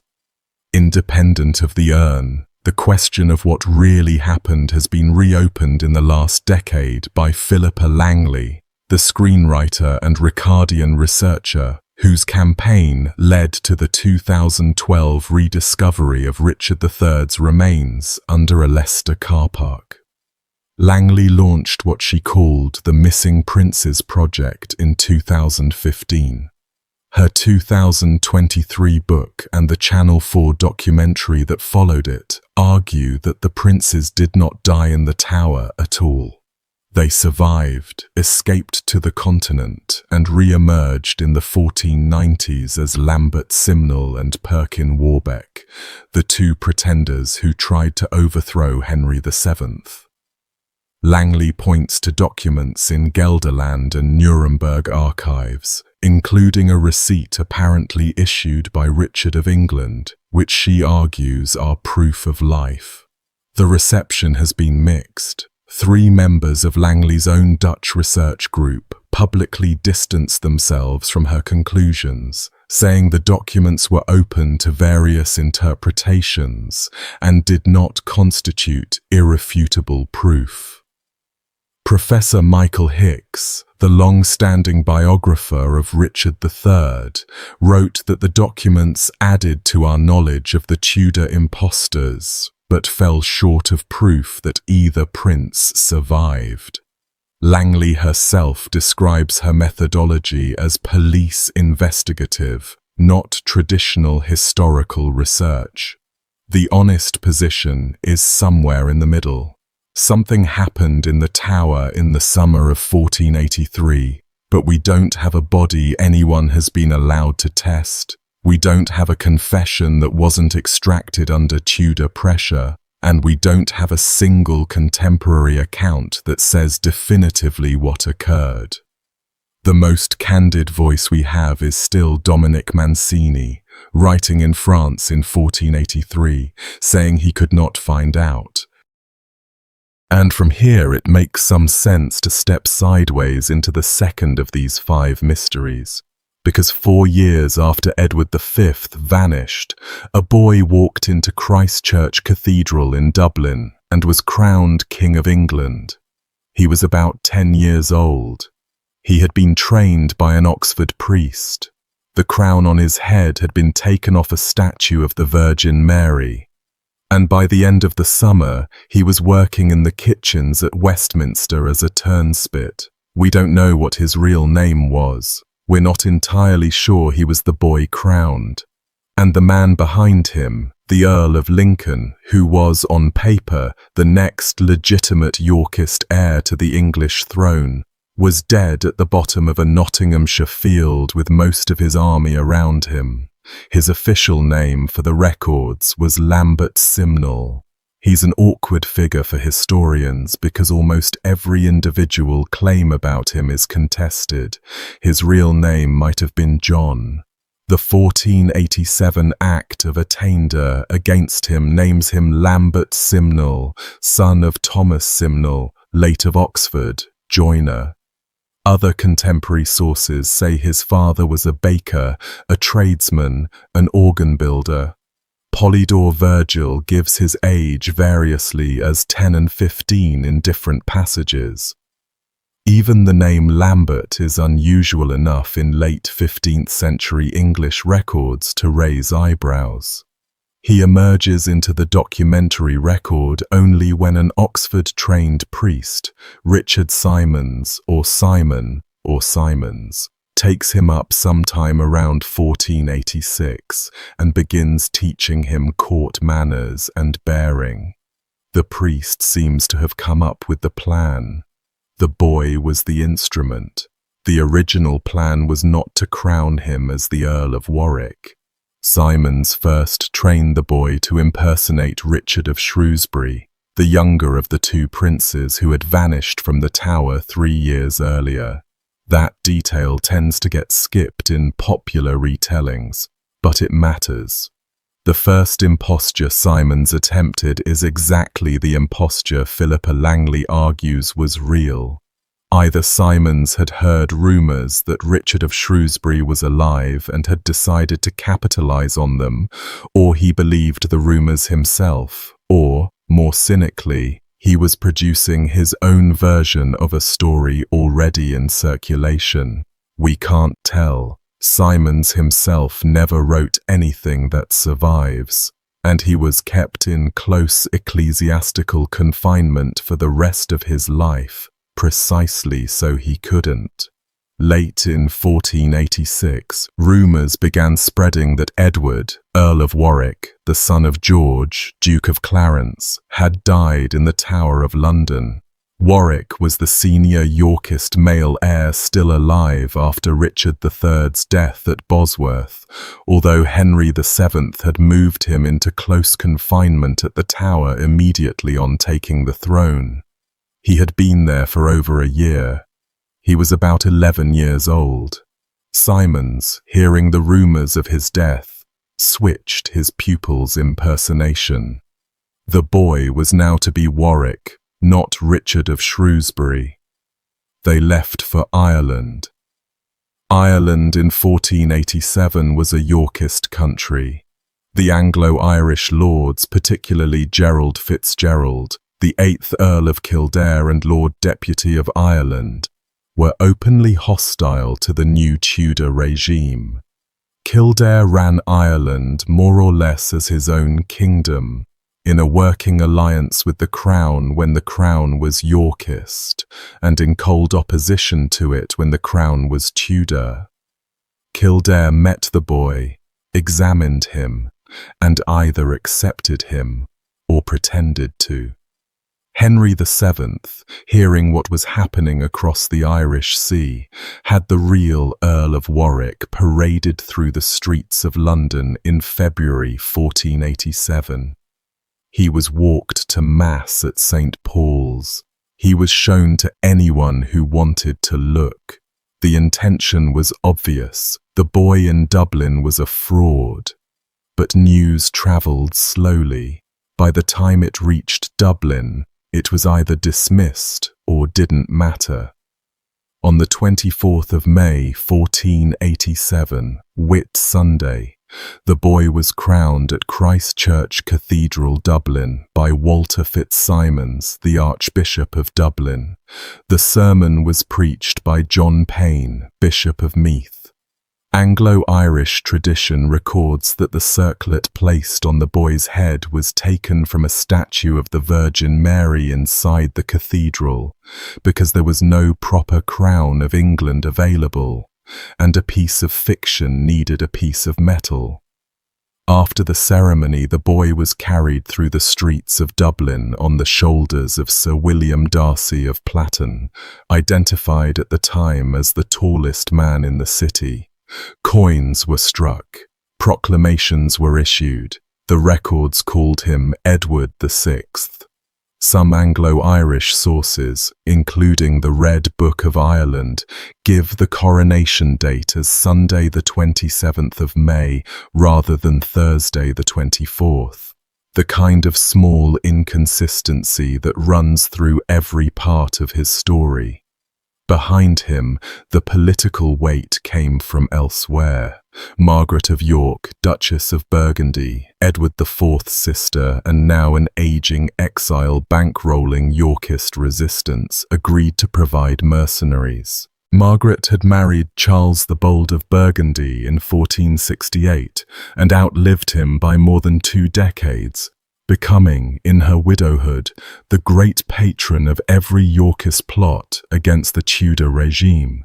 She had no surviving children, her brothers were dead, her nephews were dead or supposed to be dead. What she had was money, contacts, and a long memory. John de la Pole, the Earl of Lincoln, slipped out of England, sailed to Burgundy, and from there to Ireland. Lincoln was Richard III's nephew through his sister Elizabeth, and Richard had, according to several sources, named him as heir presumptive after the death of his own son Edward of Middleham in 1484. He was, on paper, the senior Yorkist claimant. He had attended Henry VII's court, sworn loyalty, sat on his council, and he had quietly walked out of it. Francis, Viscount Lovell, who had been Richard III's closest friend and had vanished after Bosworth, joined him in Ireland. Margaret's court at Mechelen, in what is now Belgium, became the operational base for Yorkist plotting for the rest of her life. She held audiences. She received exiled English peers in court dress. She wrote letters in her own hand to anyone who might be useful, including to her brother-in-law, Maximilian of Habsburg, who would later become Holy Roman Emperor. Henry VII's spies tracked the comings and goings at Mechelen carefully, and the diplomatic correspondence between Henry and Maximilian about Margaret's activities runs to hundreds of pages. She bankrolled the Simnel Rising. She would later bankroll Perkin Warbeck, the more dangerous pretender of the 1490s. She acknowledged Warbeck as her nephew Richard of Shrewsbury. Whether she actually believed he was, or whether she had simply decided that any plausible boy with a story would do, is something historians have argued about for 500 years. She is the closest thing the Yorkist cause had to a permanent government in exile. Margaret sent 2,000 German and Swiss mercenaries under Martin Schwartz, a professional captain from Augsburg. Lincoln, Lovell, Schwartz, and Kildare's brother Thomas Fitzgerald of Lacker, leading about 4,500 Irish Kern, the lightly armoured native infantry of Gaelic Ireland, sailed for England with the boy in early June. They landed at Peel Island on the Furness coast of Lancashire on the 4th or 5th of June 1487. They marched east across the Pennines, then south through Yorkshire and into Nottinghamshire. They expected to be joined by Yorkist sympathisers in the north. They expected men to come over from the King's army. Almost no major English magnates joined them. The country, perhaps, had had enough of the wars. The two armies met at East Stoke, 2 miles southwest of Newark, on the 16th of June 1487. The terrain was a low ridge above the River Trent, with the rebel army caught between water and the slow advance of the royal vanguard. Henry VII's vanguard was led by John de Vere, Earl of Oxford, the same man who had won Bosworth 2 years earlier. The fighting lasted about 3 hours. The Irish Kern, armoured only in linen tunics, were destroyed by the English longbow. The German mercenaries fought hard. They were professionals, paid in advance, with nowhere to run after a defeat on foreign soil. Lincoln died. Schwartz died. Thomas Fitzgerald died. Up to 4,000 of their men died with them. English royal losses are poorly recorded, with estimates ranging from 100 to 3,000, itself a sign of how chaotic the casualty count was. By the end of the afternoon, the dynasty Margaret of Burgundy had been trying to put back on the throne was finished. Stoke Field is often called the last battle of the Wars of the Roses. It is the battle nobody remembers, because the side that lost had no children, and the side that won wrote everything afterwards. Simons the priest was captured. Spared execution under canon law, he was imprisoned for life. The boy Simnel was captured too. The herald who recorded his capture names him as John, not Lambert. The royal squire who took him, Robert Bellingham, did not record any sign that the boy fought. He was 11 or 12. Henry VII, with the war effectively over and his rival dead in the field, made a decision that has surprised commentators ever since. He pardoned the boy. He placed him in the royal kitchens at Westminster as a turnspit. The child who sat by the great hearth and turned the rotating shaft on which large joints of meat cooked. The smell of roasting fat, the heat, the endless turning.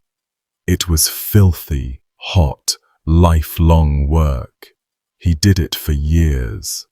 Henry's reasoning, by all surviving accounts, was political.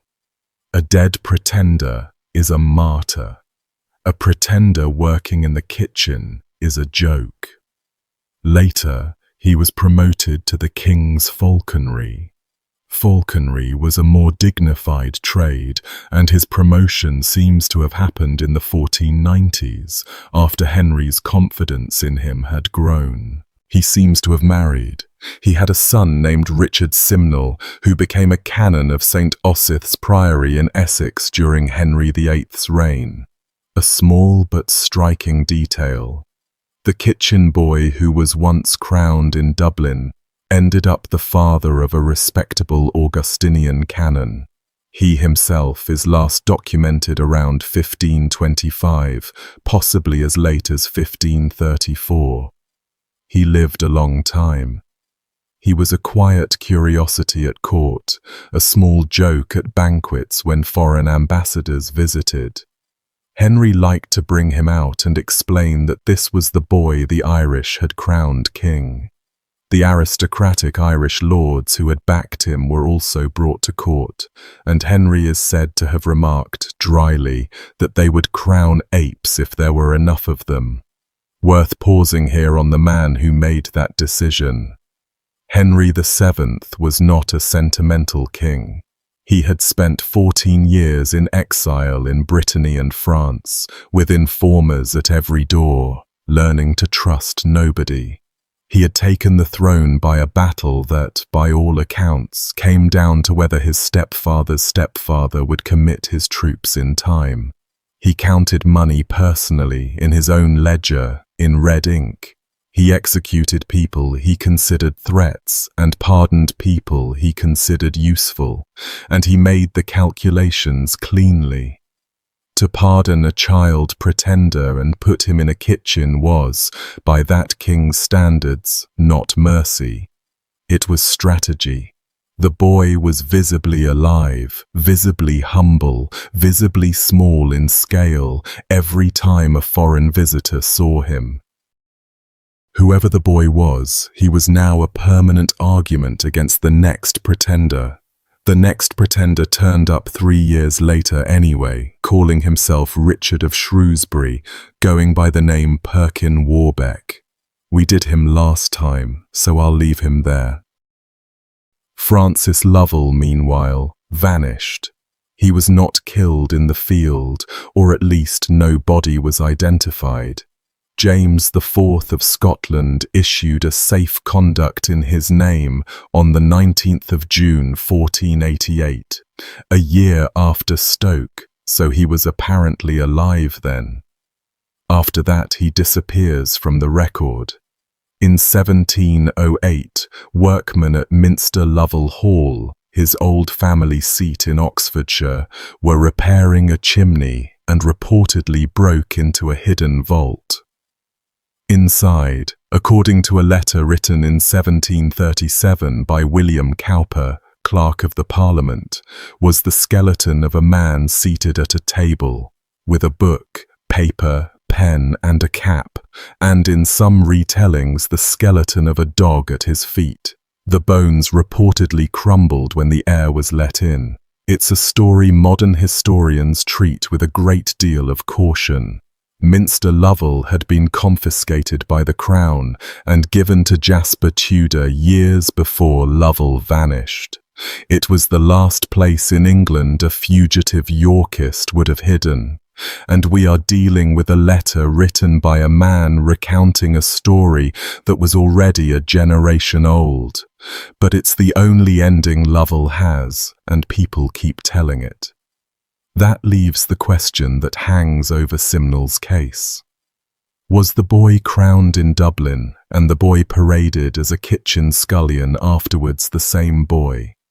The Richard III Society has argued, on the basis of the Herald's record naming the captive as John, on the basis of Polydore Virgil's inconsistent ages, and on the basis of the discrepancies in his stated parentage, that the king crowned in Dublin may have been someone else, possibly the genuine Earl of Warwick somehow smuggled out, or possibly the genuine Richard of Shrewsbury, and that Henry's mercy to a kitchen boy was either a quiet substitution or a piece of theatre. None of that is provable. Most academic historians don't accept it. But like everything else here, it cannot quite be ruled out. The real Earl of Warwick, by the way, was beheaded in 1499. Henry VII was negotiating the marriage of his son Arthur to Catherine of Aragon, and Ferdinand and Isabella of Spain refused to send their daughter to a country with a surviving Yorkist heir loose in the Tower. Warwick was charged with conspiring with Perkin Warbeck, the other pretender who claimed to be Richard of Shrewsbury, and both men were executed within days of each other on Tower Hill. Warwick was about 24. He had spent his life as a prisoner. According to several reports, he had grown up with so little contact with the outside world that he could not tell a goose from a chicken.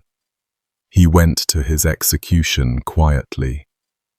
The Wars of the Roses ended, properly, on a scaffold, with the politest king England had seen in a generation watching from a window. Going back further by nearly 3 centuries, the next mystery happens not behind closed doors in a palace but out in the open, in the middle of a tidal estuary on the east coast of England, on a cold autumn day in 1216. The king involved is John, the youngest son of Henry II, the brother of Richard the Lionheart, and one of the least admired kings in English memory. He is dying.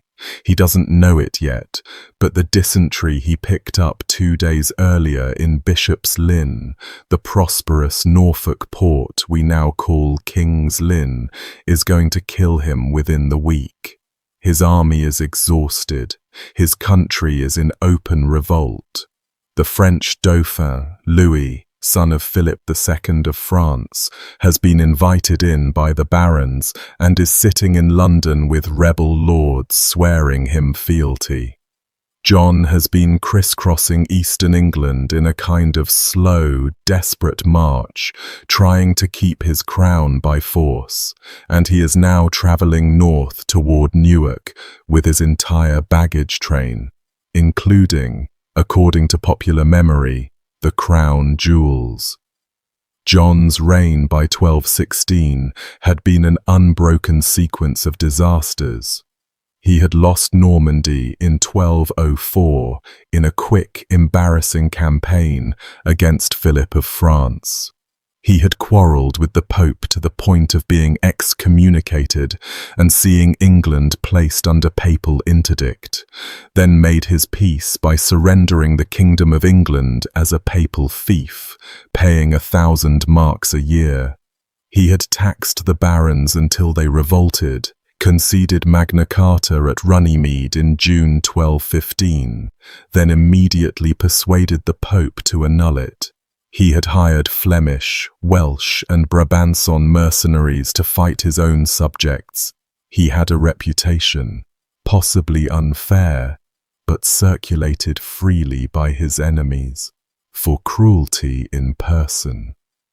By the autumn of 1216, about half of England was occupied by French troops, or rebel barons.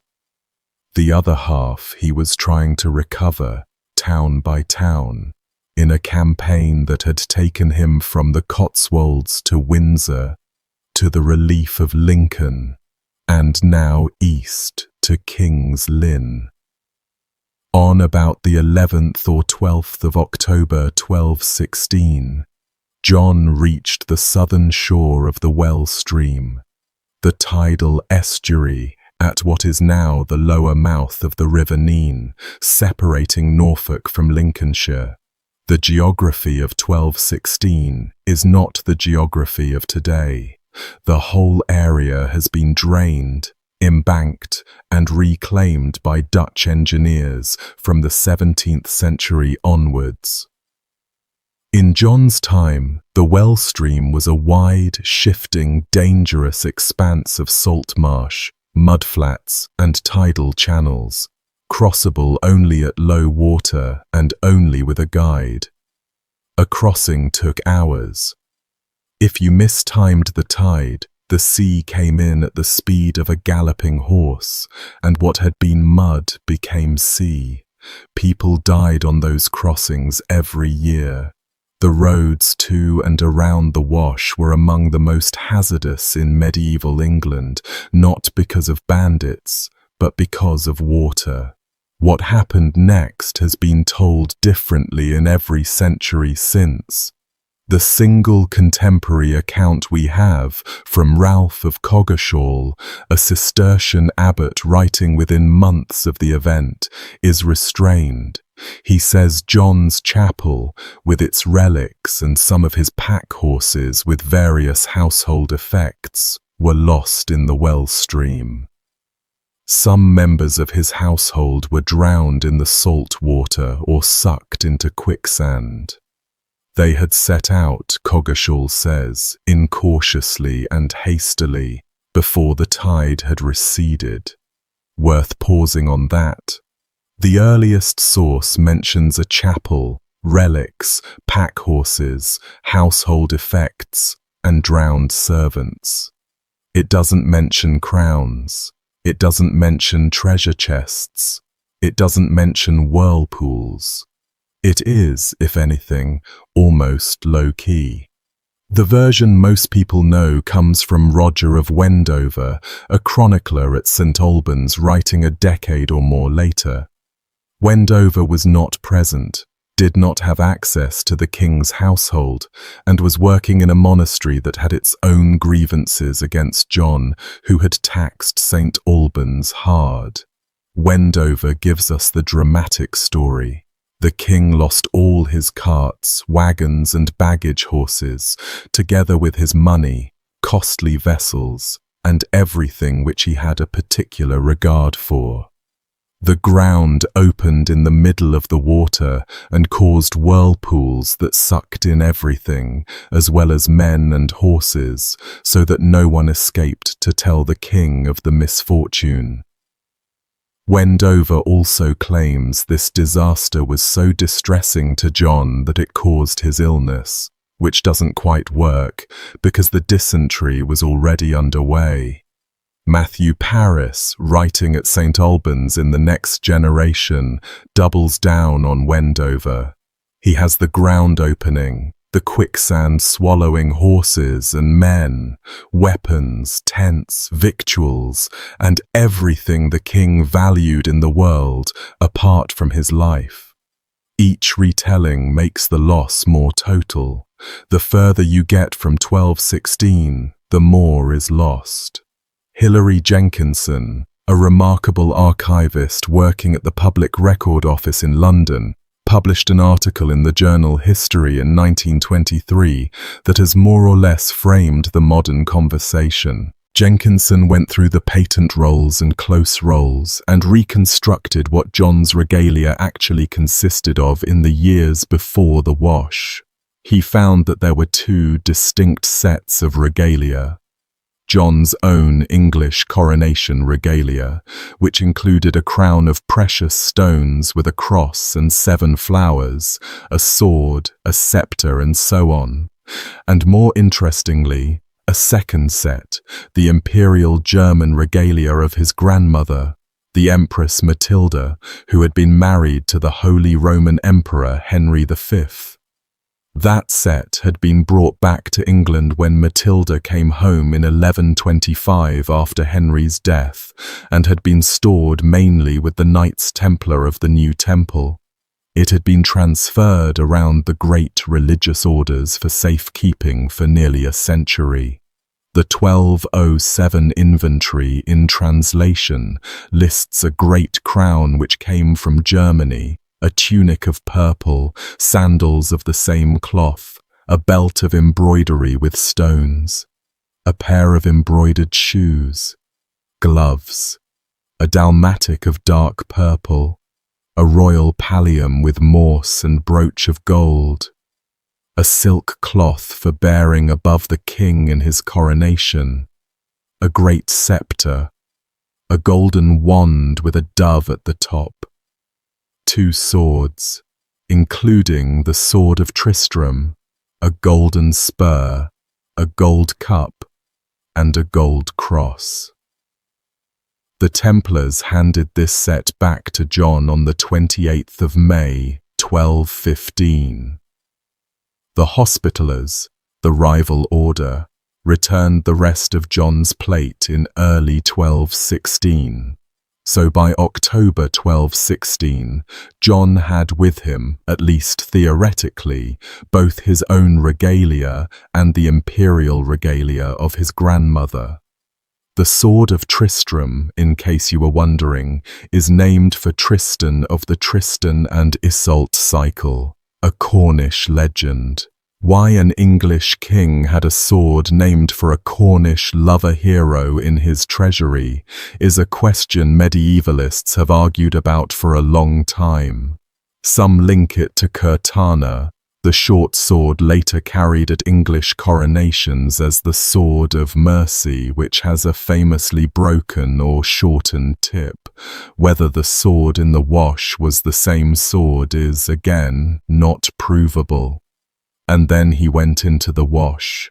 John himself probably did not go across the dangerous low-tide route. The reconstruction by the antiquary W.H. St. John Hope in 1906, still broadly accepted, has the king taking the longer, safer inland route via Wisbech, crossing the bridge over the well stream there, while his baggage train took the direct low-water passage, possibly between Walpole Cross Keys and Long Sutton, a sand crossing of about 4.5 miles.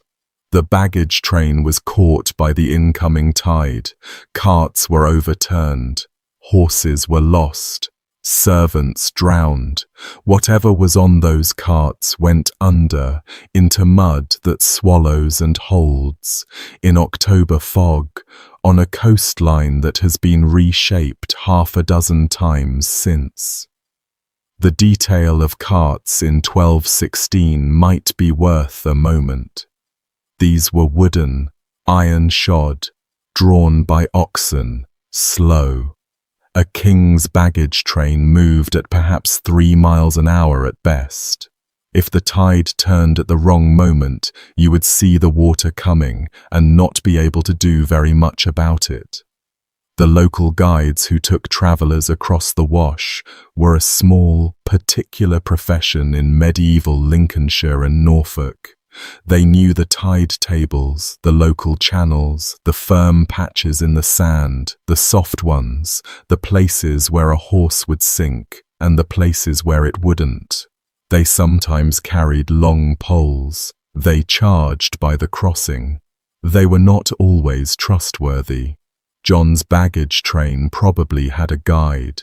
The contemporary sources do not name him, do not record his fate. If he survived, he never wrote about it. If he didn't, he went down with the carts. The story, in the version we have, is missing the one person who could have told it properly. John reached the Lincolnshire side. He was already very ill. He pushed on through Swineshead Abbey, where legend insists he had a supper of unripe peaches and new cider that finished him off, and then to Newark Castle. The peaches and cider story is dismissed by modern historians, but it survives because it's the kind of detail people remember. He died at Newark on the night of the 18th or 19th of October 1216, attended by William Marshal, the Earl of Pembroke, the most distinguished knight in England, who would now have to hold the kingdom together for John's 9-year-old son. John dictated a brief will in his final days, appointing 13 executors, including Marshal, asking to be buried at Worcester. He was buried at Worcester Cathedral in front of the altar of St. Wulfstan, an Anglo-Saxon saint, to whom he had a personal devotion. His effigy, made about 16 years later, is the oldest surviving royal effigy in England. It shows a man with a thin moustache and very tired eyes. His final days at Newark are described in a few short passages in the Chronicles, none of them especially detailed.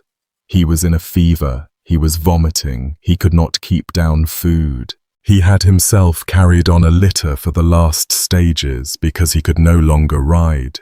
The abbot of Croxton, who had some reputation as a physician, was sent for.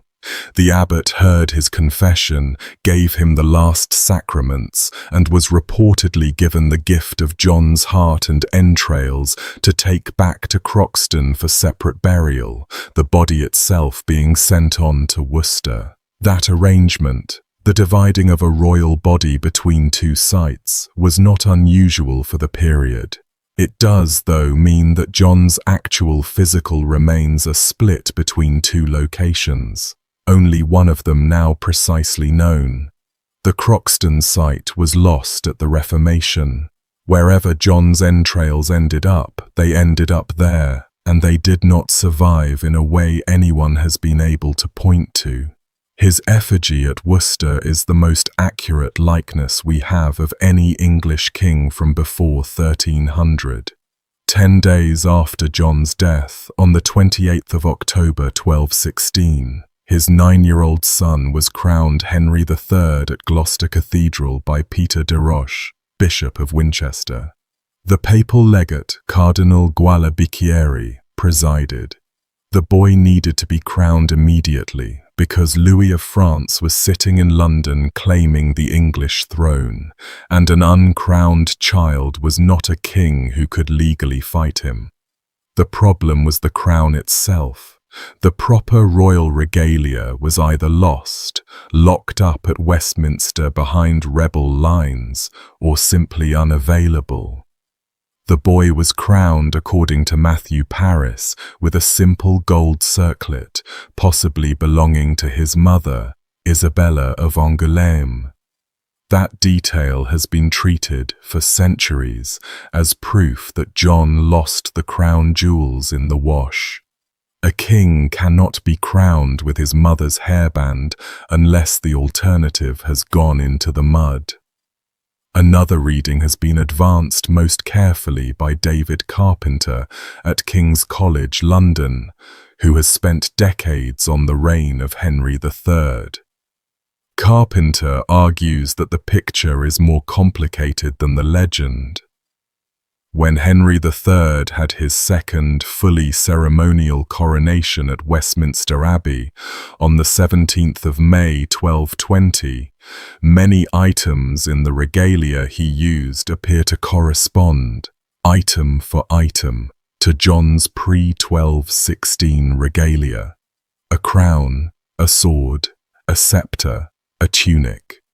Carpenter's conclusion, very simplified, is that a great deal of John's regalia must have survived, either because it had been left at Westminster Abbey, or with the Templars, or because some of it was recovered. The one item that has never reappeared, that has no place in any later inventory, is the great German crown of Empress Matilda. That, and most likely the sword of Tristram, and probably some of the more portable plate. The legend of the lost crown jewels, in other words, is partly true. Some royal treasure went into the wash, but probably not all of it, and probably not in the spectacular volume the legend imagines. Even so, the legend has been irresistible for treasure hunters. The most serious attempt was made in the early 20th century by a company called Fen Research Limited, headquartered at Dovecote Farm in Walpole, St. Peter, financed by an American named J.R.H. Boone of Baltimore, and including on its board the young Mortimer Wheeler, then keeper of the London Museum, and not yet the public archaeological face he would later become on television. Fen Research used a device called a magnetic variometer to detect buried iron and other materials. They found nothing of John's. More recently, in 2016, archaeologists dug at Tid St. Giles. In March 2024, ahead of the construction of a solar farm at Walpole Marsh, the West Norfolk and Kings Lynn Archaeological Society undertook a much larger excavation. They found medieval pottery and some agricultural debris. They didn't find a crown. In 2015, the BBC reported that the archaeologist Ben Robinson had used LiDAR to model the 13th century estuary, since the river has been canalized since John's time. The geography has shifted so much that even if anything survived, It might now be under farmland, 3 miles inland, 20 feet down, under silt and clay. There have been amateur metal detectorists working the area for decades. They mostly find Roman coins. What people forget, looking at the legend, is what shifting silt actually does to a buried object over 800 years. The wash deposits about a centimeter of fine silt a year on its inner margins. That means anything that went under in 1216 is now buried under, roughly, 8 meters of compacted clay and mud, in a landscape that has been ploughed for centuries on top of it. The bog environment is anaerobic, which preserves iron in unusual conditions and destroys silver and gold in others. A gold crown might survive intact. A silver chalice might be largely gone, leaving only a stain.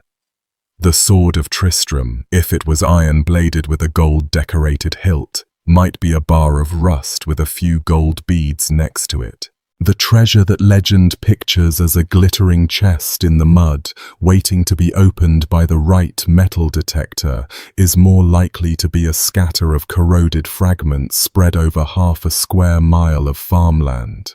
None of them obviously royal, none of them obviously medieval to a casual finder, indistinguishable from the agricultural debris of 800 years of fenland life.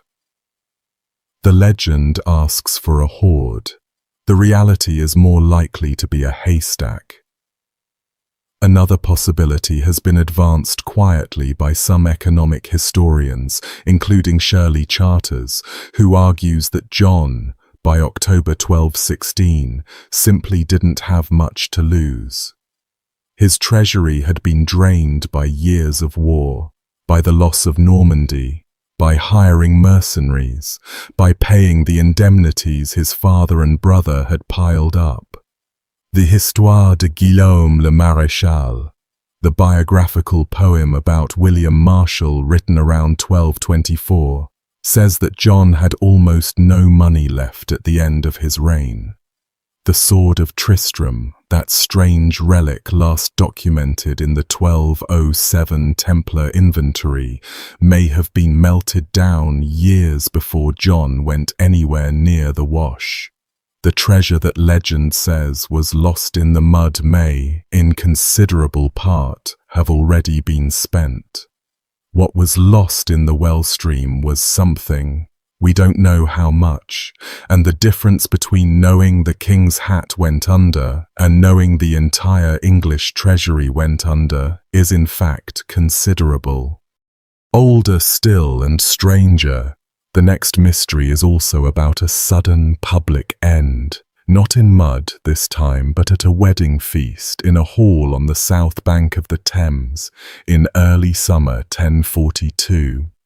The king involved is Harthacnut, the last Danish king of England. He is 24 years old. He is at the wedding of one of his most senior officials. He is, by all accounts, drinking heavily. He raises a cup, or he stands to drink with the bride's father, and he falls. He falls hard. He never speaks again. He dies that day. The Anglo-Saxon Chronicle says, simply, that he died as he stood at his drink. He fell suddenly to the earth with an awful convulsion, and those who were close by took hold of him, and he spoke no word afterwards, but expired on the 6th day before the Ides of June. To understand what was happening in that hall, you need to know who Harthacnut was. His father was Knut the Great, the Danish warlord who had conquered England in 1016, married the widowed Queen Emma of Normandy, and ruled England, Denmark, and at times Norway, in a kind of brief North Sea empire. Knut was, by the standards of his moment, an unusual man. He went on pilgrimage to Rome. He gave generously to English churches. He sponsored the cult of Anglo-Saxon saints.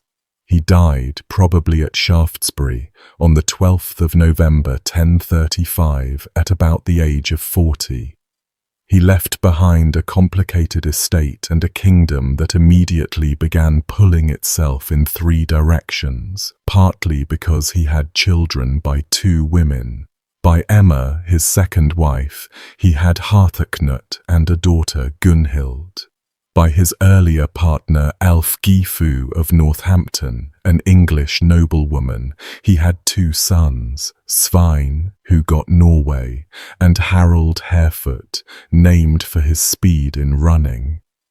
The status of Ælfgifu was contested, since Knut had married her in the older Danish style of handfasting rather than in a Christian ceremony.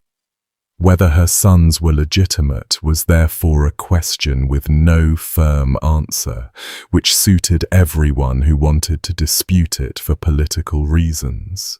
Knut's English line had to be decided by force.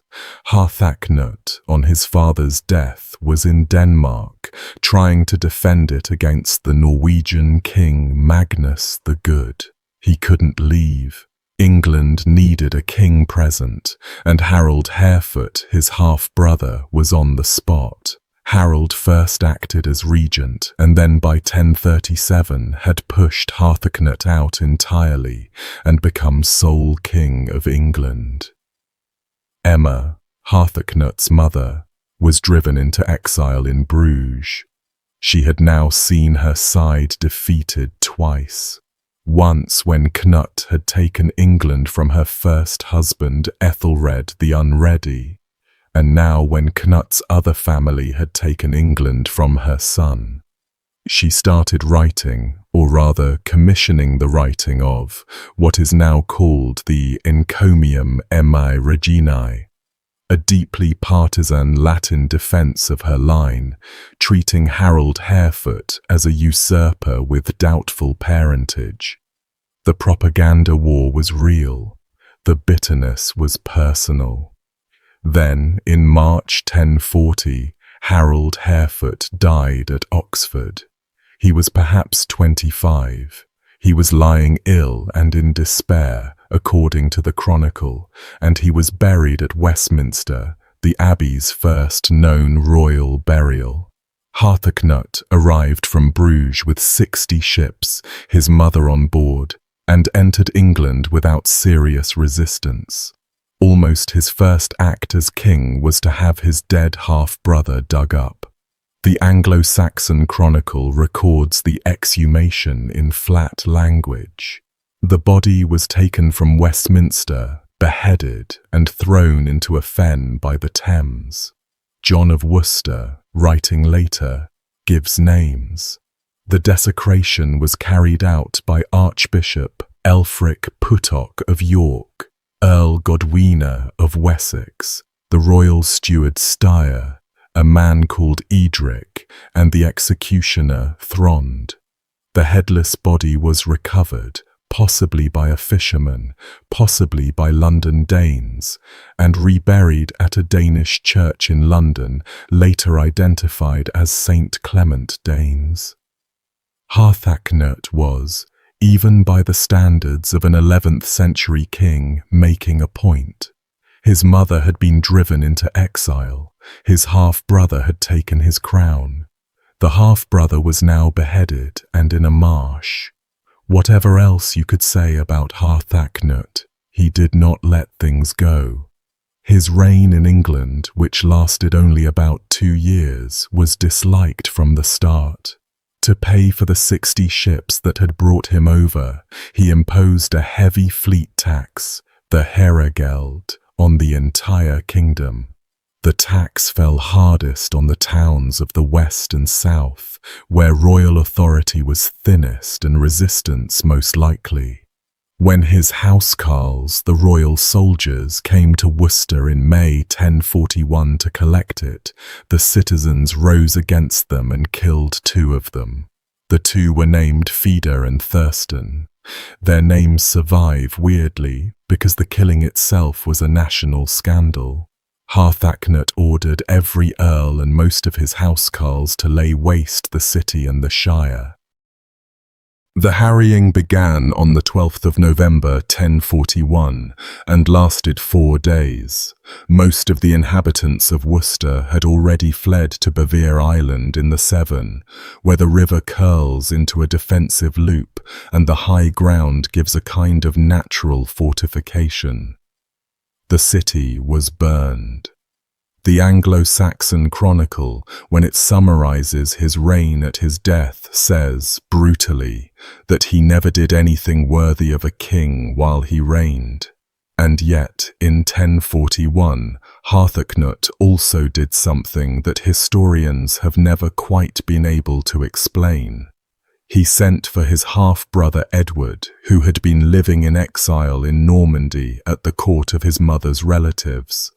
Edward was about 38, the son of Emma and her first husband Ethelred the Unready, a man who had been out of England most of his life. Harthacnut brought him home, swore him in, and according to some sources received him as co-king or designated heir. Why a 23-year-old king with no apparent reason to plan his succession would do this is unclear. Some historians, including Ian Howard, have suggested Harthacnut already knew he was ill. He may have had some kind of wasting condition, perhaps tuberculosis, perhaps something else, and may have been quietly arranging his affairs while he could. Other scholars argue Edward was brought back as a peace offering to the English nobility, who were increasingly tired of Danish rule. Both readings are possible. The honest answer is we don't know. On the 8th of June 1042, Harthacnut attended the wedding of Tovey the Proud, one of his senior officials, to Geitha, the daughter of another senior official, Osgod Clapper. Both Tovey and Osgod were stallers, the royal officials who managed the King's Hall and his standard. Tovey was Danish by name, a former standard-bearer of Knut, holder of Reading, and the founder of Waltham Holy Cross, a monastery on the Lee where, decades later, Harold Godwinson would be buried. Osgod Clapper was the father of the bride. The wedding was held at Lambeth, on the south bank of the Thames opposite Westminster. It was Tovey's wedding, with Osgod hosting. The simplification you sometimes see, that it was Osgod Clapper's wedding, is technically wrong but not far off. They were both there. The king was there.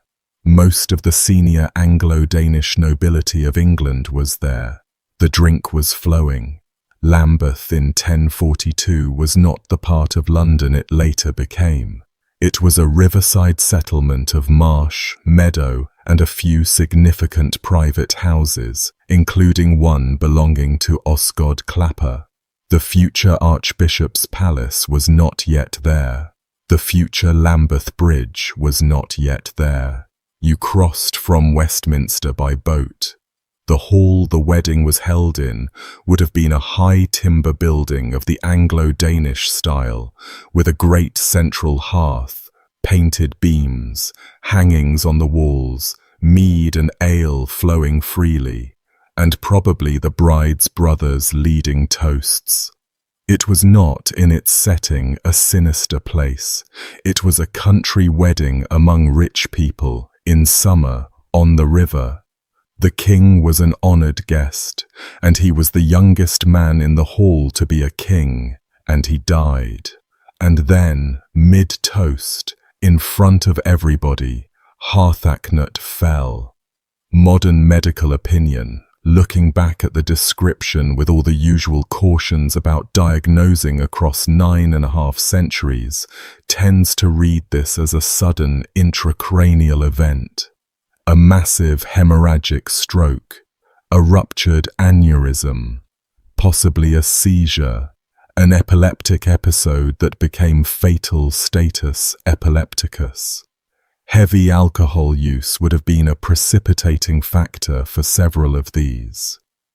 A long-standing speculation about poisoning has been mentioned by Sten Kerner in his 1964 book on the period, since Edward the Confessor was the obvious beneficiary, but no contemporary source supports it, and Edward was not the kind of figure who arranged that kind of thing. What the chronicle actually describes, in the language of someone who saw it or spoke to someone who did, has the specific texture of a real medical event. The fall is sudden. There is convulsion. He cannot speak. People around him take hold of him, the way people do instinctively when someone collapses, and he does not recover. He simply expires, in the older sense of the word, his breath running out. There is no death speech, there is no last sacrament rushed in, no reported conversation, no request that we know of for a priest. For a Christian king in the 11th century, this is itself unusual enough to be remarked on. Kings were supposed to die ceremoniously, with attendants, with last words, with arrangements made. Harthacnut died the way ordinary people died, in a hall full of slightly drunk wedding guests, with no one able to stop it. It's also worth thinking about the wider pattern. Cnut died around 40. Harold Harefoot died at perhaps 25. Harthacnut died at 24. Svein, the brother who ruled Norway, died young in Scandinavia. Knut's English line was, in the space of 7 years, simply gone. Michael Evans, in his book The Death of Kings, notes that several pre-conquest English kings died young after short reigns, including Edmund, Edred, Edwig, Edmund Ironside, and now Harthacnut. Whether the cluster around Knut's family represents a specific hereditary condition, a cardiac defect of some kind, or whether it's just the standard high mortality of medieval royal men, all of whom drank heavily and rode aggressively and fought often, is impossible to say from the evidence we have. What we can say is that Harthacnut was buried at the Old Minster in Winchester beside his father. Emma, who had now buried 2 husbands and most of her sons, gave to the new minster, for the repose of his soul, the head of Saint Valentine the Martyr, a relic she had apparently been carrying with her. She herself outlived all of them. She died in 1052 at Winchester, having been Queen of England twice, mother of 2 kings, and the most politically formidable woman in 11th century England. Before Harthacnut was even buried, the people in London chose his half-brother Edward as king. The Danish royal house in England ended in that hall at Lambeth. The Anglo-Saxon house came back briefly for the 24 years of Edward the Confessor's reign, and then ended in turn at Hastings, with another Harold, in another field, in another autumn. Harthacnut's bones, beside Knut's, sat undisturbed at Winchester for 6 centuries, until, during the Civil War in 1642, parliamentarian soldiers entered the cathedral, tipped out the medieval mortuary chests of the pre-conquest kings, including Knut, Emma, Harthacnut, and William Rufus, and threw them on the cathedral floor. Whoever could be gathered up was gathered up. They were placed back into 6 chests, in a jumble, and they remain there. There is, as I record this, ongoing osteological and DNA work at the University of Bristol on those mortuary chests, trying to sort out which bones are which. It's possible in the next few years we'll know more about what Harthacnut's body actually looked like. Whether we'll ever know what killed him at that wedding is a different matter. Even older, and the last of these five, the oldest mystery on this list, takes us back to Wessex in the autumn of 899, to the death of a king most people in England can name, and very few people in England can find. Alfred the Great, the man who held the English part of the British Isles against the Danish invasions of the 9th century, who burned the cakes, who paid the Danegeld, who codified the laws, who translated Boethius into Old English, who founded what became the English Navy, died on the 26th of October, 899, in his 51st year. Where his bones are now, nobody can quite say. The Alfred most modern English people picture is, more or less, a Victorian invention. The great bronze statue in the centre of Winchester, the one with the raised sword and the wide stance, was put up in 1901 to mark 1,000 years since his supposed death, with the date deliberately wrong because 19th century historians had miscalculated. By the time the corrected date was clear, the statue had been ordered and unveiled. Tennyson wrote about him. G.K. Chesterton wrote a long poem about him. School textbooks used him as the founding figure of England as a national idea. The Victorians took a king who had been moderately respected in the medieval period, given a Latin biography by Asser in his lifetime, mostly ignored in the centuries after conquest, and turned him into a national father. The bones, by the time of the statue, had been gone for over a century, scattered by Georgian builders. Nobody knew where they were. The statue went up on the high street anyway, because what you do with a national father is build him a statue, regardless of whether you can find him. He had been a curious figure in his lifetime. The fifth son of King Ethelwulf of Wessex, he had not been expected to rule. He had been sent on pilgrimage to Rome as a small child and met the Pope. He had grown up in the shadow of older brothers who all died ahead of him. By his early 20s, he was the only surviving son of his father's line. He suffered throughout his life from a chronic illness that the chronicler Asser describes in extraordinary, possibly exaggerated detail, an illness that flared up at his own wedding and dogged him through campaigns, conferences, and the long winters in the Athelney marshes. He was a reader. He had a circle of foreign scholars at court. He treated the keeping of laws and the production of books as a royal responsibility on a level with fighting the Danes. By the time he died, he had reorganized the English defences around fortified burhs, created a navy, made an arrangement with the Danelaw that mostly held, and arranged the succession for his son Edward the Elder in a way that worked. People in his lifetime did not call him Alfred the Great. The epithet came in later.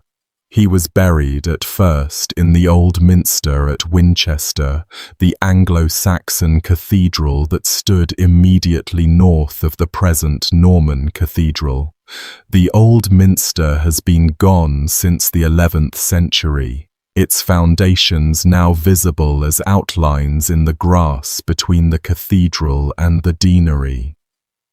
By 903, Alfred's son and successor, Edward the Elder, had consecrated the new minster, which Alfred had begun planning before his death.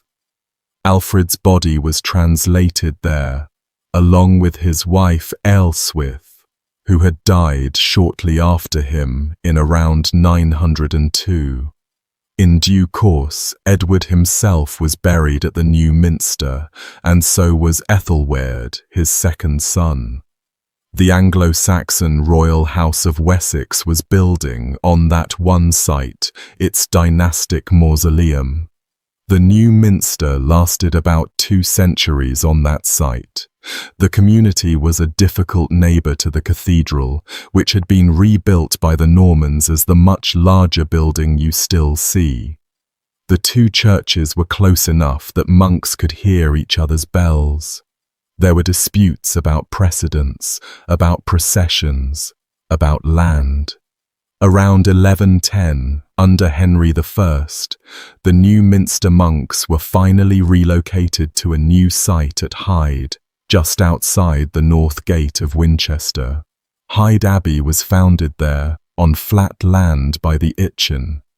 The royal remains, Alfred, Ealhswith, Edward the Elder, his sons and the rest, were translated again to graves before the high altar of the new Abbey church. That was the 3rd move. It was meant to be the last. Hyde Abbey lasted until the 20th of April 1539, when it was dissolved under Henry VIII. The conventual buildings were demolished, the stones sold off, the bells melted down. The royal graves, by surviving accounts, were left in situ. Henry VIII may have been many things, but he understood that disturbing the graves of Alfred the Great was beyond what even he could politically risk. For 2.5 centuries afterwards, the site sat as a ruined field, with farm buildings on parts of it and the great church reduced to grass-covered foundations. Cattle grazed where the chancel had been. The line of the nave was traceable as a low rise in the turf. Then, in 1788, the county authorities decided to build a bridewell, a county house of correction, on the site. The work involved digging foundations, and the labour was largely supplied by convicts. The men who broke through the royal graves were the prisoners who would be locked up inside the building they were constructing. The Catholic priest Dr. John Milner, a serious antiquary and later vicar apostolic of the Midland district, visited the site at the time, and his account of what he saw is among the most distressing things you can read about Anglo-Saxon archaeology.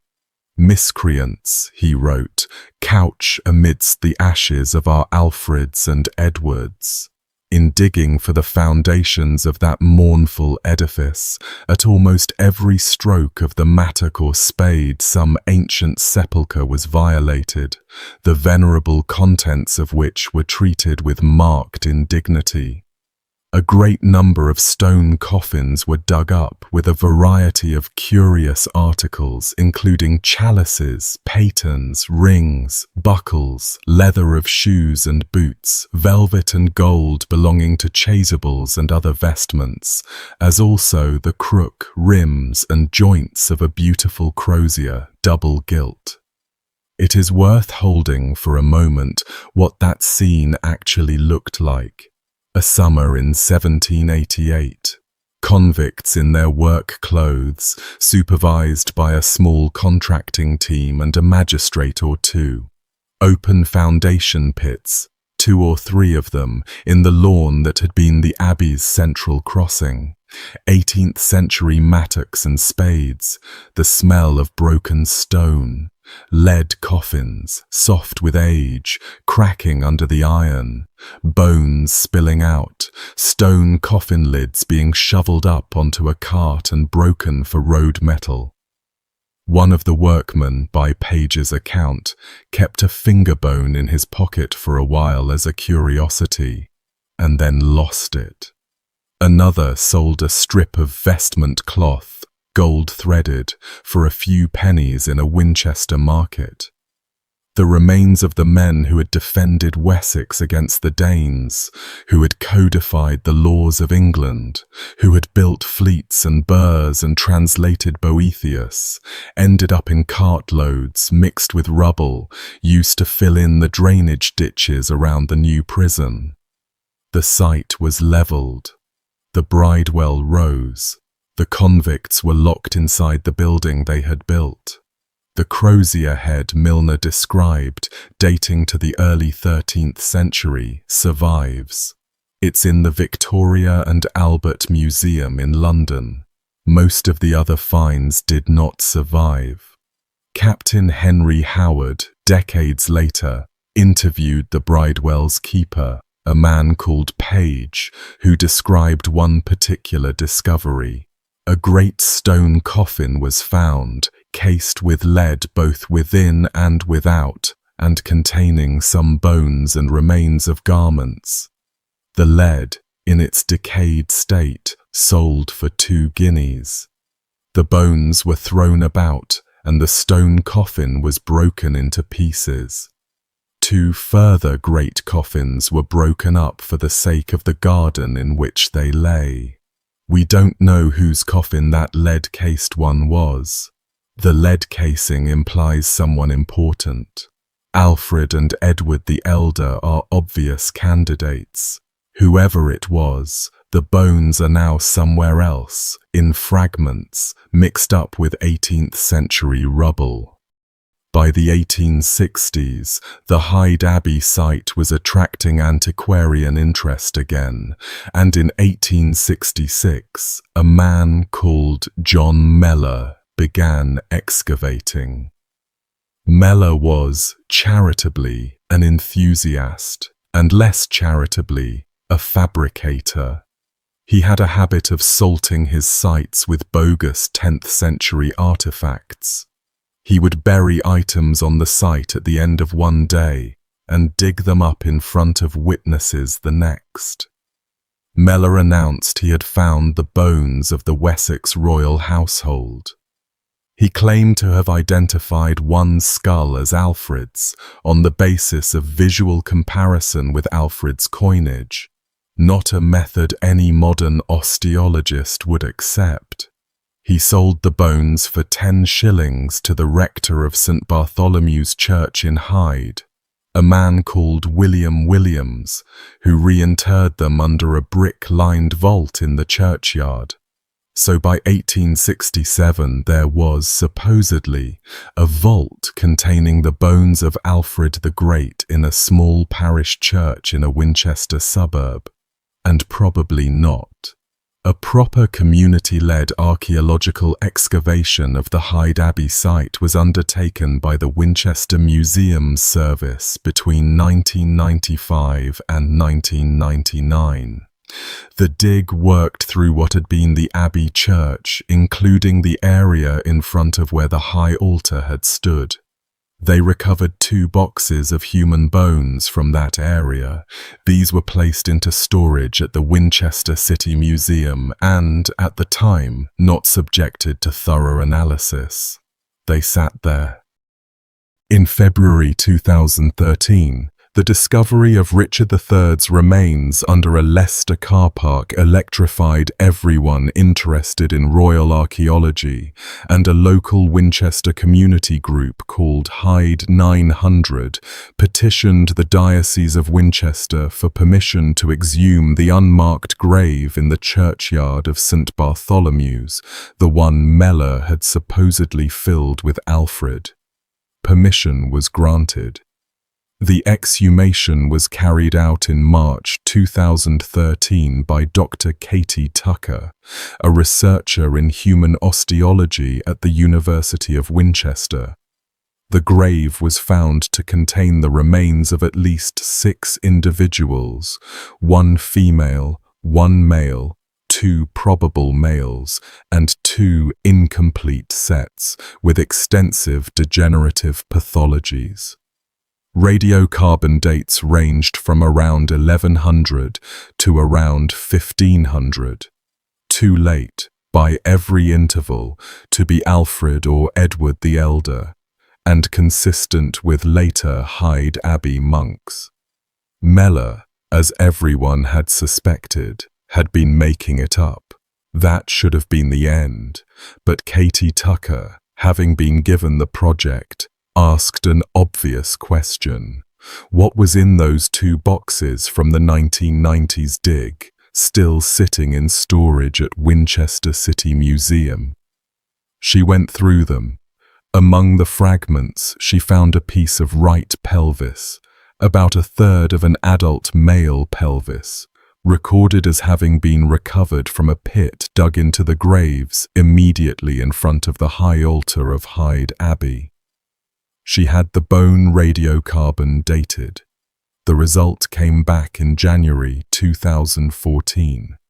The bone was dated to between 895 and 1017. The osteological analysis established that it belonged to a man aged between 26 and at least 45 at death. Given the dating, the male identity, the age range, and the location, the plausible candidates were Alfred, his son Edward the Elder, or his other son Ethelwerd. Historical evidence places only Alfred and Edward's coffins at the high altar. Tucker, careful in her phrasing at the press conference and in the resulting BBC Two documentary, said the discovery of the bone in a pit dug into the graves in front of the high altar made it far more likely that it came from either Alfred or Edward the Elder. Dr. Nick Thorpe, head of the Department of Archaeology at the University of Winchester, said the department was extremely excited to have been able to plausibly link this human bone to one of these 2 crucial figures in English history. The BBC Two documentary aired on the 21st of January 2014. The story made the front pages briefly until the news cycle moved on. Hyde 900 began regular open weekends, with volunteers digging trenches in the cloister area. The pelvic bone went back into storage. There were quiet discussions about whether DNA analysis was possible. The bone is fragmentary. The Wessex line at this remove is biologically very distant. Comparison material is hard to come by. The work is on hold. It's still in that careful state. The bone in Winchester. A third of a male pelvis found in a pit, in the rubble in front of where the high altar once was, from a building that was demolished in 1539 and built over with a prison in 1788. Probably Alfred, possibly Edward, almost certainly one of them. Not provable by DNA without comparison to a known descendant, and the Wessex line at this remove is, for all the family trees, biologically distant. Further excavation at Hyde Abbey has been mooted, with Professor Martin Biddle, the doyen of Winchester archaeology, named in connection with possible future work. Hyde 900 has continued to dig in the cloister area in recent years. The community group's volunteers still go down with trowels into Winchester clay every season. The work at Hyde now is the kind of thing that doesn't make headlines. A small group of trained volunteers, with permission from the diocese and the council, opening neat 1-meter trenches in the cloister grass over a long weekend, drawing up sections, photographing finds, putting the turf back. They have relocated most of the cloister walls. They have found medieval floor tiles, sections of carved Romanesque stonework, the foundation lines of the chapter house. They have not so far found a second royal bone. The chance that they will is real but small. Most of the high altar area is now under a quiet residential street called King Alfred Place, with terraced houses on either side, and you cannot dig under terraced houses. The bone they have in its drawer in the museum may be the last piece of Alfred anyone ever holds. Most of the other early Anglo-Saxon royal tombs are also lost in one way or another. Alfred's father, Ethelwulf, was buried first at Steyning and then translated to Winchester, and his bones are presumed to be somewhere in the mortuary chests at the cathedral, which, as we said earlier with Harthacnut, were jumbled by parliamentarian soldiers in 1642. Alfred's brother Ethelred, who died fighting the Danes before Alfred became king, lies at Wimborne Minster, somewhere under the floor of the church, in a grave that has never been precisely located. Ethelstan, Alfred's grandson and the first king of all England, was buried at Malmesbury Abbey. His 14th century tomb is still there, but the bones have not been inside it for a long time. Edmund Ironside, the great defender against Canute, was buried at Glastonbury in a tomb destroyed at the Reformation. None of them have been found. Most of them probably never will be. Standing in the grass at Hyde now, on a quiet afternoon in spring or summer, with the city traffic muffled by the trees and the modern building of the Hyde 900 Centre on one side and a few ruined fragments of Norman wall on the other, you can stand on the rough line where the high altar used to be. There are plaques. There's a little garden, 20 feet under you. Somewhere in the disturbed Georgian clay, there is probably more of what we're looking for. A piece of pelvis the size of your palm, sitting in a museum drawer half a mile away in Winchester, came from down there, brought up in a box in the 1990s, and read properly only 20 years later. The rest of him, whichever him it is still around, most likely under the lawn, most likely missed by the prison contractors, by Mellor, by the 1990s dig, by everyone. A river in southern Turkey, on a hot June afternoon in the year 1190, gives up the body of the most powerful man in Europe. The water there is not deep. In some places it barely reaches a grown man's waist. And yet the old emperor is face down in it, his armor or his wet clothes dragging him, and by the time the knights closest to him understand what is happening, Frederick I, Holy Roman Emperor, the man the Italians would one day nickname Barbarossa for his red beard, is already gone. He has crossed half of Europe and most of Anatolia to reach the Holy Land. He has fought his way through mountains and ambushes and starvation, and he dies in a stream you could wade across without getting your shirt wet. His men do not know what to do with him. That part comes later, and it is honestly one of the strangest things you will hear today, because what they end up doing to his corpse is so far outside what we expect of grief that it has its own Latin name. We will get there. But first, hello, welcome in. Thank you for being here, and a real thank you to everyone who supports the channel and keeps these long ones possible. You make a genuine difference, and I don't say that lightly. Settle in. This is a long one, and it goes to some dark places. And before we get going properly, do me a small favor and let me know down in the comments where you're listening from. I love seeing it. Late night in a kitchen somewhere, a long drive, headphones on a train. Doesn't matter. Just tell me what corner of the world you're in. It always surprises me. Now, 5 medieval mysteries, and I mean genuine mysteries, the kind that still have historians arguing in footnotes and shaking their heads at conferences. A drowned emperor whose bones nobody can find. a holy sword that may or may not belong to the man whose name it carries.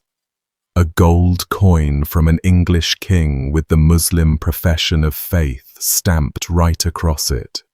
A 70-meter strip of embroidery that shows a man dying in a way nobody can quite agree on, and a fleet of ships that supposedly vanished off the coast of France with the treasure of a doomed holy order in the hold. Some of these are mysteries in the true sense. Real questions with answers we've simply lost and probably won't ever recover. Some of them are mysteries we more or less invented ourselves, took a thin scrap of evidence and built a cathedral of legend on top of it, and then half believed our own story until it became impossible to see the small fact buried underneath. Both kinds are worth our time tonight. We'll start with the Emperor in the River, because his is the one where the bare facts are mostly solid, and it's the human details around them, what his men did with him afterward, where he ended up, what people refuse to believe about his death, that turn out to be the strangest part. Frederick was already old by the standards of his century when he set out to die in that river. Born around December of 1122, he had been King of Germany since 1152 and Holy Roman Emperor since 1155, crowned by the Pope in Rome with all the ceremony that title demanded, though the coronation itself nearly turned into a massacre when the Roman crowd rioted and his men had to cut their way out of the city, leaving the streets full of dead before the new emperor had worn his crown a full day. He spent his life in the saddle and in argument. 6 separate campaigns down into Italy, trying to bend the rich, proud northern cities to his will, and the Italians fought him at every turn. In one of those campaigns, his army was gutted not by a battle, but by an epidemic. A sudden plague that swept through the German ranks outside Rome in the summer heat and killed thousands of his best men in a matter of days, so that he had to retreat north over the Alps with the survivors, a foretaste of how disease, more than swords, would eventually unmake his great crusade. He got beaten badly at Legnano in 1176 by the combined militias of the Lombard League, unhorsed in the fighting and briefly believed dead, a humiliation he never fully shook off. And he had Charlemagne dug up and declared a saint in 1165 and reburied the old conqueror's bones in a casket of gold and silver at Aachen, partly because tying himself to Charlemagne was good politics, the surest way to say I am the true heir of the first great emperor, and partly, you suspect, because Frederick genuinely saw himself as that kind of figure, the restorer of a vanished imperial glory. Hold that thought about Charlemagne's bones, by the way. It comes back in the next story in a way I find quietly grim. By the time Jerusalem fell to Saladin in 1187, Frederick was somewhere in his 60s, which in the 12th century made him an old man, a grandfather, a relic of an earlier age of kings. And he took the cross anyway. In March of 1188, in the cathedral at Mainz, at an assembly they called the Court of Christ, the old emperor publicly swore to go and take Jerusalem back. He had actually been on crusade once before, decades earlier, as a young man on the disastrous Second Crusade, so he knew exactly what he was signing up for. He'd watched a crusade fall apart with his own eyes. He knew the distances. He knew the heat, the disease, the way a great army turns into a column of dying men far from home. He went anyway. You can read that as faith or as stubbornness, or as an old man wanting one more great deed before the end, and probably it was all three tangled together. The army he gathered was enormous, or at least the chroniclers want us to believe it was enormous. You'll see numbers thrown around like 80,000, 100,000, 150,000. One account cheerfully gives 20,000 knights and 80,000 on foot. Medieval writers were not great with crowds, and a big number was a way of saying important rather than a real head count, so most historians today quietly bring that down to something like 15 or 20,000 fighting men, which is still one of the largest forces of the entire crusading era. He set out from Regensburg in May of 1189 and pointed the whole mass of them east, overland, the hard way, through the Balkans and Byzantine territory and into the teeth of Anatolia. The march was brutal long before the river. The Byzantine emperor, who was supposed to be a fellow Christian and an ally, treated Frederick's army like an invasion, which from a certain angle it was, and there was so much friction that they ended up signing a treaty at Adrianople in February of 1190, just to get permission to keep moving. Then came the crossing into Asia Minor, and the Turks, and the heat, and the hunger. The country they marched through had been picked clean, sometimes by the Turks deliberately, who knew that an army of that size would starve faster than it could be beaten. The Germans ate their pack animals. When the pack animals ran out, they ate the war horses, the expensive trained destriers that a knight valued almost like family. And a knight who eats his own horse is a knight who has run out of every other option. Men who fell behind the column were picked off by Turkish raiders who shadowed the army for hundreds of miles, harassing the edges, killing stragglers, never quite committing to a full battle, just bleeding the host a little more every single day. The water was bad. The sickness moved through the camp the way sickness always did in a crowded medieval army, dysentery and fever loosening men's bowels and burning them up, so that the line of march left a trail of shallow graves and unburied dead stretching back the way they'd come. There's a moment recorded where the army was so exhausted and demoralized, picking its way through that hostile, emptied country, that Frederick is supposed to have turned to his men and said something like, "Why do we hesitate? What is there to fear? Christ reigns, Christ conquers, Christ commands." Whether he said it exactly that way or a chronicler tidied it up afterward, that's the voice they remembered him in. The stubborn old man at the front, refusing to be afraid in a place that gave every reason to be. They won battles they had no business winning. At Philomelion in early May, then at Iconium, modern Konya, on the 18th of May, they fought a battle that should not have gone their way and won it, and then stormed the city itself and put much of it to the sword. The chroniclers describe the streets running with the dead, the savage sacking that crusading armies inflicted when they finally broke into a place after weeks of being hunted and starved.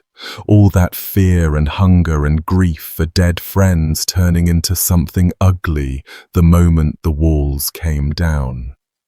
The road to the Holy Land was, for the first time in the whole nightmare campaign, starting to look open. Saladin, hearing that this immense German army was grinding toward him and could not be stopped, was genuinely frightened. He summoned his commanders and began tearing down the walls of his own coastal cities, Acre, Sidon, others, so that if Frederick reached them and took them, the Germans couldn't hold them against a counterattack.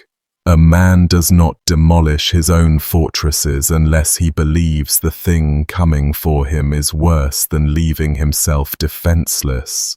That's the measure of the dread the old emperor cast ahead of himself across hundreds of miles he never reached. And then the river. The 10th of June, 1190. The army reached the Salef, which today is called the Göksu, near a town called Silifke, in the region the medieval writers called Cilicia. What happened next is where our sources stop agreeing with each other, and that disagreement is the whole reason this counts as a mystery rather than just a sad accident. The fullest account we have comes from a source usually credited to a man called Ansbert, though that name itself is a bit of a guess attached centuries later, and the text is probably stitched together from more than one eyewitness. In that version, the emperor, against the advice of the people around him, wanted to cool off in the river. He'd been baked by the Anatolian sun for weeks. He went into the water, lightly dressed, to swim or to bathe, and the current, stronger than it looked, took him. Another chronicler, Otto of Saint-Blasien, tells it differently. In his telling, Frederick was impatient, as he always was, and tried to cross the river on horseback to push the advance forward faster, and his horse lost its footing in the flow and threw him, and the water did the rest. Then you have Ibn al-Athir, the great Muslim historian, writing from the other side of the war, and he's blunt about it. He says the king went down to the river to wash himself and drowned at a spot where the water wasn't even up to his waist, and he adds, with the satisfaction of a man whose enemy has just removed himself from the board, that God saved them from the evil of this king. Which is it then, swimming or fording, lightly clothed or in armor? Did his heart simply stop in the cold mountain snowmelt after weeks of heat, an old man's body failing in the shock of it, and the drowning came after? The honest answer is that we cannot fully reconcile the accounts, and people have been trying for 800 years. There's a physical detail in there worth sitting with, though, because it makes the most sense of an old man dying in shallow water. The Salef in June ran off the mountains, and mountain rivers in early summer carry the melt of the winter snows, which means the water would have been shockingly, brutally cold even on a baking hot day. A man in his late 60s, sun-cooked and exhausted after months of starvation and disease on the march, plunging suddenly into that kind of cold, is a man whose heart can simply seize. The body goes into shock. The chest locks. He doesn't need deep water to drown after that. He only needs to be face down and unable to lift himself, in a current strong enough to keep him there, and a stream that came up to his waist would do it perfectly well. They all agree on the essentials anyway. Sudden, shallow, fatal. A man who had survived everything the journey could throw at him, undone in minutes by a stretch of water his own foot soldiers could have waded across without wetting their belts. The records don't let us stand on the bank and watch it happen the way we'd want to. They give us fragments, and the fragments don't fit. The men closest to him pulled him out, and by every account it was already far too late, the old emperor limp and gone, dragged up onto the gravel of a riverbank in a country none of them belonged in. What is not in dispute is what came next, and this is the part I promised you. They could not simply dig a hole and bury him where he fell.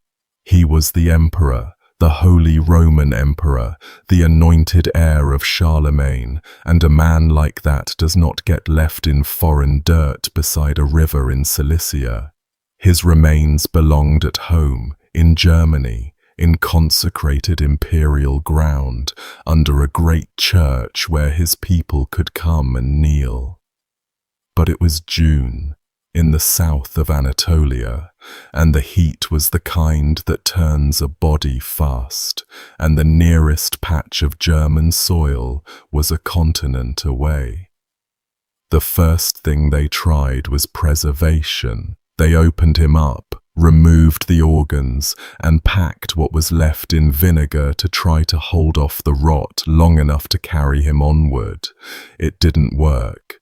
The decay had already taken hold, the flesh softening and going in the heat faster than any amount of vinegar could check.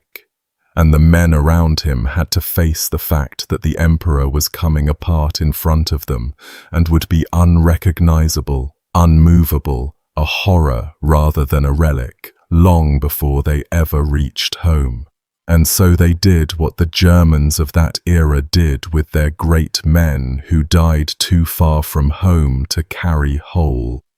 They boiled him. The practice had a settled name, the Mos Teutonicus, the German custom, and a 13th century writer named Boncompagno described it without flinching.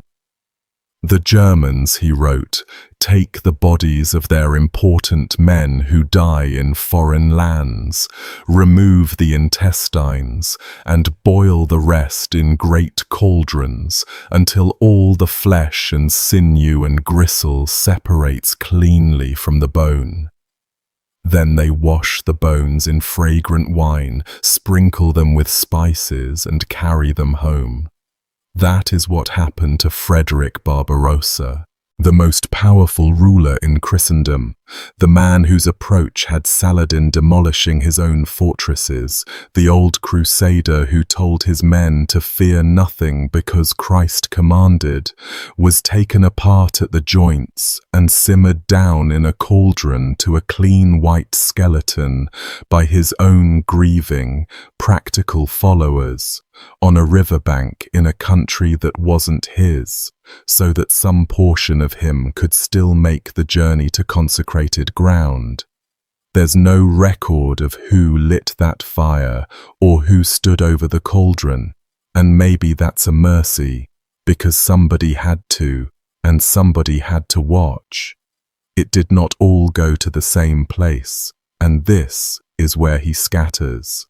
The boiled flesh, the soft remains that came out of the cauldron, was buried in the Cathedral of St. Peter in Antioch, a first grave for an emperor who was meant to lie in Germany. The bones, the clean white part they actually wanted to carry all the way to Jerusalem and lay in the holiest ground in the world, never came close to making it that far. The army that was carrying them fell apart long before Jerusalem, and most accounts have the bones ending up in the cathedral at Tyre on the Lebanese coast, set down in a city that wasn't the destination because the destination was never reached, and the heart and the inner organs, removed before the boiling the way the custom required, were laid to rest at Tarsus. So you end up with one man in 3 cities, none of them his own country, none of them the place he was trying to reach. His flesh in one church, his bones in another, his heart in a third. An emperor distributed across the eastern Mediterranean like a relic divided among shrines. And every one of those 3 cities was then or soon to be lost, fought over, shaken apart by earthquakes, sacked, rebuilt, conquered again. Nobody today can stand at a grave and say, "Here, this is Barbarossa," the way you can stand over almost any other emperor of his stature. The cathedral at Antioch that held his flesh was destroyed. The church at Tyre that held his bones is gone. In the 1870s, in the flush of German national feeling after the country was finally united into one empire, a historian and politician named Sepp got himself backed by Bismarck himself and led an expedition all the way to Tyre to find the old emperor's bones and bring them home in triumph to be enshrined in Cologne, a kind of national pilgrimage to recover a founding father. He dug, he searched, he found nothing at all. The bones of one of the best documented men of the entire 12th century, an emperor whose every campaign was written down, had simply dissolved into the rubble and the soil of 3 ruined cities, leaving the men who came looking for him 800 years later, standing in the dirt with empty hands. And the army he left behind fell apart almost immediately. You have to understand what his death did to the men standing around in that river valley. They had crossed the known world on the strength of this one old man's will. He was the reason. He was the proof, walking and breathing in front of them, that God wanted this, that the whole impossible journey would be vindicated at the end. And now God had let him drown in a creek without so much as a battle wound to show for it. No Saracen sword, no glorious last stand, just an old man face down in cold water on an ordinary afternoon. The effect on morale was total and immediate. Some of the Germans simply turned around and started the long walk home, abandoning the crusade on the spot, because the thing they'd come to do no longer seemed possible without him. Some, the chroniclers say, fell into a despair so complete that they took their own lives, unable to make sense of a God who would do this to them after everything, after the starvation and the dead friends and the 1,000 miles. Others lost their faith outright in their grief, and a few are even said to have abandoned Christianity altogether, which for a crusader is about as far down as a soul can fall. Then the sickness came, as it always did. Disease swept through the grieving, leaderless host as it staggered on toward Antioch and thinned the survivors further, fever and dysentery doing to the living what the river had done to the emperor. By the time the remnant reached Acre, where the rest of the Third Crusade was gathering for the great effort against Saladin, the immense German army of 15 or 20,000 had melted down to maybe 5,000 exhausted, mourning men, a third of what had set out, dragging the boiled bones of their emperor with them in a box. The German contribution to the crusade, the army that had Saladin tearing down his own city walls in fear of its approach, effectively died in that water with the old man who led it.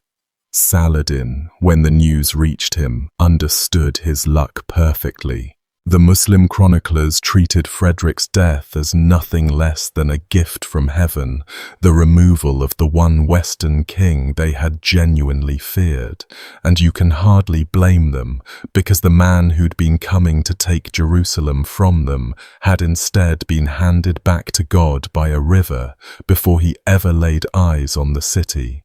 But people could not accept that he was simply dead.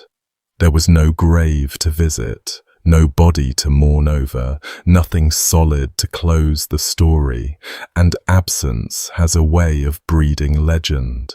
Over the centuries, a story grew up, originally attached to his grandson and then drifting onto Frederick himself, that the old emperor never died at all, that he sleeps deep inside a mountain in Germany called the Kyffhäuser, seated at a stone table, his great red beard grown long enough to wind around it or grow through it.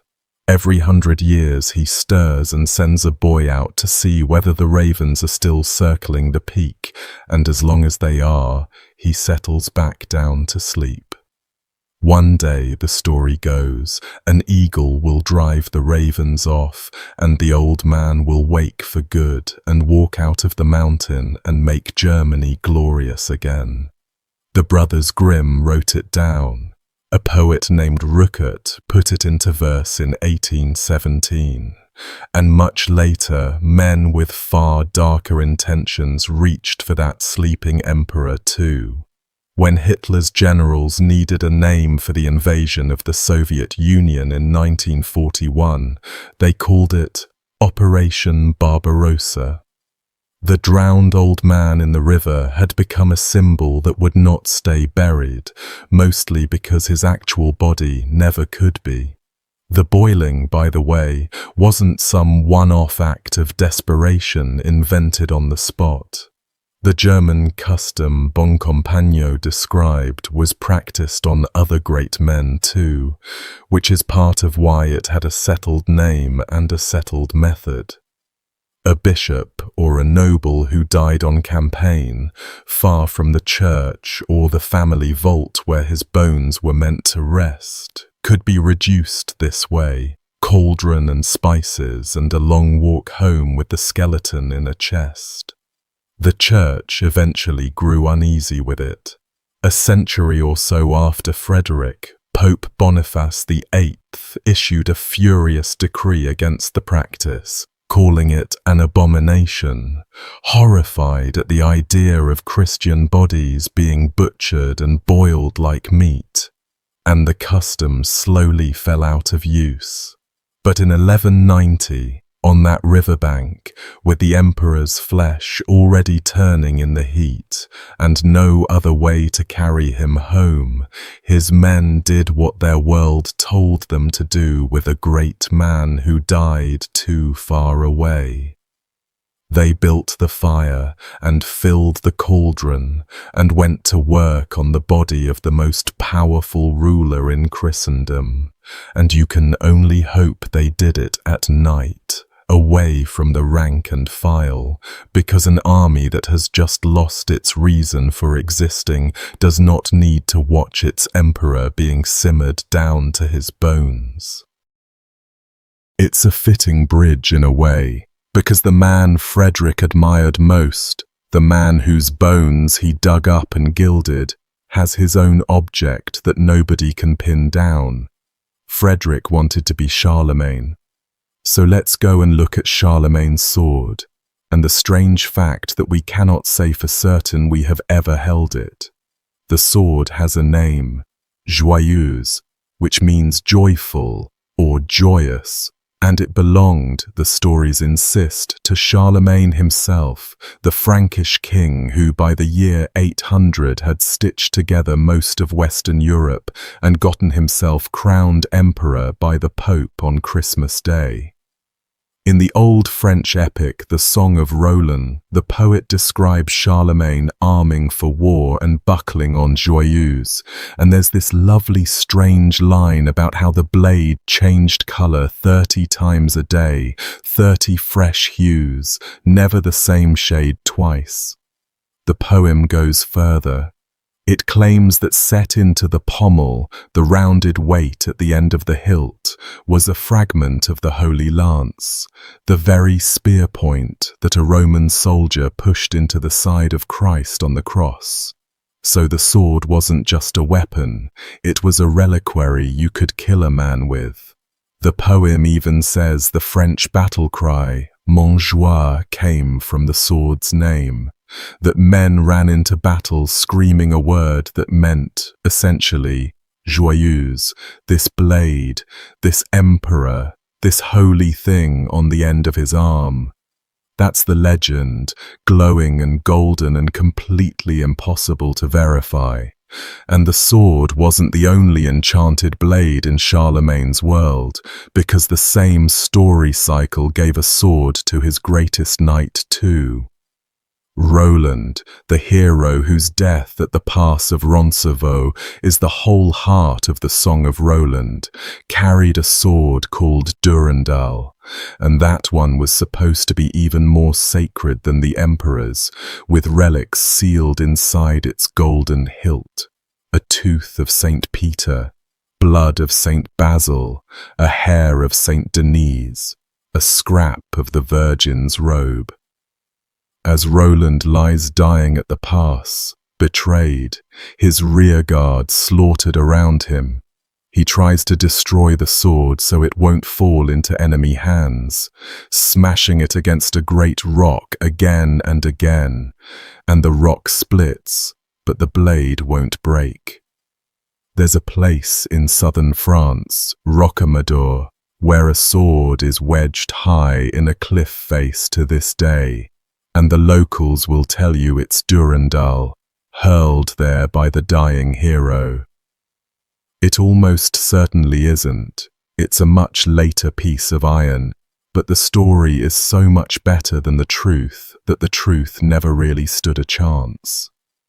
The point of all of it, Joyeuse and Durendal both, is that these men and their weapons were imagined as carrying pieces of God around with them, swords that were half reliquary, so that to swing one was to swing the saints. Now here's the object that's actually sitting in a glass case. In the Louvre, in Paris, there is a sword that has been called Joyeuse for centuries.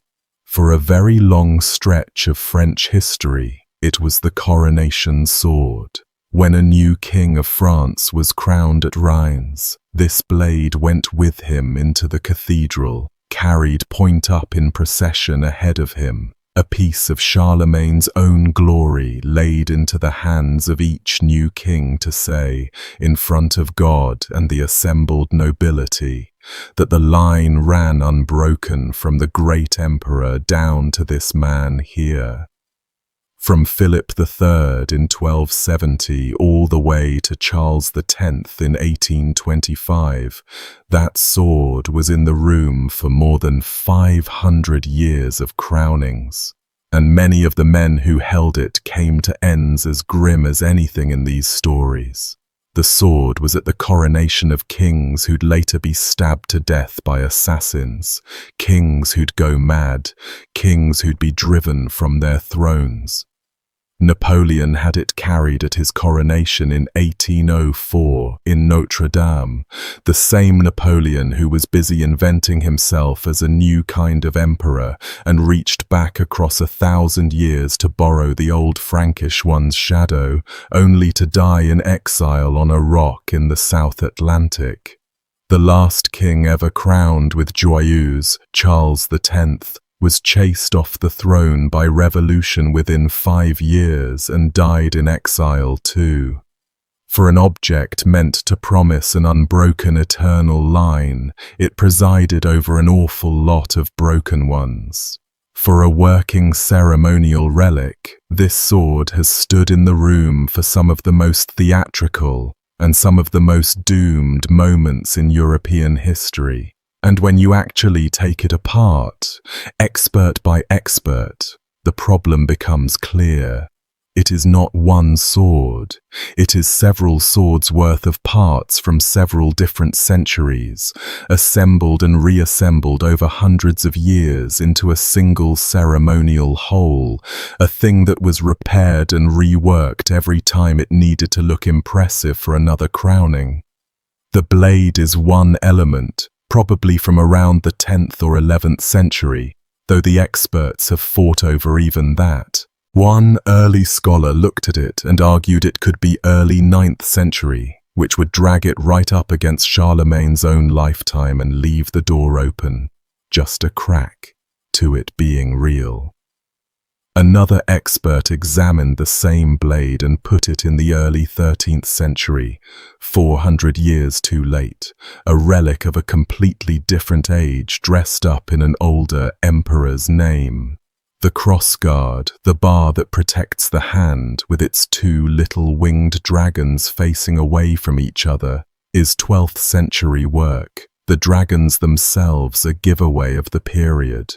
The pommel, the very piece the old legend insists held the fragment of the Holy Lance, is worked in a Scandinavian style and may actually be the oldest single part of the whole assembly, older than the blade it now caps. And on top of all that, some historians have argued that the genuine medieval blade was quietly removed and replaced with a copy back around the time of Napoleon's coronation in 1804, swapped out for safety or for show, so that even the metal you'd see today might be a 19th century stand-in for a medieval stand-in for a sword that probably never belonged to Charlemagne in the first place. Layers on layers, each one claiming to be the thing underneath it. Stand in the Louvre and look at Joyeuse, and you are looking at something genuinely old, genuinely precious, genuinely carried in the crowning of real kings for more than 500 years. You are almost certainly not looking at anything Charlemagne's hand ever closed around. The power of the object was never really about whether it was authentic.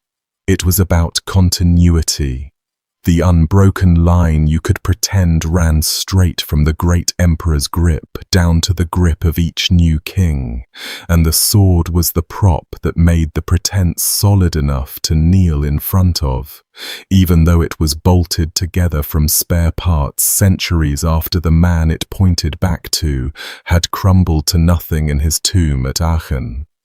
Which leaves the obvious question hanging. If the Louvre sword isn't his, where is the real one? And the honest answer is that nobody knows, and it's entirely possible there never was a single object we'd recognize as the sword. There's a second contender too, and it muddies things further. Over in Vienna, in the imperial treasury, the Schatzkammer, there's a curved blade traditionally called the saber of Charlemagne, and for centuries it was part of the imperial regalia used in the ceremony of making new kings at Aachen, the very city where Charlemagne is buried. The trouble is that when experts actually examined it, the saber turned out to be an Eastern European weapon, a curved cavalry blade of a type made by Magyar or steppe craftsmen, dated to the first half of the 10th century. Charlemagne died in 814. The man was over 100 years in the ground before that saber was forged. The story attached to it says that the Emperor Otto III recovered it around the year 1000 when he opened Charlemagne's tomb. And that scene, if any version of it is true, is genuinely unsettling. The chronicles say Otto, young and a bit obsessed with the great ancestor, had the vault at Aachen opened and went down into it, and found Charlemagne not laid out flat in a coffin like an ordinary corpse, but seated, enthroned, upright in death, dressed in his imperial robes, a crown on the skull, a scepter in the bones of his hand, the body nearly 200 years gone, and yet arranged to receive a visitor. One account says the fingernails had grown through the gloves. Otto is supposed to have taken something from the tomb, a tooth in some tellings, a piece of the regalia in others, and then sealed it back up. A living emperor robbing a dead one of relics because proximity to Charlemagne was its own kind of power. Whatever Otto pulled out of that vault, though, it was not the saber now in Vienna. The saber probably came into the treasure as war loot or tribute from the eastern frontier and got Charlemagne's name attached to it later, because a holy object needs a holy owner, and there was no holier owner to claim. Two swords, then, in two countries, both carried for centuries as Charlemagne's, and neither of them actually his. The real one, the sword the living emperor wore on his hip. If there ever was one single object we'd recognize as that sword, slipped out of the record somewhere in the long dark between his death and the first time anyone wrote down a description of a relic. What's left are these gorgeous composite stand-ins, the Paris blade bolted together from spare centuries, the Vienna saber forged by horsemen Charlemagne never met, swords that mean Charlemagne to everyone who looks at them without ever once having touched him, and the relic in the pommel, the splinter of the spear that opened Christ's side on the cross, that lives only in the poem, never in any object you could test. It's a beautiful thing to imagine, an emperor riding into battle with a fragment of the crucifixion sealed in the hilt of his sword, the holiest wound in Christianity carried on the arm of the holiest king in the West.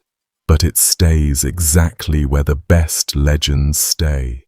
Just on the far side of proof, close enough to ache for and too far to ever quite hold. From a sword that pretends to a holy relic, we go to a small disc of gold that pretends to be something it very much is not.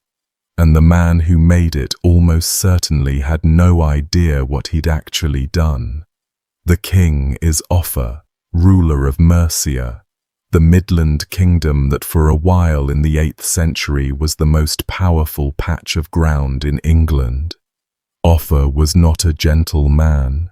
He held his power the way ambitious men held power in that century, with a hard hand and a long memory, and the Anglo-Saxon Chronicle records one episode that tells you what he was capable of.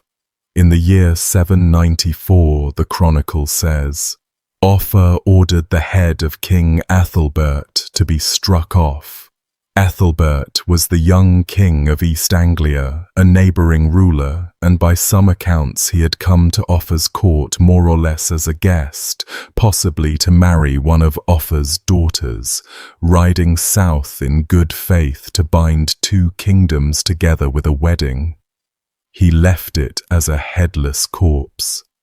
The later legends that grew up around the killing got lurid in the way these stories do.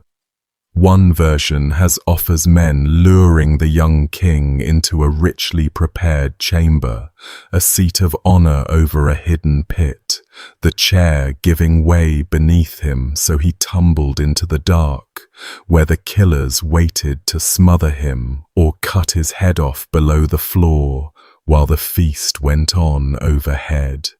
Whether any of that machinery is real or just the embroidery of horrified monks writing generations later, the bare fact in the Chronicle is bad enough. A guest king, come to marry into the family, beheaded under his host's roof. It is, as far as historians can tell, the only time one Anglo-Saxon king is recorded executing another reigning king like that.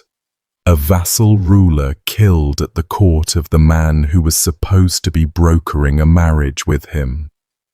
Later writers tried to soften the blame by pinning the treachery on Offa's wife, Sinethryth, casting her as the schemer who whispered the plan into the king's ear. But the order, in the end, was the king's. Ethelbert was later treated as a saint and a martyr, his shrine drawing pilgrims at Hereford. The murdered young man transformed by the people who remembered him into something holy, which is often what happens to the innocent dead of a powerful man's reign. There's a grim little coda to it too. When Offa's own son and heir, Ecgfrith, died after barely 140 days on the throne, the scholar Alcuin, who knew the family well and corresponded with it, wrote that the boy hadn't died for his own sins, but for the blood his father had spilled to clear the path for him.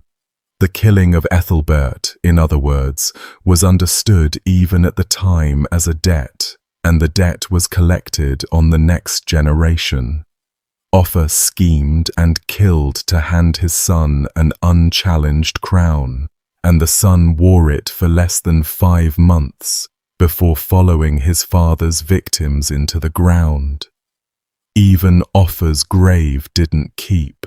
He was buried at Bedford, and a later chronicler claimed the river there flooded its banks, broke into the tomb, and carried the old king's bones away, so that the man who had a guest beheaded under his own roof ended up, like Barbarossa, without a resting place anyone could find. This is the man who minted the coin. Around the year 774, Offa's moneyers struck a gold piece, and at first glance it's a beautiful object, dense with elegant Arabic script flowing around both faces. Look closer and it gets strange. The Arabic is a near-exact copy of an Abbasid gold dinar, the standard coin of the Islamic Empire centered on Baghdad, specifically a dinar of the Caliph al-Mansur, dated to the Islamic year 157, which lands around 773 or 74 in our calendar. The Arabic on Offa's coin includes the Shahada, the Islamic declaration of faith, the words that there is no God but God, and that Muhammad is the messenger of God. The central statement of Islam, copied onto a coin struck for a Christian Anglo-Saxon king who had probably never met a Muslim in his life. The ambition behind a thing like that makes more sense once you remember who Offa measured himself against. His great contemporary across the channel was Charlemagne, the same Charlemagne whose sword and tomb we were just standing over, and the two men corresponded as something close to equals, which tells you exactly how high Offa rated himself. They negotiated a marriage between their children at one point, and when Charlemagne suggested his son should marry one of Offa's daughters, Offa shot back that fine, but only if his own son could marry one of Charlemagne's daughters in return, an answer so presumptuous that Charlemagne reportedly took offense and closed the channel ports to English traders for a while in irritation. This was a king who would not be looked down on by the most powerful man in Europe.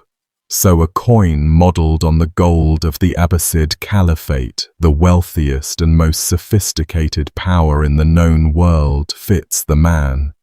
Offa wanted his money to look like it belonged on the same shelf as the great currencies of the age, the coins that moved through the markets of Baghdad and Cairo and the whole rich South, because that was the company he believed he kept. And then, stamped right into the middle of all that flowing Arabic, in plain Latin letters, are the words Offa Rex, Offa, King. Placed there upside down, sideways to the Arabic, jammed in without any sense of how it related to the words around it. The man who cut the die clearly could not read a single character of what he was copying.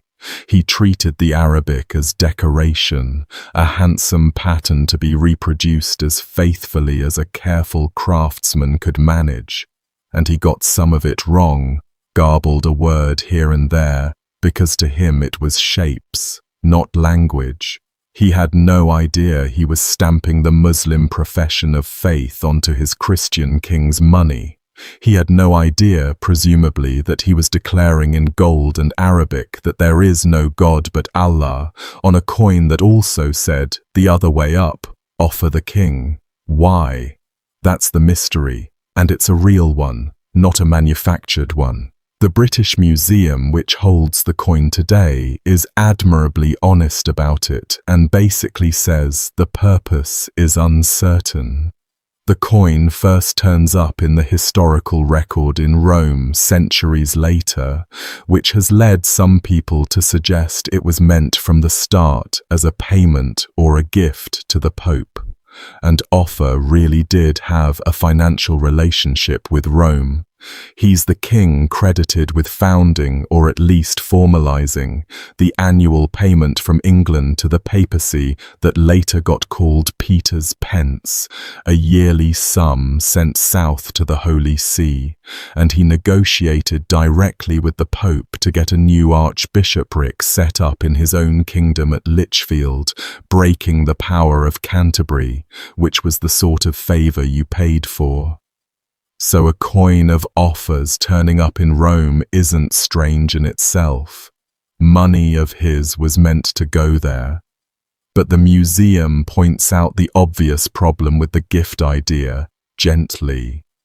It is very hard to imagine a Christian king deliberately choosing to send the Pope, of all people, in the holiest city in the Western world, a gold coin that announces in clear Arabic that there is no God but God, and Muhammad is his messenger. You do not hand the head of the church a coin proclaiming the creed of Islam, not on purpose, not if you understand what it says. So the gift theory runs straight into the words on the metal, and it can only survive if you assume nobody on the English end could read those words, which, as it happens, is exactly what the rest of the coin tells us. The likelier explanations are less dramatic and more human. Islamic gold dinars were, in that century, the most trusted and widely circulated gold coinage across the whole Mediterranean world, struck to a reliable weight and a reliable purity, accepted from Spain to the edges of Asia.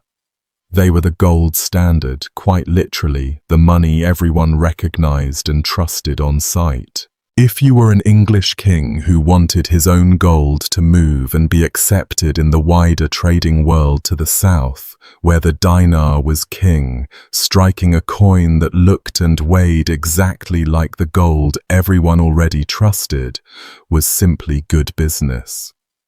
The Arabic, to Offa and his people, wasn't a statement of faith at all.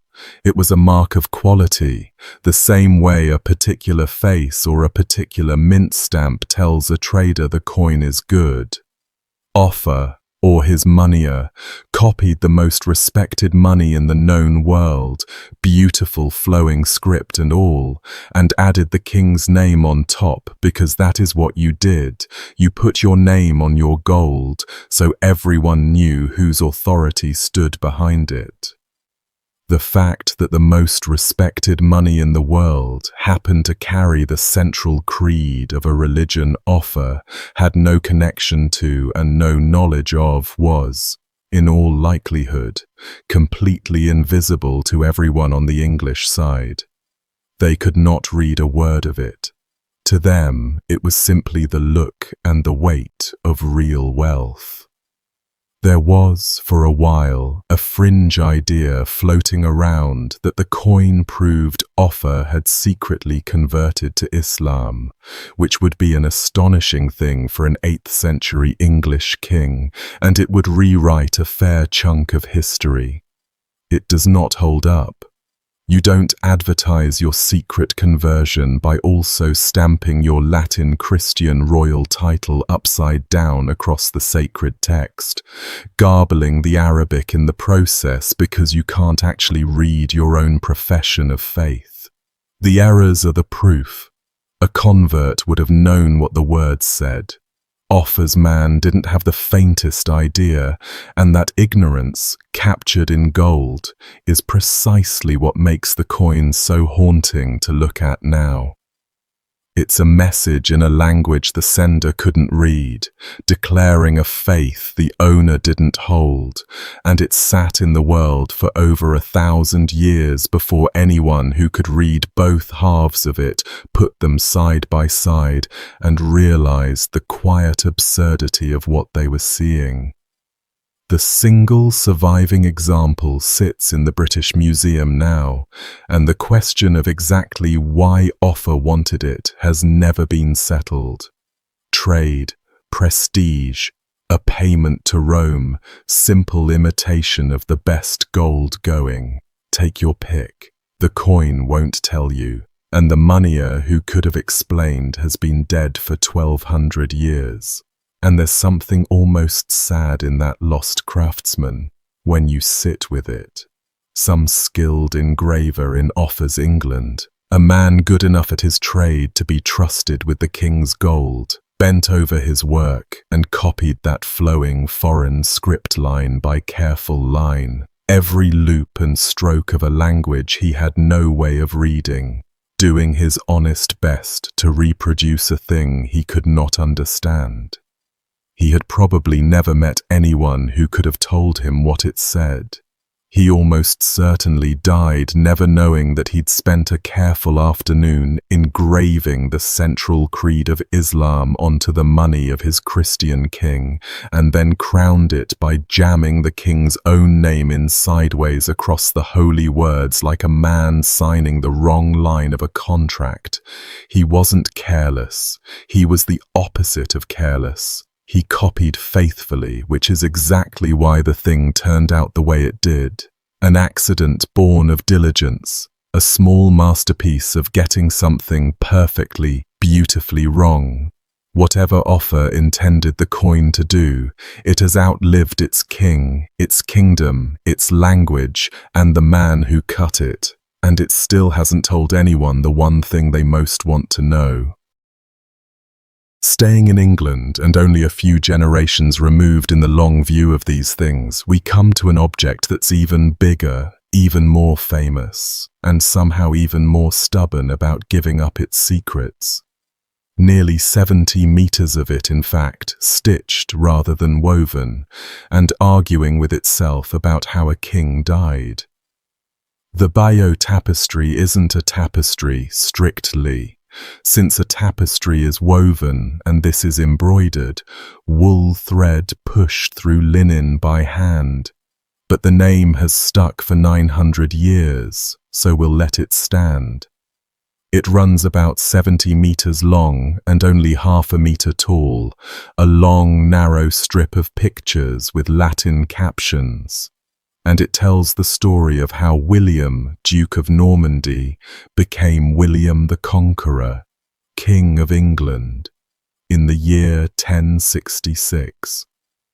The Norman Conquest, the Battle of Hastings, the arrow, the horses, the dead piled in the borders. It is one of the most important objects to survive from the entire medieval world, a comic strip 8 centuries before comic strips, and almost everything about how and why it was made is contested. Start with who ordered it, because even that isn't certain. The leading idea points to Bishop Odo of Bayeux, who was William the Conqueror's half-brother and a thoroughly worldly churchman, the sort of bishop who turns up on the battlefield swinging a club because, technically, a man of God isn't supposed to shed blood with a blade, and a club beats a man to death just as dead as a sword does.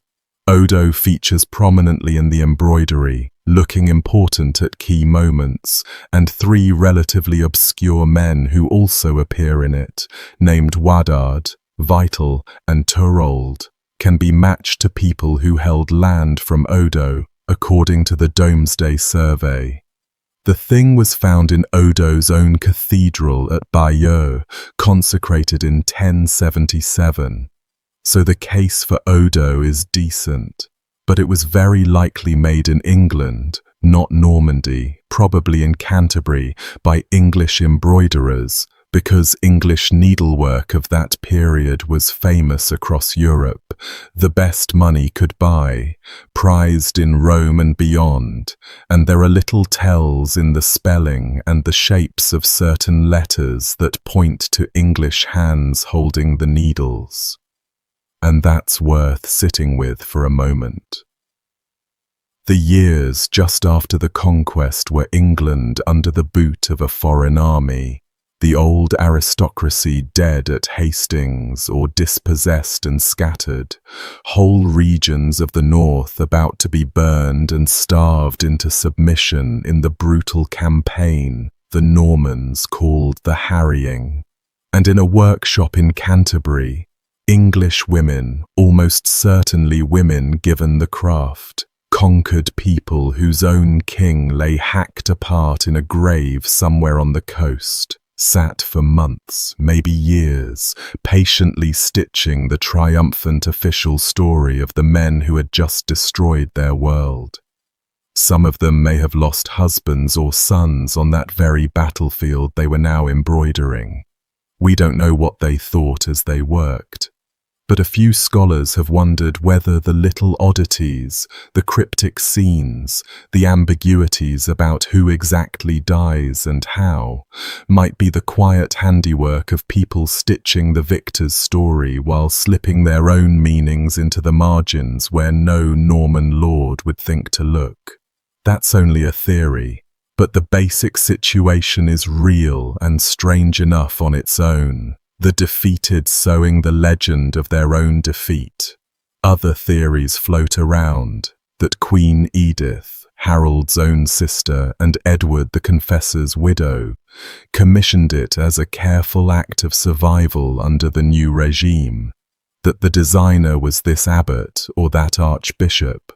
And a recent study even argues the whole thing was meant to hang in a monastery's dining hall and be read like a moral lesson by the monks while they ate in silence. Nobody can prove any of it to the exclusion of the rest. Then there's the death of King Harold, and this is the one that seeped into popular memory more than any other single moment in the whole thing. Before we get to the arrow, though, sit for a second with what the lower border of the tapestry actually shows during the battle, because that strip along the bottom is where the makers let the horror out. For most of the 70 meters, the borders are decorative, little animals and fables and patterns running along above and below the main story. But once Hastings begins, the bottom border fills up with the dead and the dismembered, severed heads, lopped off limbs, men stripped of their armor by looters, naked corpses being robbed where they fell, a figure bending to pull the mail shirt off a dead man, because good mail was expensive and the dead had no further use for it. The main band shows the cavalry and the shield wall and the famous moments, but underneath, the embroiderers stitched what a real battle actually leaves on the ground, which is a field of broken bodies and the people who come afterward to take what's left. October the 14th, 1066, was a single day of fighting that ran from morning until dusk. And by the end of it, the English shield wall on Senlac Hill had been ground down, and Harold's housecarls, his sworn personal guard, lay dead in a ring around their king, having done exactly what they swore to do, which was to die where he died rather than leave him. And the death of the king is the moment everyone knows. Harold Godwinson, the last crowned Anglo-Saxon King of England, took an arrow in the eye at Hastings and died. And that's why you'll see him in 100 illustrations clutching at a shaft sticking out of his face. The tapestry seems to show it.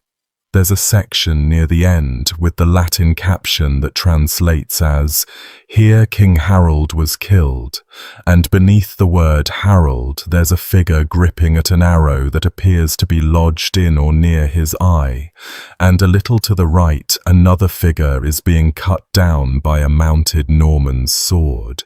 So far so clear. Except it isn't clear at all, and the more closely people have looked, the worse it's gotten.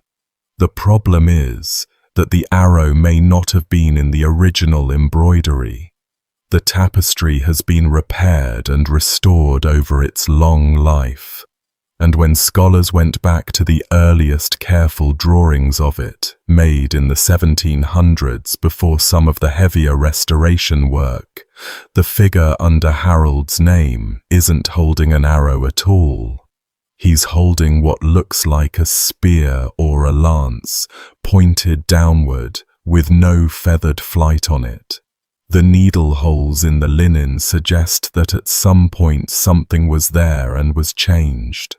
An artist named Stothard, copying the tapestry in the early 1800s, seems to have looked at the marks and the legend everyone already knew and connected the dots into an arrow, and later restorers, working from his interpretation, may well have stitched the arrow in to match the story rather than the other way around. The fletching on that particular arrow doesn't match the fletching on any of the other arrows in the whole work, and the shaft bends at an unnatural angle to reach the figure's eye. None of that proves there was never an arrow, but it means the single most famous death in English medieval history might rest, at least in its visual form, on a restorer tidying an image to fit a tale. And the written sources don't rescue us either. The earliest account of Hastings we have, a poem called the Carmen, written very close to the event, doesn't mention an arrow at all. It says Harold was set upon by a group of Norman knights, 4 of them, who cut him down together and then went to work on the body in a way the poem describes in detail that's hard to read. One drove a lance through the king, one cut off his head, one opened his belly with a spear, and the 4th, the line says, hacked off the king's thigh, or by some reading something more deliberately obscene, carried away as a trophy. Whether William himself was one of the 4 is argued about, but the picture the poem paints is of a king not just killed but dismembered, taken apart by hand on the hill where he fell. And that created a genuinely grim problem afterward. When the fighting stopped and someone needed to find Harold's body among the heaped dead to do something with it, the corpse was so mutilated, so stripped and broken and mixed in with the other slain, that they couldn't identify the king by his face. The story that comes down to us is that they had to send for a woman, Edith Swanneck, Harold's longtime companion, the mother of several of his children, because she alone knew his body intimately enough to pick it out from the marks on it that only a lover would know. She walked the field of the dead, turning over bodies, until she found the man she'd shared her life with reduced to pieces in the mud, and identified him by signs on his flesh. The arrow in the eye only shows up in writing decades later, in the 12th century, in chroniclers like William of Malmesbury and Henry of Huntingdon. And there's a real possibility the arrow detail caught on partly because of a medieval idea that a man who broke a holy oath deserved to die by a blow to the eye, a fitting punishment for a perjurer. Harold had, the Normans insisted, sworn an oath to support William's claim, and then broken it by taking the crown himself. An arrow through the eye of an oath-breaker is almost too neat, morally. It reads like a sentence rather than an accident, so we're left genuinely unsure. Was Harold the man with the arrow, or the man being hacked down by the horseman, or were those 2 figures both meant to be him, the same king shown twice in sequence, first struck and then finished? Did an arrow ever touch his eye at all, or did a legend grow a shaft and then reach back across centuries and embroider itself into the cloth? The tapestry, which should be our best witness, turns out to be an unreliable one, edited by the very people who loved it. The end of the tapestry is missing too, and that absence is its own small mystery. The strip stops abruptly, in mid-flight really, with the broken English forces fleeing the battlefield and Norman riders cutting down the stragglers. Whatever came after, the aftermath, the conqueror's march on London, the submission of the surviving English lords, and almost certainly the great closing scene of William crowned at Westminster Abbey on Christmas Day of 1066, is simply gone, lost off the end. An estimated few meters of embroidery torn or rotted or cut away at some point in the centuries since. And that lost coronation scene would have carried its own grim irony if it survived, because the real coronation that Christmas was a small disaster. When the crowd inside the abbey shouted out their acclamation of the new king, the Norman guards posted outside, not understanding the English and French voices roaring at once and fearing an ambush, panicked and set fire to the surrounding houses. So William was crowned King of England in a half-empty church, while the city burned outside the doors and people fled the smoke, the new reign beginning in fire and confusion. Whether the tapestry showed any of that, or tidied it into something triumphant, we'll never know, because the maker's final word frayed away to nothing a long time ago, and every ending you've ever seen stitched onto it is a modern guess. Some of the strangest things in the tapestry, though, aren't the famous bits at all. They're in the quieter scenes and down in the borders, and they're strange because the people who made them clearly knew exactly what they meant, and we have completely lost the key.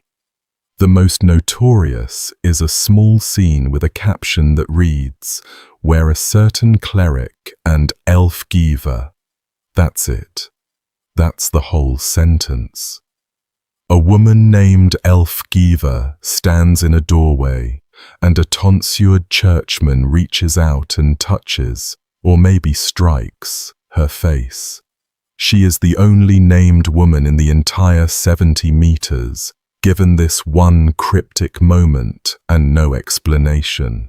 And directly below her, in the border, there is a naked man, crouched, genitals exposed, mirroring the pose of the cleric above him. For a long time, in polite reproductions, that little naked man was simply edited out, painted over, left off the copies, because nobody quite knew what to do with him. What is going on in that scene is one of the great unanswered questions of the whole object. The contemporaries who first saw it would have understood the reference instantly. It was clearly a scandal, a piece of gossip so well known it needed only a name and a gesture to call it to mind. The way you might today just say a single surname and a knowing look and everyone in the room gets it. But the gossip died with the people who knew it, and we are left staring at a woman, a clergyman's hand at her face, and a naked man squatting beneath her, with no idea what story binds them together. Scholars have spent the better part of 3 centuries trying to identify her, and the strongest single guess points to a woman named Ælfgifu of Northampton, who had been the first consort of King Knut, the Danish king who ruled England a generation before the conquest.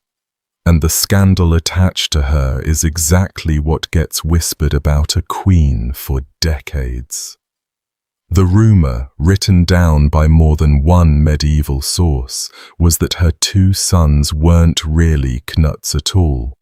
One chronicle claimed that one boy was actually the child of a priest, smuggled into her bed and passed off as royal, and the other the son of a workman, a labourer, brought in the same way because she couldn't produce a true heir and didn't want to lose her position.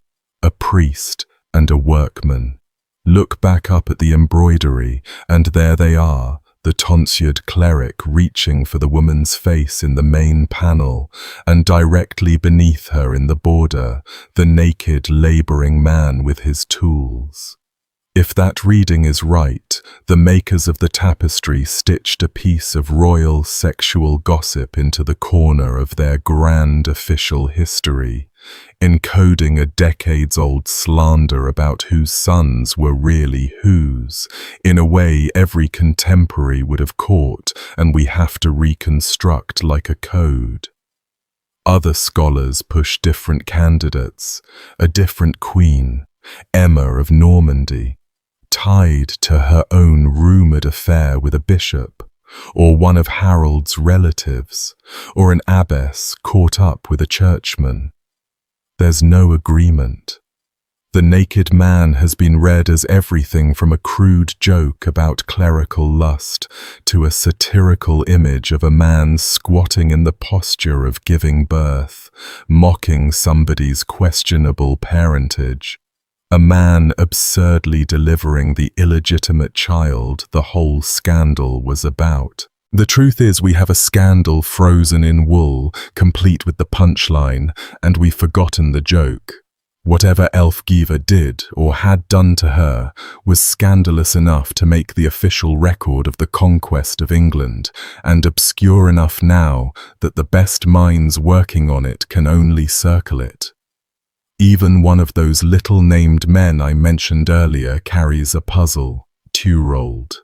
His name is stitched above a small figure holding the reins of two horses while envoys talk above him, and the figure is drawn unusually short, with proportions that several scholars have read as a person of short stature, a head and torso that take up a strange amount of his height, an adult's full beard on a child-sized body. One historian built a whole case that the name was carefully positioned to point specifically at this little man, lowered and tucked in right above his head, and argued that he mattered enough to someone to be singled out by name in an embroidery where most of the great lords go by completely anonymous. He even wondered whether this Turold could be the same Turold as the mysterious Turoldus named in the very last line of the Song of Roland, the poem we were standing in front of a little while ago with Charlemagne's sword, which would make this tiny stitched figure holding the horses a sly self-portrait of the man who designed the whole thing. That last leap is openly guesswork, a maybe balanced on a maybe, and other scholars say no. Turold is just one of the tall envoys standing nearby, and the short figure is no one in particular. But the basic oddity sits there and won't resolve. Someone thought this one small man holding horses was worth a name, in a work where kings and bishops and a whole conquest pass by unnamed, and we have no idea who he was, or why. Of everyone in the story, he was the one they chose to remember. And because no discussion of this thing is complete without it, there is a genuine, published, academic debate about how many penises are in the Bayeux tapestry. I am not joking, and neither are the scholars. An Oxford historian went through the whole length of it, counting, and arrived at 93.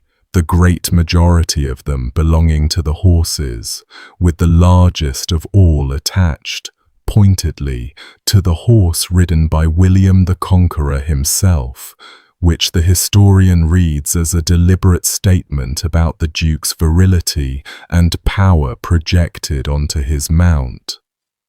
A few years ago, another scholar challenged the count, spotting what he argued was a 94th, a human one, hanging beneath the tunic of a figure in the border, and described it in terms more anatomically enthusiastic than I'll repeat here. The first historian pushed back and said, no, that's a sword scabbard with a brass tip, not a body part.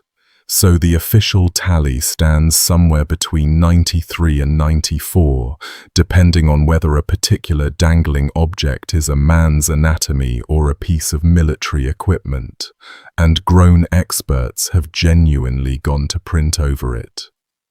The Victorians, when they made their careful full-size copy of the tapestry, found all of this far too much and simply left the genitalia off entirely, gelding the horses and the men alike in the name of decency, which is its own small comment on how every age looks at this object and sees what it can stand to see.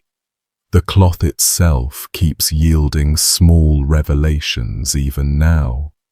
A scientific study a few years back ran a hyperspectral camera over the whole length, reading more than 200 colors, and confirmed that the original dyes were the natural ones a medieval workshop would have used: madder for the reds, weld for the yellows, woad and indigo for the blues, plants and roots boiled into color and fixed into wool nearly 1,000 years ago.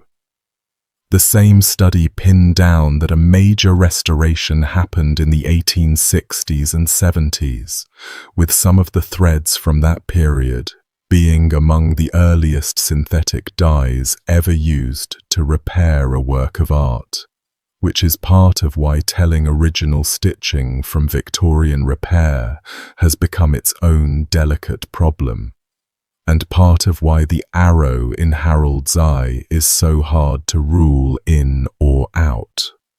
And as I'm recording this, the tapestry is about to do something it has not done in 900 years.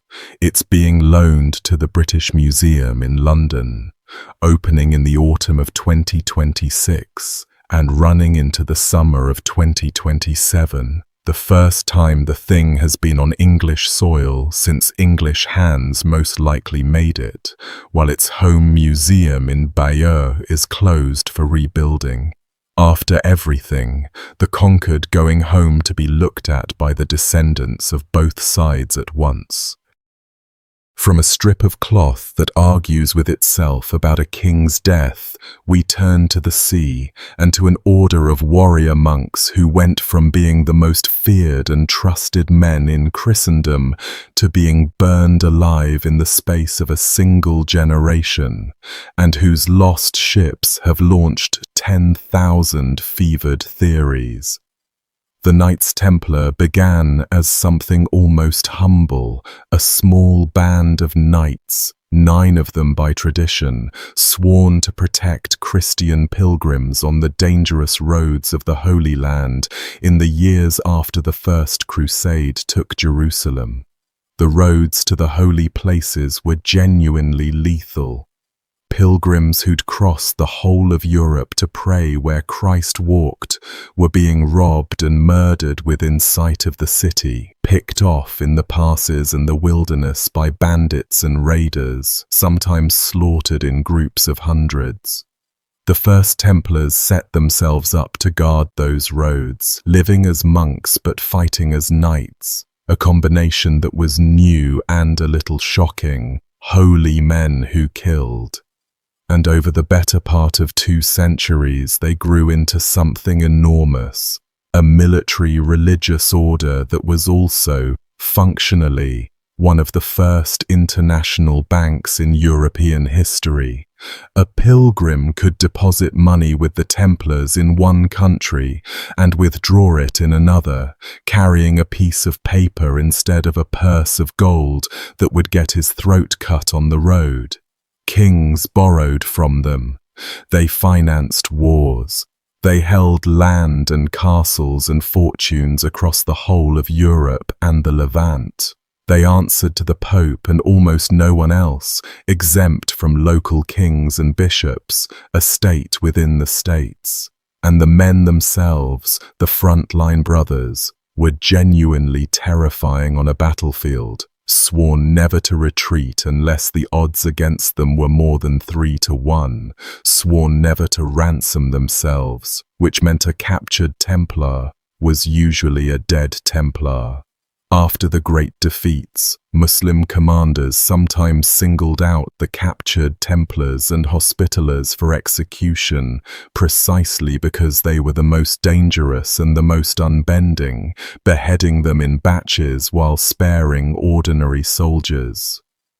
By the early 1300s, with the last Christian foothold in the Holy Land, the city of Acre falling in a horrific siege in 1291, this order of holy warriors had no war left to fight. The thing they existed for was gone. What remained was a great deal of wealth, a fortress network with no frontier to defend, and a great many enemies who eyed that wealth and that independence with something between envy and fear. The most dangerous of those enemies was the King of France, Philip IV, called Philip the Fair for his looks rather than his conduct, a cold and handsome man with a talent for legal cruelty. And Philip had a problem the Templars could solve, namely that he was deeply, desperately in debt, his treasury drained by his wars, and a good portion of what he owed was owed to the order itself. He had already shaken down and expelled the Jews of France and seized their property and squeezed the Italian bankers the same way, so the pattern was set. The Templars were simply the largest and richest target left standing. What followed is one of the coldest, most modern-feeling operations of the entire medieval period. Through the late summer of 1307, Philip's agents quietly prepared sealed written orders and carried them out to every corner of the kingdom, to royal officials in every district, with strict instructions that the seals were not to be broken and the contents not to be read until one specific dawn. The men holding the orders didn't even know what they contained. They only knew the date. That date was Friday, the 13th of October, and at first light that morning, all across France at once, in Paris and the provinces and the great Templar fortress of the Paris Temple itself, the seals were broken, the orders read aloud, and the king's men moved on the Templars in the same hour, kicking in doors, dragging knights and sergeants and chaplains out of their beds, before any warning could outrun the king's command. The simultaneity is the chilling part. There was no time for a single house to send word to the next. The Grand Master himself, Jacques de Molay, who had been in Paris and had, just the day before, served as an honored pallbearer at a royal funeral, walking beside the king as a respected man, was seized along with the rest. One day a guest at the king's side, the next a prisoner in the king's cells. It was efficient, ruthless and total, a coordinated dawn roundup that feels like it belongs to a much later, darker century. What came after the arrests is the part the romantic legend of the lost treasure tends to bury, and it deserves to be looked at squarely, because the vanished fleet story has a way of letting people forget what was actually done to these men's bodies. The charges were heresy of the most lurid kind. The Templars, it was alleged, denied Christ during their secret initiation rites, spat or trampled on the cross, worshipped an idol, a mysterious head sometimes called Baphomet, exchanged obscene kisses, and engaged in sodomy. And the confessions that supposedly proved all this were extracted by torture in the cellars and chambers of the French Inquisition on men who had taken holy vows. They were stretched on the rack until joints separated, the body pulled slowly apart at the shoulders and hips until something gave. They were hung by their arms twisted behind their backs, The strappado, the full weight of the body tearing at the sockets until the arms came out of joint. There's an account of one technique where a man's feet were greased and held to a fire until the flesh cooked, and the Chronicle says that in at least one case after this, the bones of the man's feet dropped out of his ruined flesh, and he carried them in afterward to show the inquisitors what they'd made of him. They were starved in their cells. They were kept from sleep for days on end, which sounds mild next to fire until you understand that enough of it unhinges the mind completely, and a man will say anything, sign anything, confess to anything at all, just to be allowed to close his eyes. And it killed people before any verdict was reached. Dozens of Templars simply died under questioning, or in the filth of their cells, broken by the torture or by the conditions, before the trials that were supposedly going to determine their guilt had even concluded. Confess they did, in France, in droves, hundreds of them admitting to spitting on the cross and denying Christ.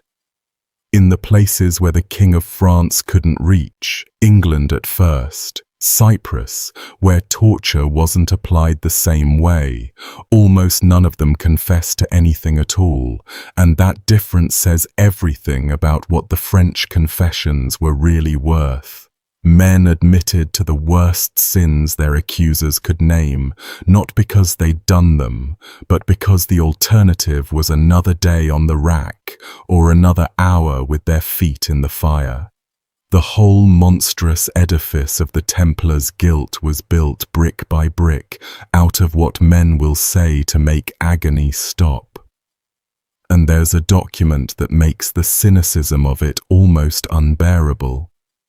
A few decades ago, a researcher digging in the Vatican's secret archive found a parchment that had been misfiled centuries earlier and effectively lost, a record of a secret hearing the Pope's own agents held with the Templar leaders at Chinon in 1308.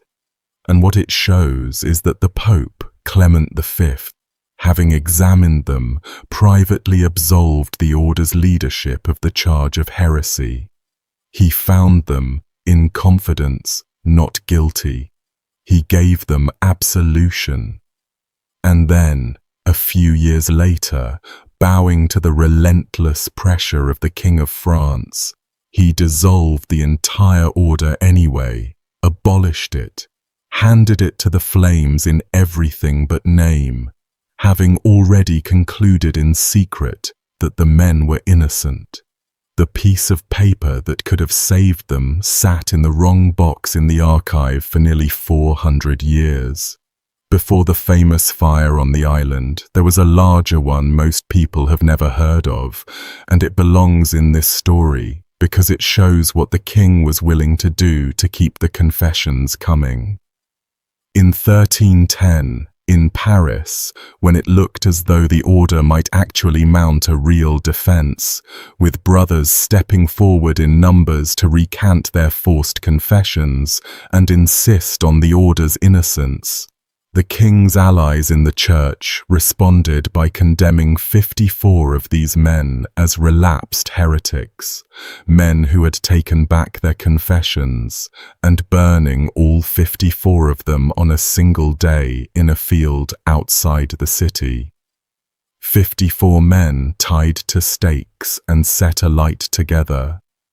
The accounts say that even in the fire, even with the flames already at them, the burning Templars kept crying out that they were innocent, that they had confessed only under torture and now died telling the truth, and that not one of them, in the agony of it, broke and admitted guilt to make it stop. They burned proclaiming the order's innocence with their last breath. And the effect was exactly what the king wanted. The mass burning terrified the remaining brothers out of their defense. Men who had been ready to fight the charges saw 54 of their own go up in smoke for daring to recant, and the resistance collapsed. After that, the trials ground on toward the verdict everyone already knew was coming. That horror is the real backdrop to the gentler, prettier story everyone remembers, the one about the ships. And alongside the documented suffering, there is the legend, and it is a good one, which is exactly why it's lasted. The story goes that the Templars knew or guessed that the arrests were coming. And on the night before that Friday the 13th, under cover of darkness, the Order's great fleet slipped out of the French port of La Rochelle. 18 ships heavy in the water, loaded with the accumulated treasure of the Templars, gold and silver and sacred relics and whatever secret the Order was supposed to be guarding, and sailed off into the night, and was never seen again. The ships and their cargo vanished from history, and ever since, people have tried to follow them. Some say the fleet went north to Scotland, where the Order found shelter, and where, the wilder versions claim, the treasure lies hidden still, and the Templar bloodline secretly continued, and where a few have even tried to tie surviving Templars to the Scottish army at Bannockburn. Some say Portugal, where, as it happens, the Order genuinely did survive in a different form. Some have sent those ships clear across the Atlantic to the New World, centuries before Columbus, carving Templar crosses into stones in Nova Scotia, because once a legend gets going, there's no border it won't cross. Here's the trouble, told gently, because the real story is interesting in a quieter way. When you trace the lost fleet back to its actual source in the records, it shrinks dramatically. The whole thing rests, essentially, on a single piece of testimony from the Templar trials, from a man named Jean de Chalon, who said under questioning that he'd met a brother named Gérard de Villiers leading 50 horses, and that he'd heard it said this Villiers had put out to sea with 18 galleys, and that another brother had fled with the treasure of one of the Templar officials. Read that again carefully. He heard it said. It's second-hand. It's a thing he was told, repeated under the pressure of an inquisition, the least reliable conditions imaginable for getting at the truth. And crucially, the port of La Rochelle isn't mentioned anywhere in his testimony. That detail, the specific harbour that anchors the whole romantic image, was added by later writers, stitched onto the story long afterward. The 18 ships come from one frightened man repeating a rumour, the vanishing fleet of treasure, the midnight escape, the destination. Almost all of it is a structure built on top of that single line of hearsay. And the deeper problem is that the Templars don't seem to have had a great fleet to lose in the first place. Historians who've actually gone looking for the famous Templar navy keep coming back with the same unglamorous answer. The Order owned a modest number of ships, transport vessels mostly, used to ferry men and horses and money and pilgrims back and forth to the Holy Land while it still existed, and when they needed to move a lot of cargo or troops across the Mediterranean at once, they generally hired ships from the great maritime cities, Genoa, Venice, Marseille, rather than maintaining a huge standing fleet of their own. It was cheaper and simpler to rent the hulls when you needed them. La Rochelle was a genuine Templar port on the Atlantic coast. That part is true, but its real business was the wine trade, shipping the wine of the surrounding region out to England and Flanders and the north, ordinary barrels of ordinary commerce, not a hidden war fleet waiting at anchor for the night the order would need to vanish. The whole image of a mighty Templar armada, fleets of war galleys capable of crossing oceans and slipping away into legend and maybe even reaching the New World, is largely a creation of the 20th century, popularized by a handful of books that blended a little real history with a great deal of imagination and then got repeated until it felt like fact. There was no secret battle fleet sitting ready to make a dramatic midnight escape. There were, at most, a handful of ordinary ships scattered about the Order's ports, and there is no contemporary record, none, of any treasure-laden squadron rowing out of any harbour in the dark on the eve of the arrests. What there is one terrified man under interrogation, repeating something he heard, and a story that grew and grew in the centuries after everyone who could have checked it was dead. Where did the actual wealth go then? Because there was real wealth, even if it was never a fleet's worth of gold. Most of it went exactly where you'd expect. Philip seized what he could lay hands on in France, and the whole operation had been about his debts from the start, so the king got his hands dirty enough to clear them. Across the rest of Europe, when the order was formally dissolved by the Pope in 1312, the bulk of its property, its lands and houses and holdings, was transferred by papal decree to another military order, the Knights Hospitaller, the Templars' old rivals, who absorbed the estates of the dead order across most of Christendom. It didn't vanish. It changed owners, mostly through paperwork, lawyers and clerks and seals rather than midnight ships. And in Portugal, the story took a turn that's stranger and better documented than any treasure legend. The Portuguese king, King Dinis, looked at the whole affair, at the torture and the forced confessions and the obvious greed driving it, and simply refused to destroy the order in his own kingdom. He held an inquiry that found the Portuguese Templars innocent, kept the men together, kept their castles and their lands intact, and a few years later reconstituted the entire thing under a new name, the Order of Christ. Same knights, same fortresses, same wealth. A different name over the door and a slightly different cross on the surcoat, and otherwise the Templars of Portugal walked straight out of their own abolition and kept going. Generations later, it was the wealth and the ships of that very Order of Christ, the rebranded Templars, that helped fund the Portuguese age of exploration, Prince Henry the Navigator himself running the order and pointing its resources out into the Atlantic, which is about the closest the famous Templar fleet ever really came to sailing off to discover the world. The Templars didn't disappear so much as get quietly rescued and renamed in the places where the local king saw through the charges. The grand lost treasure, the chest of secrets at the bottom of the sea or buried under a chapel in the Scottish hills, is the part that lives in books and not in the archives. The order, when it fell, was actually short of money.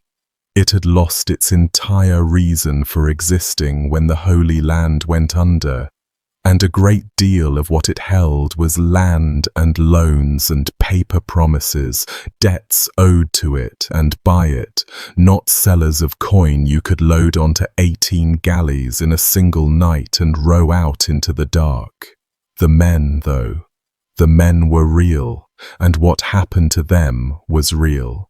Most of the order was broken, scattered, absorbed into the Hospitallers, imprisoned, or quietly released into other lives. Old soldiers with nowhere to go and a name that now meant heretic. But the leadership, Philip and the Inquisition, were not finished with. Jacques de Molay, the Grand Master, the old man who'd been taken on that first morning, had at one point confessed under the weight of his imprisonment, as nearly all of them did.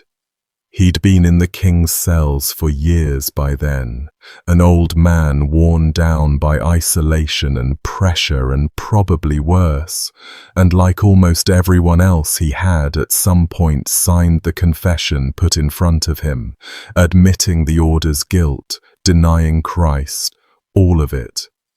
So the king's men expected the final act to be a formality.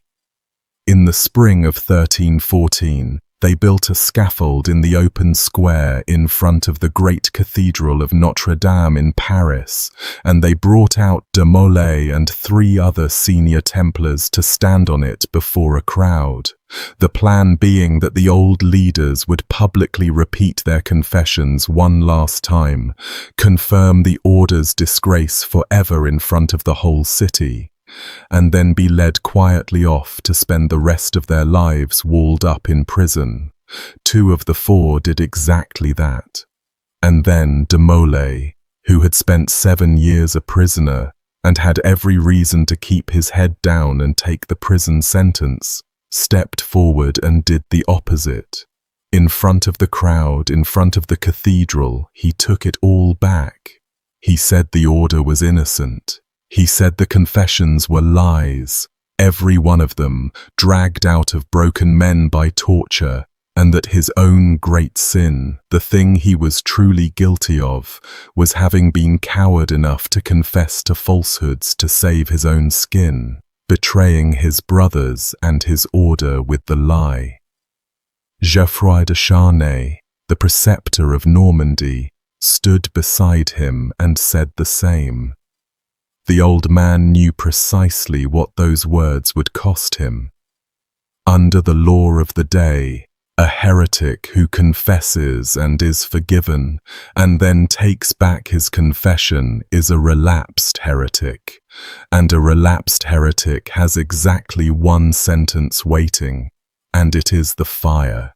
He said it anyway.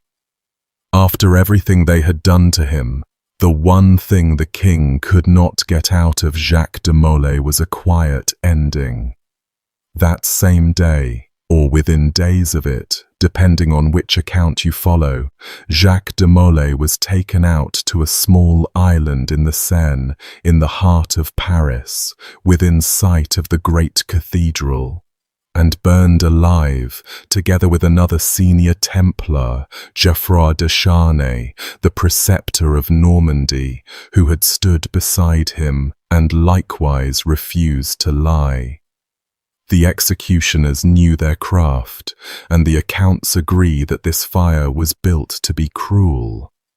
They used slow-burning charcoal rather than quick faggots of wood, banked low so that the heat would build gradually, and the men would not be killed fast by a roaring blaze, but cooked by inches, the fire eating up the legs first and working its way slowly higher over a long, long time. De Molay was around 70 years old. And the thing the watchers remembered, the thing that got written down, was that the old man did not scream and did not beg. He asked, it said, to be turned so that he could face the cathedral of Notre Dame as he died, and to have his hands left free so he could fold them in prayer. He burned with a steadiness that frightened the people watching, an old man being slowly destroyed by fire and meeting it as though it were nothing, praying while his body was consumed from the feet up. When it was finally over and the embers had cooled, the people of Paris are said to have crept out onto the island in the dark to gather what was left of him, the ashes and the burnt scraps of bone, and carry them away as relics, treating the condemned heretic in the very hour of his execution as though he were a saint. And then there is the curse, the part everyone remembers, and it's one of those places where the legend and the documented facts brush up against each other in a way that's genuinely uncomfortable. The story says that from within the flames, as he burned, Jacques de Molay called out and summoned both of the men who had destroyed his order, Pope Clement V, who had dissolved it, and King Philip IV, who had hunted it, to meet him before the judgment seat of God within the year. He cursed them from the fire, he named them and called them to follow him into death. And the unsettling thing, the thing that has kept the curse alive for 700 years, is what actually happened next. Pope Clement died about a month later, in April of 1314, after a long and wretched illness. The accounts of his end are grim. He was tormented by some agonizing disease of the gut, and by one lurid story his corpse fared no better than his last days did, his body laid out overnight in a church where the candles set the bier alight, so that the dead pope was partly burned where he lay before anyone could put the fire out, the man who sent de Molay to the flames catching fire himself in death.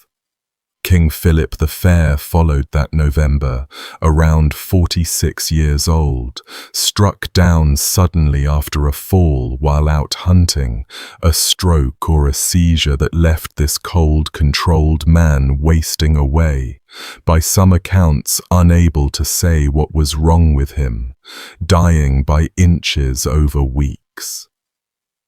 Both of the men de Molay supposedly cursed from the fire were dead inside the year, exactly as the legend says. He promised they would be. And then the dynasty itself began to come apart. Now the careful historian has to add that the earliest sources are quieter than the legend.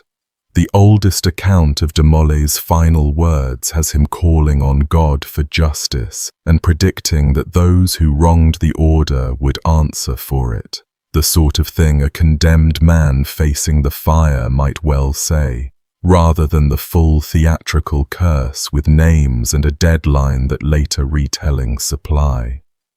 One chronicler told almost the identical story about a completely different Templar from Naples, which suggests the dramatic version got attached to de Molay because he was the famous one, the way good stories migrate to famous names. So the curse, in its polished form, probably grew in the telling, but the coincidence underneath it needs no embroidery at all. Pope Clement dead within weeks, King Philip dead within months. And then the dynasty itself coming apart in a way that genuinely shocked people at the time. Philip the Fair had 3 grown sons, and the succession of the House of Capet, which had held the throne of France in an unbroken father-to-son line for more than 3 centuries, looked about as secure as a thing can look. Within 14 years, all 3 sons were dead, none of them leaving a surviving son to follow him. The eldest reigned briefly and died young. The second reigned a few years and died, leaving only a daughter and a pregnant widow. And the child she finally bore was a boy who lived just 5 days before he died too. An infant king in his cradle gone before he could do anything but be born and buried. The third son reigned and died as well.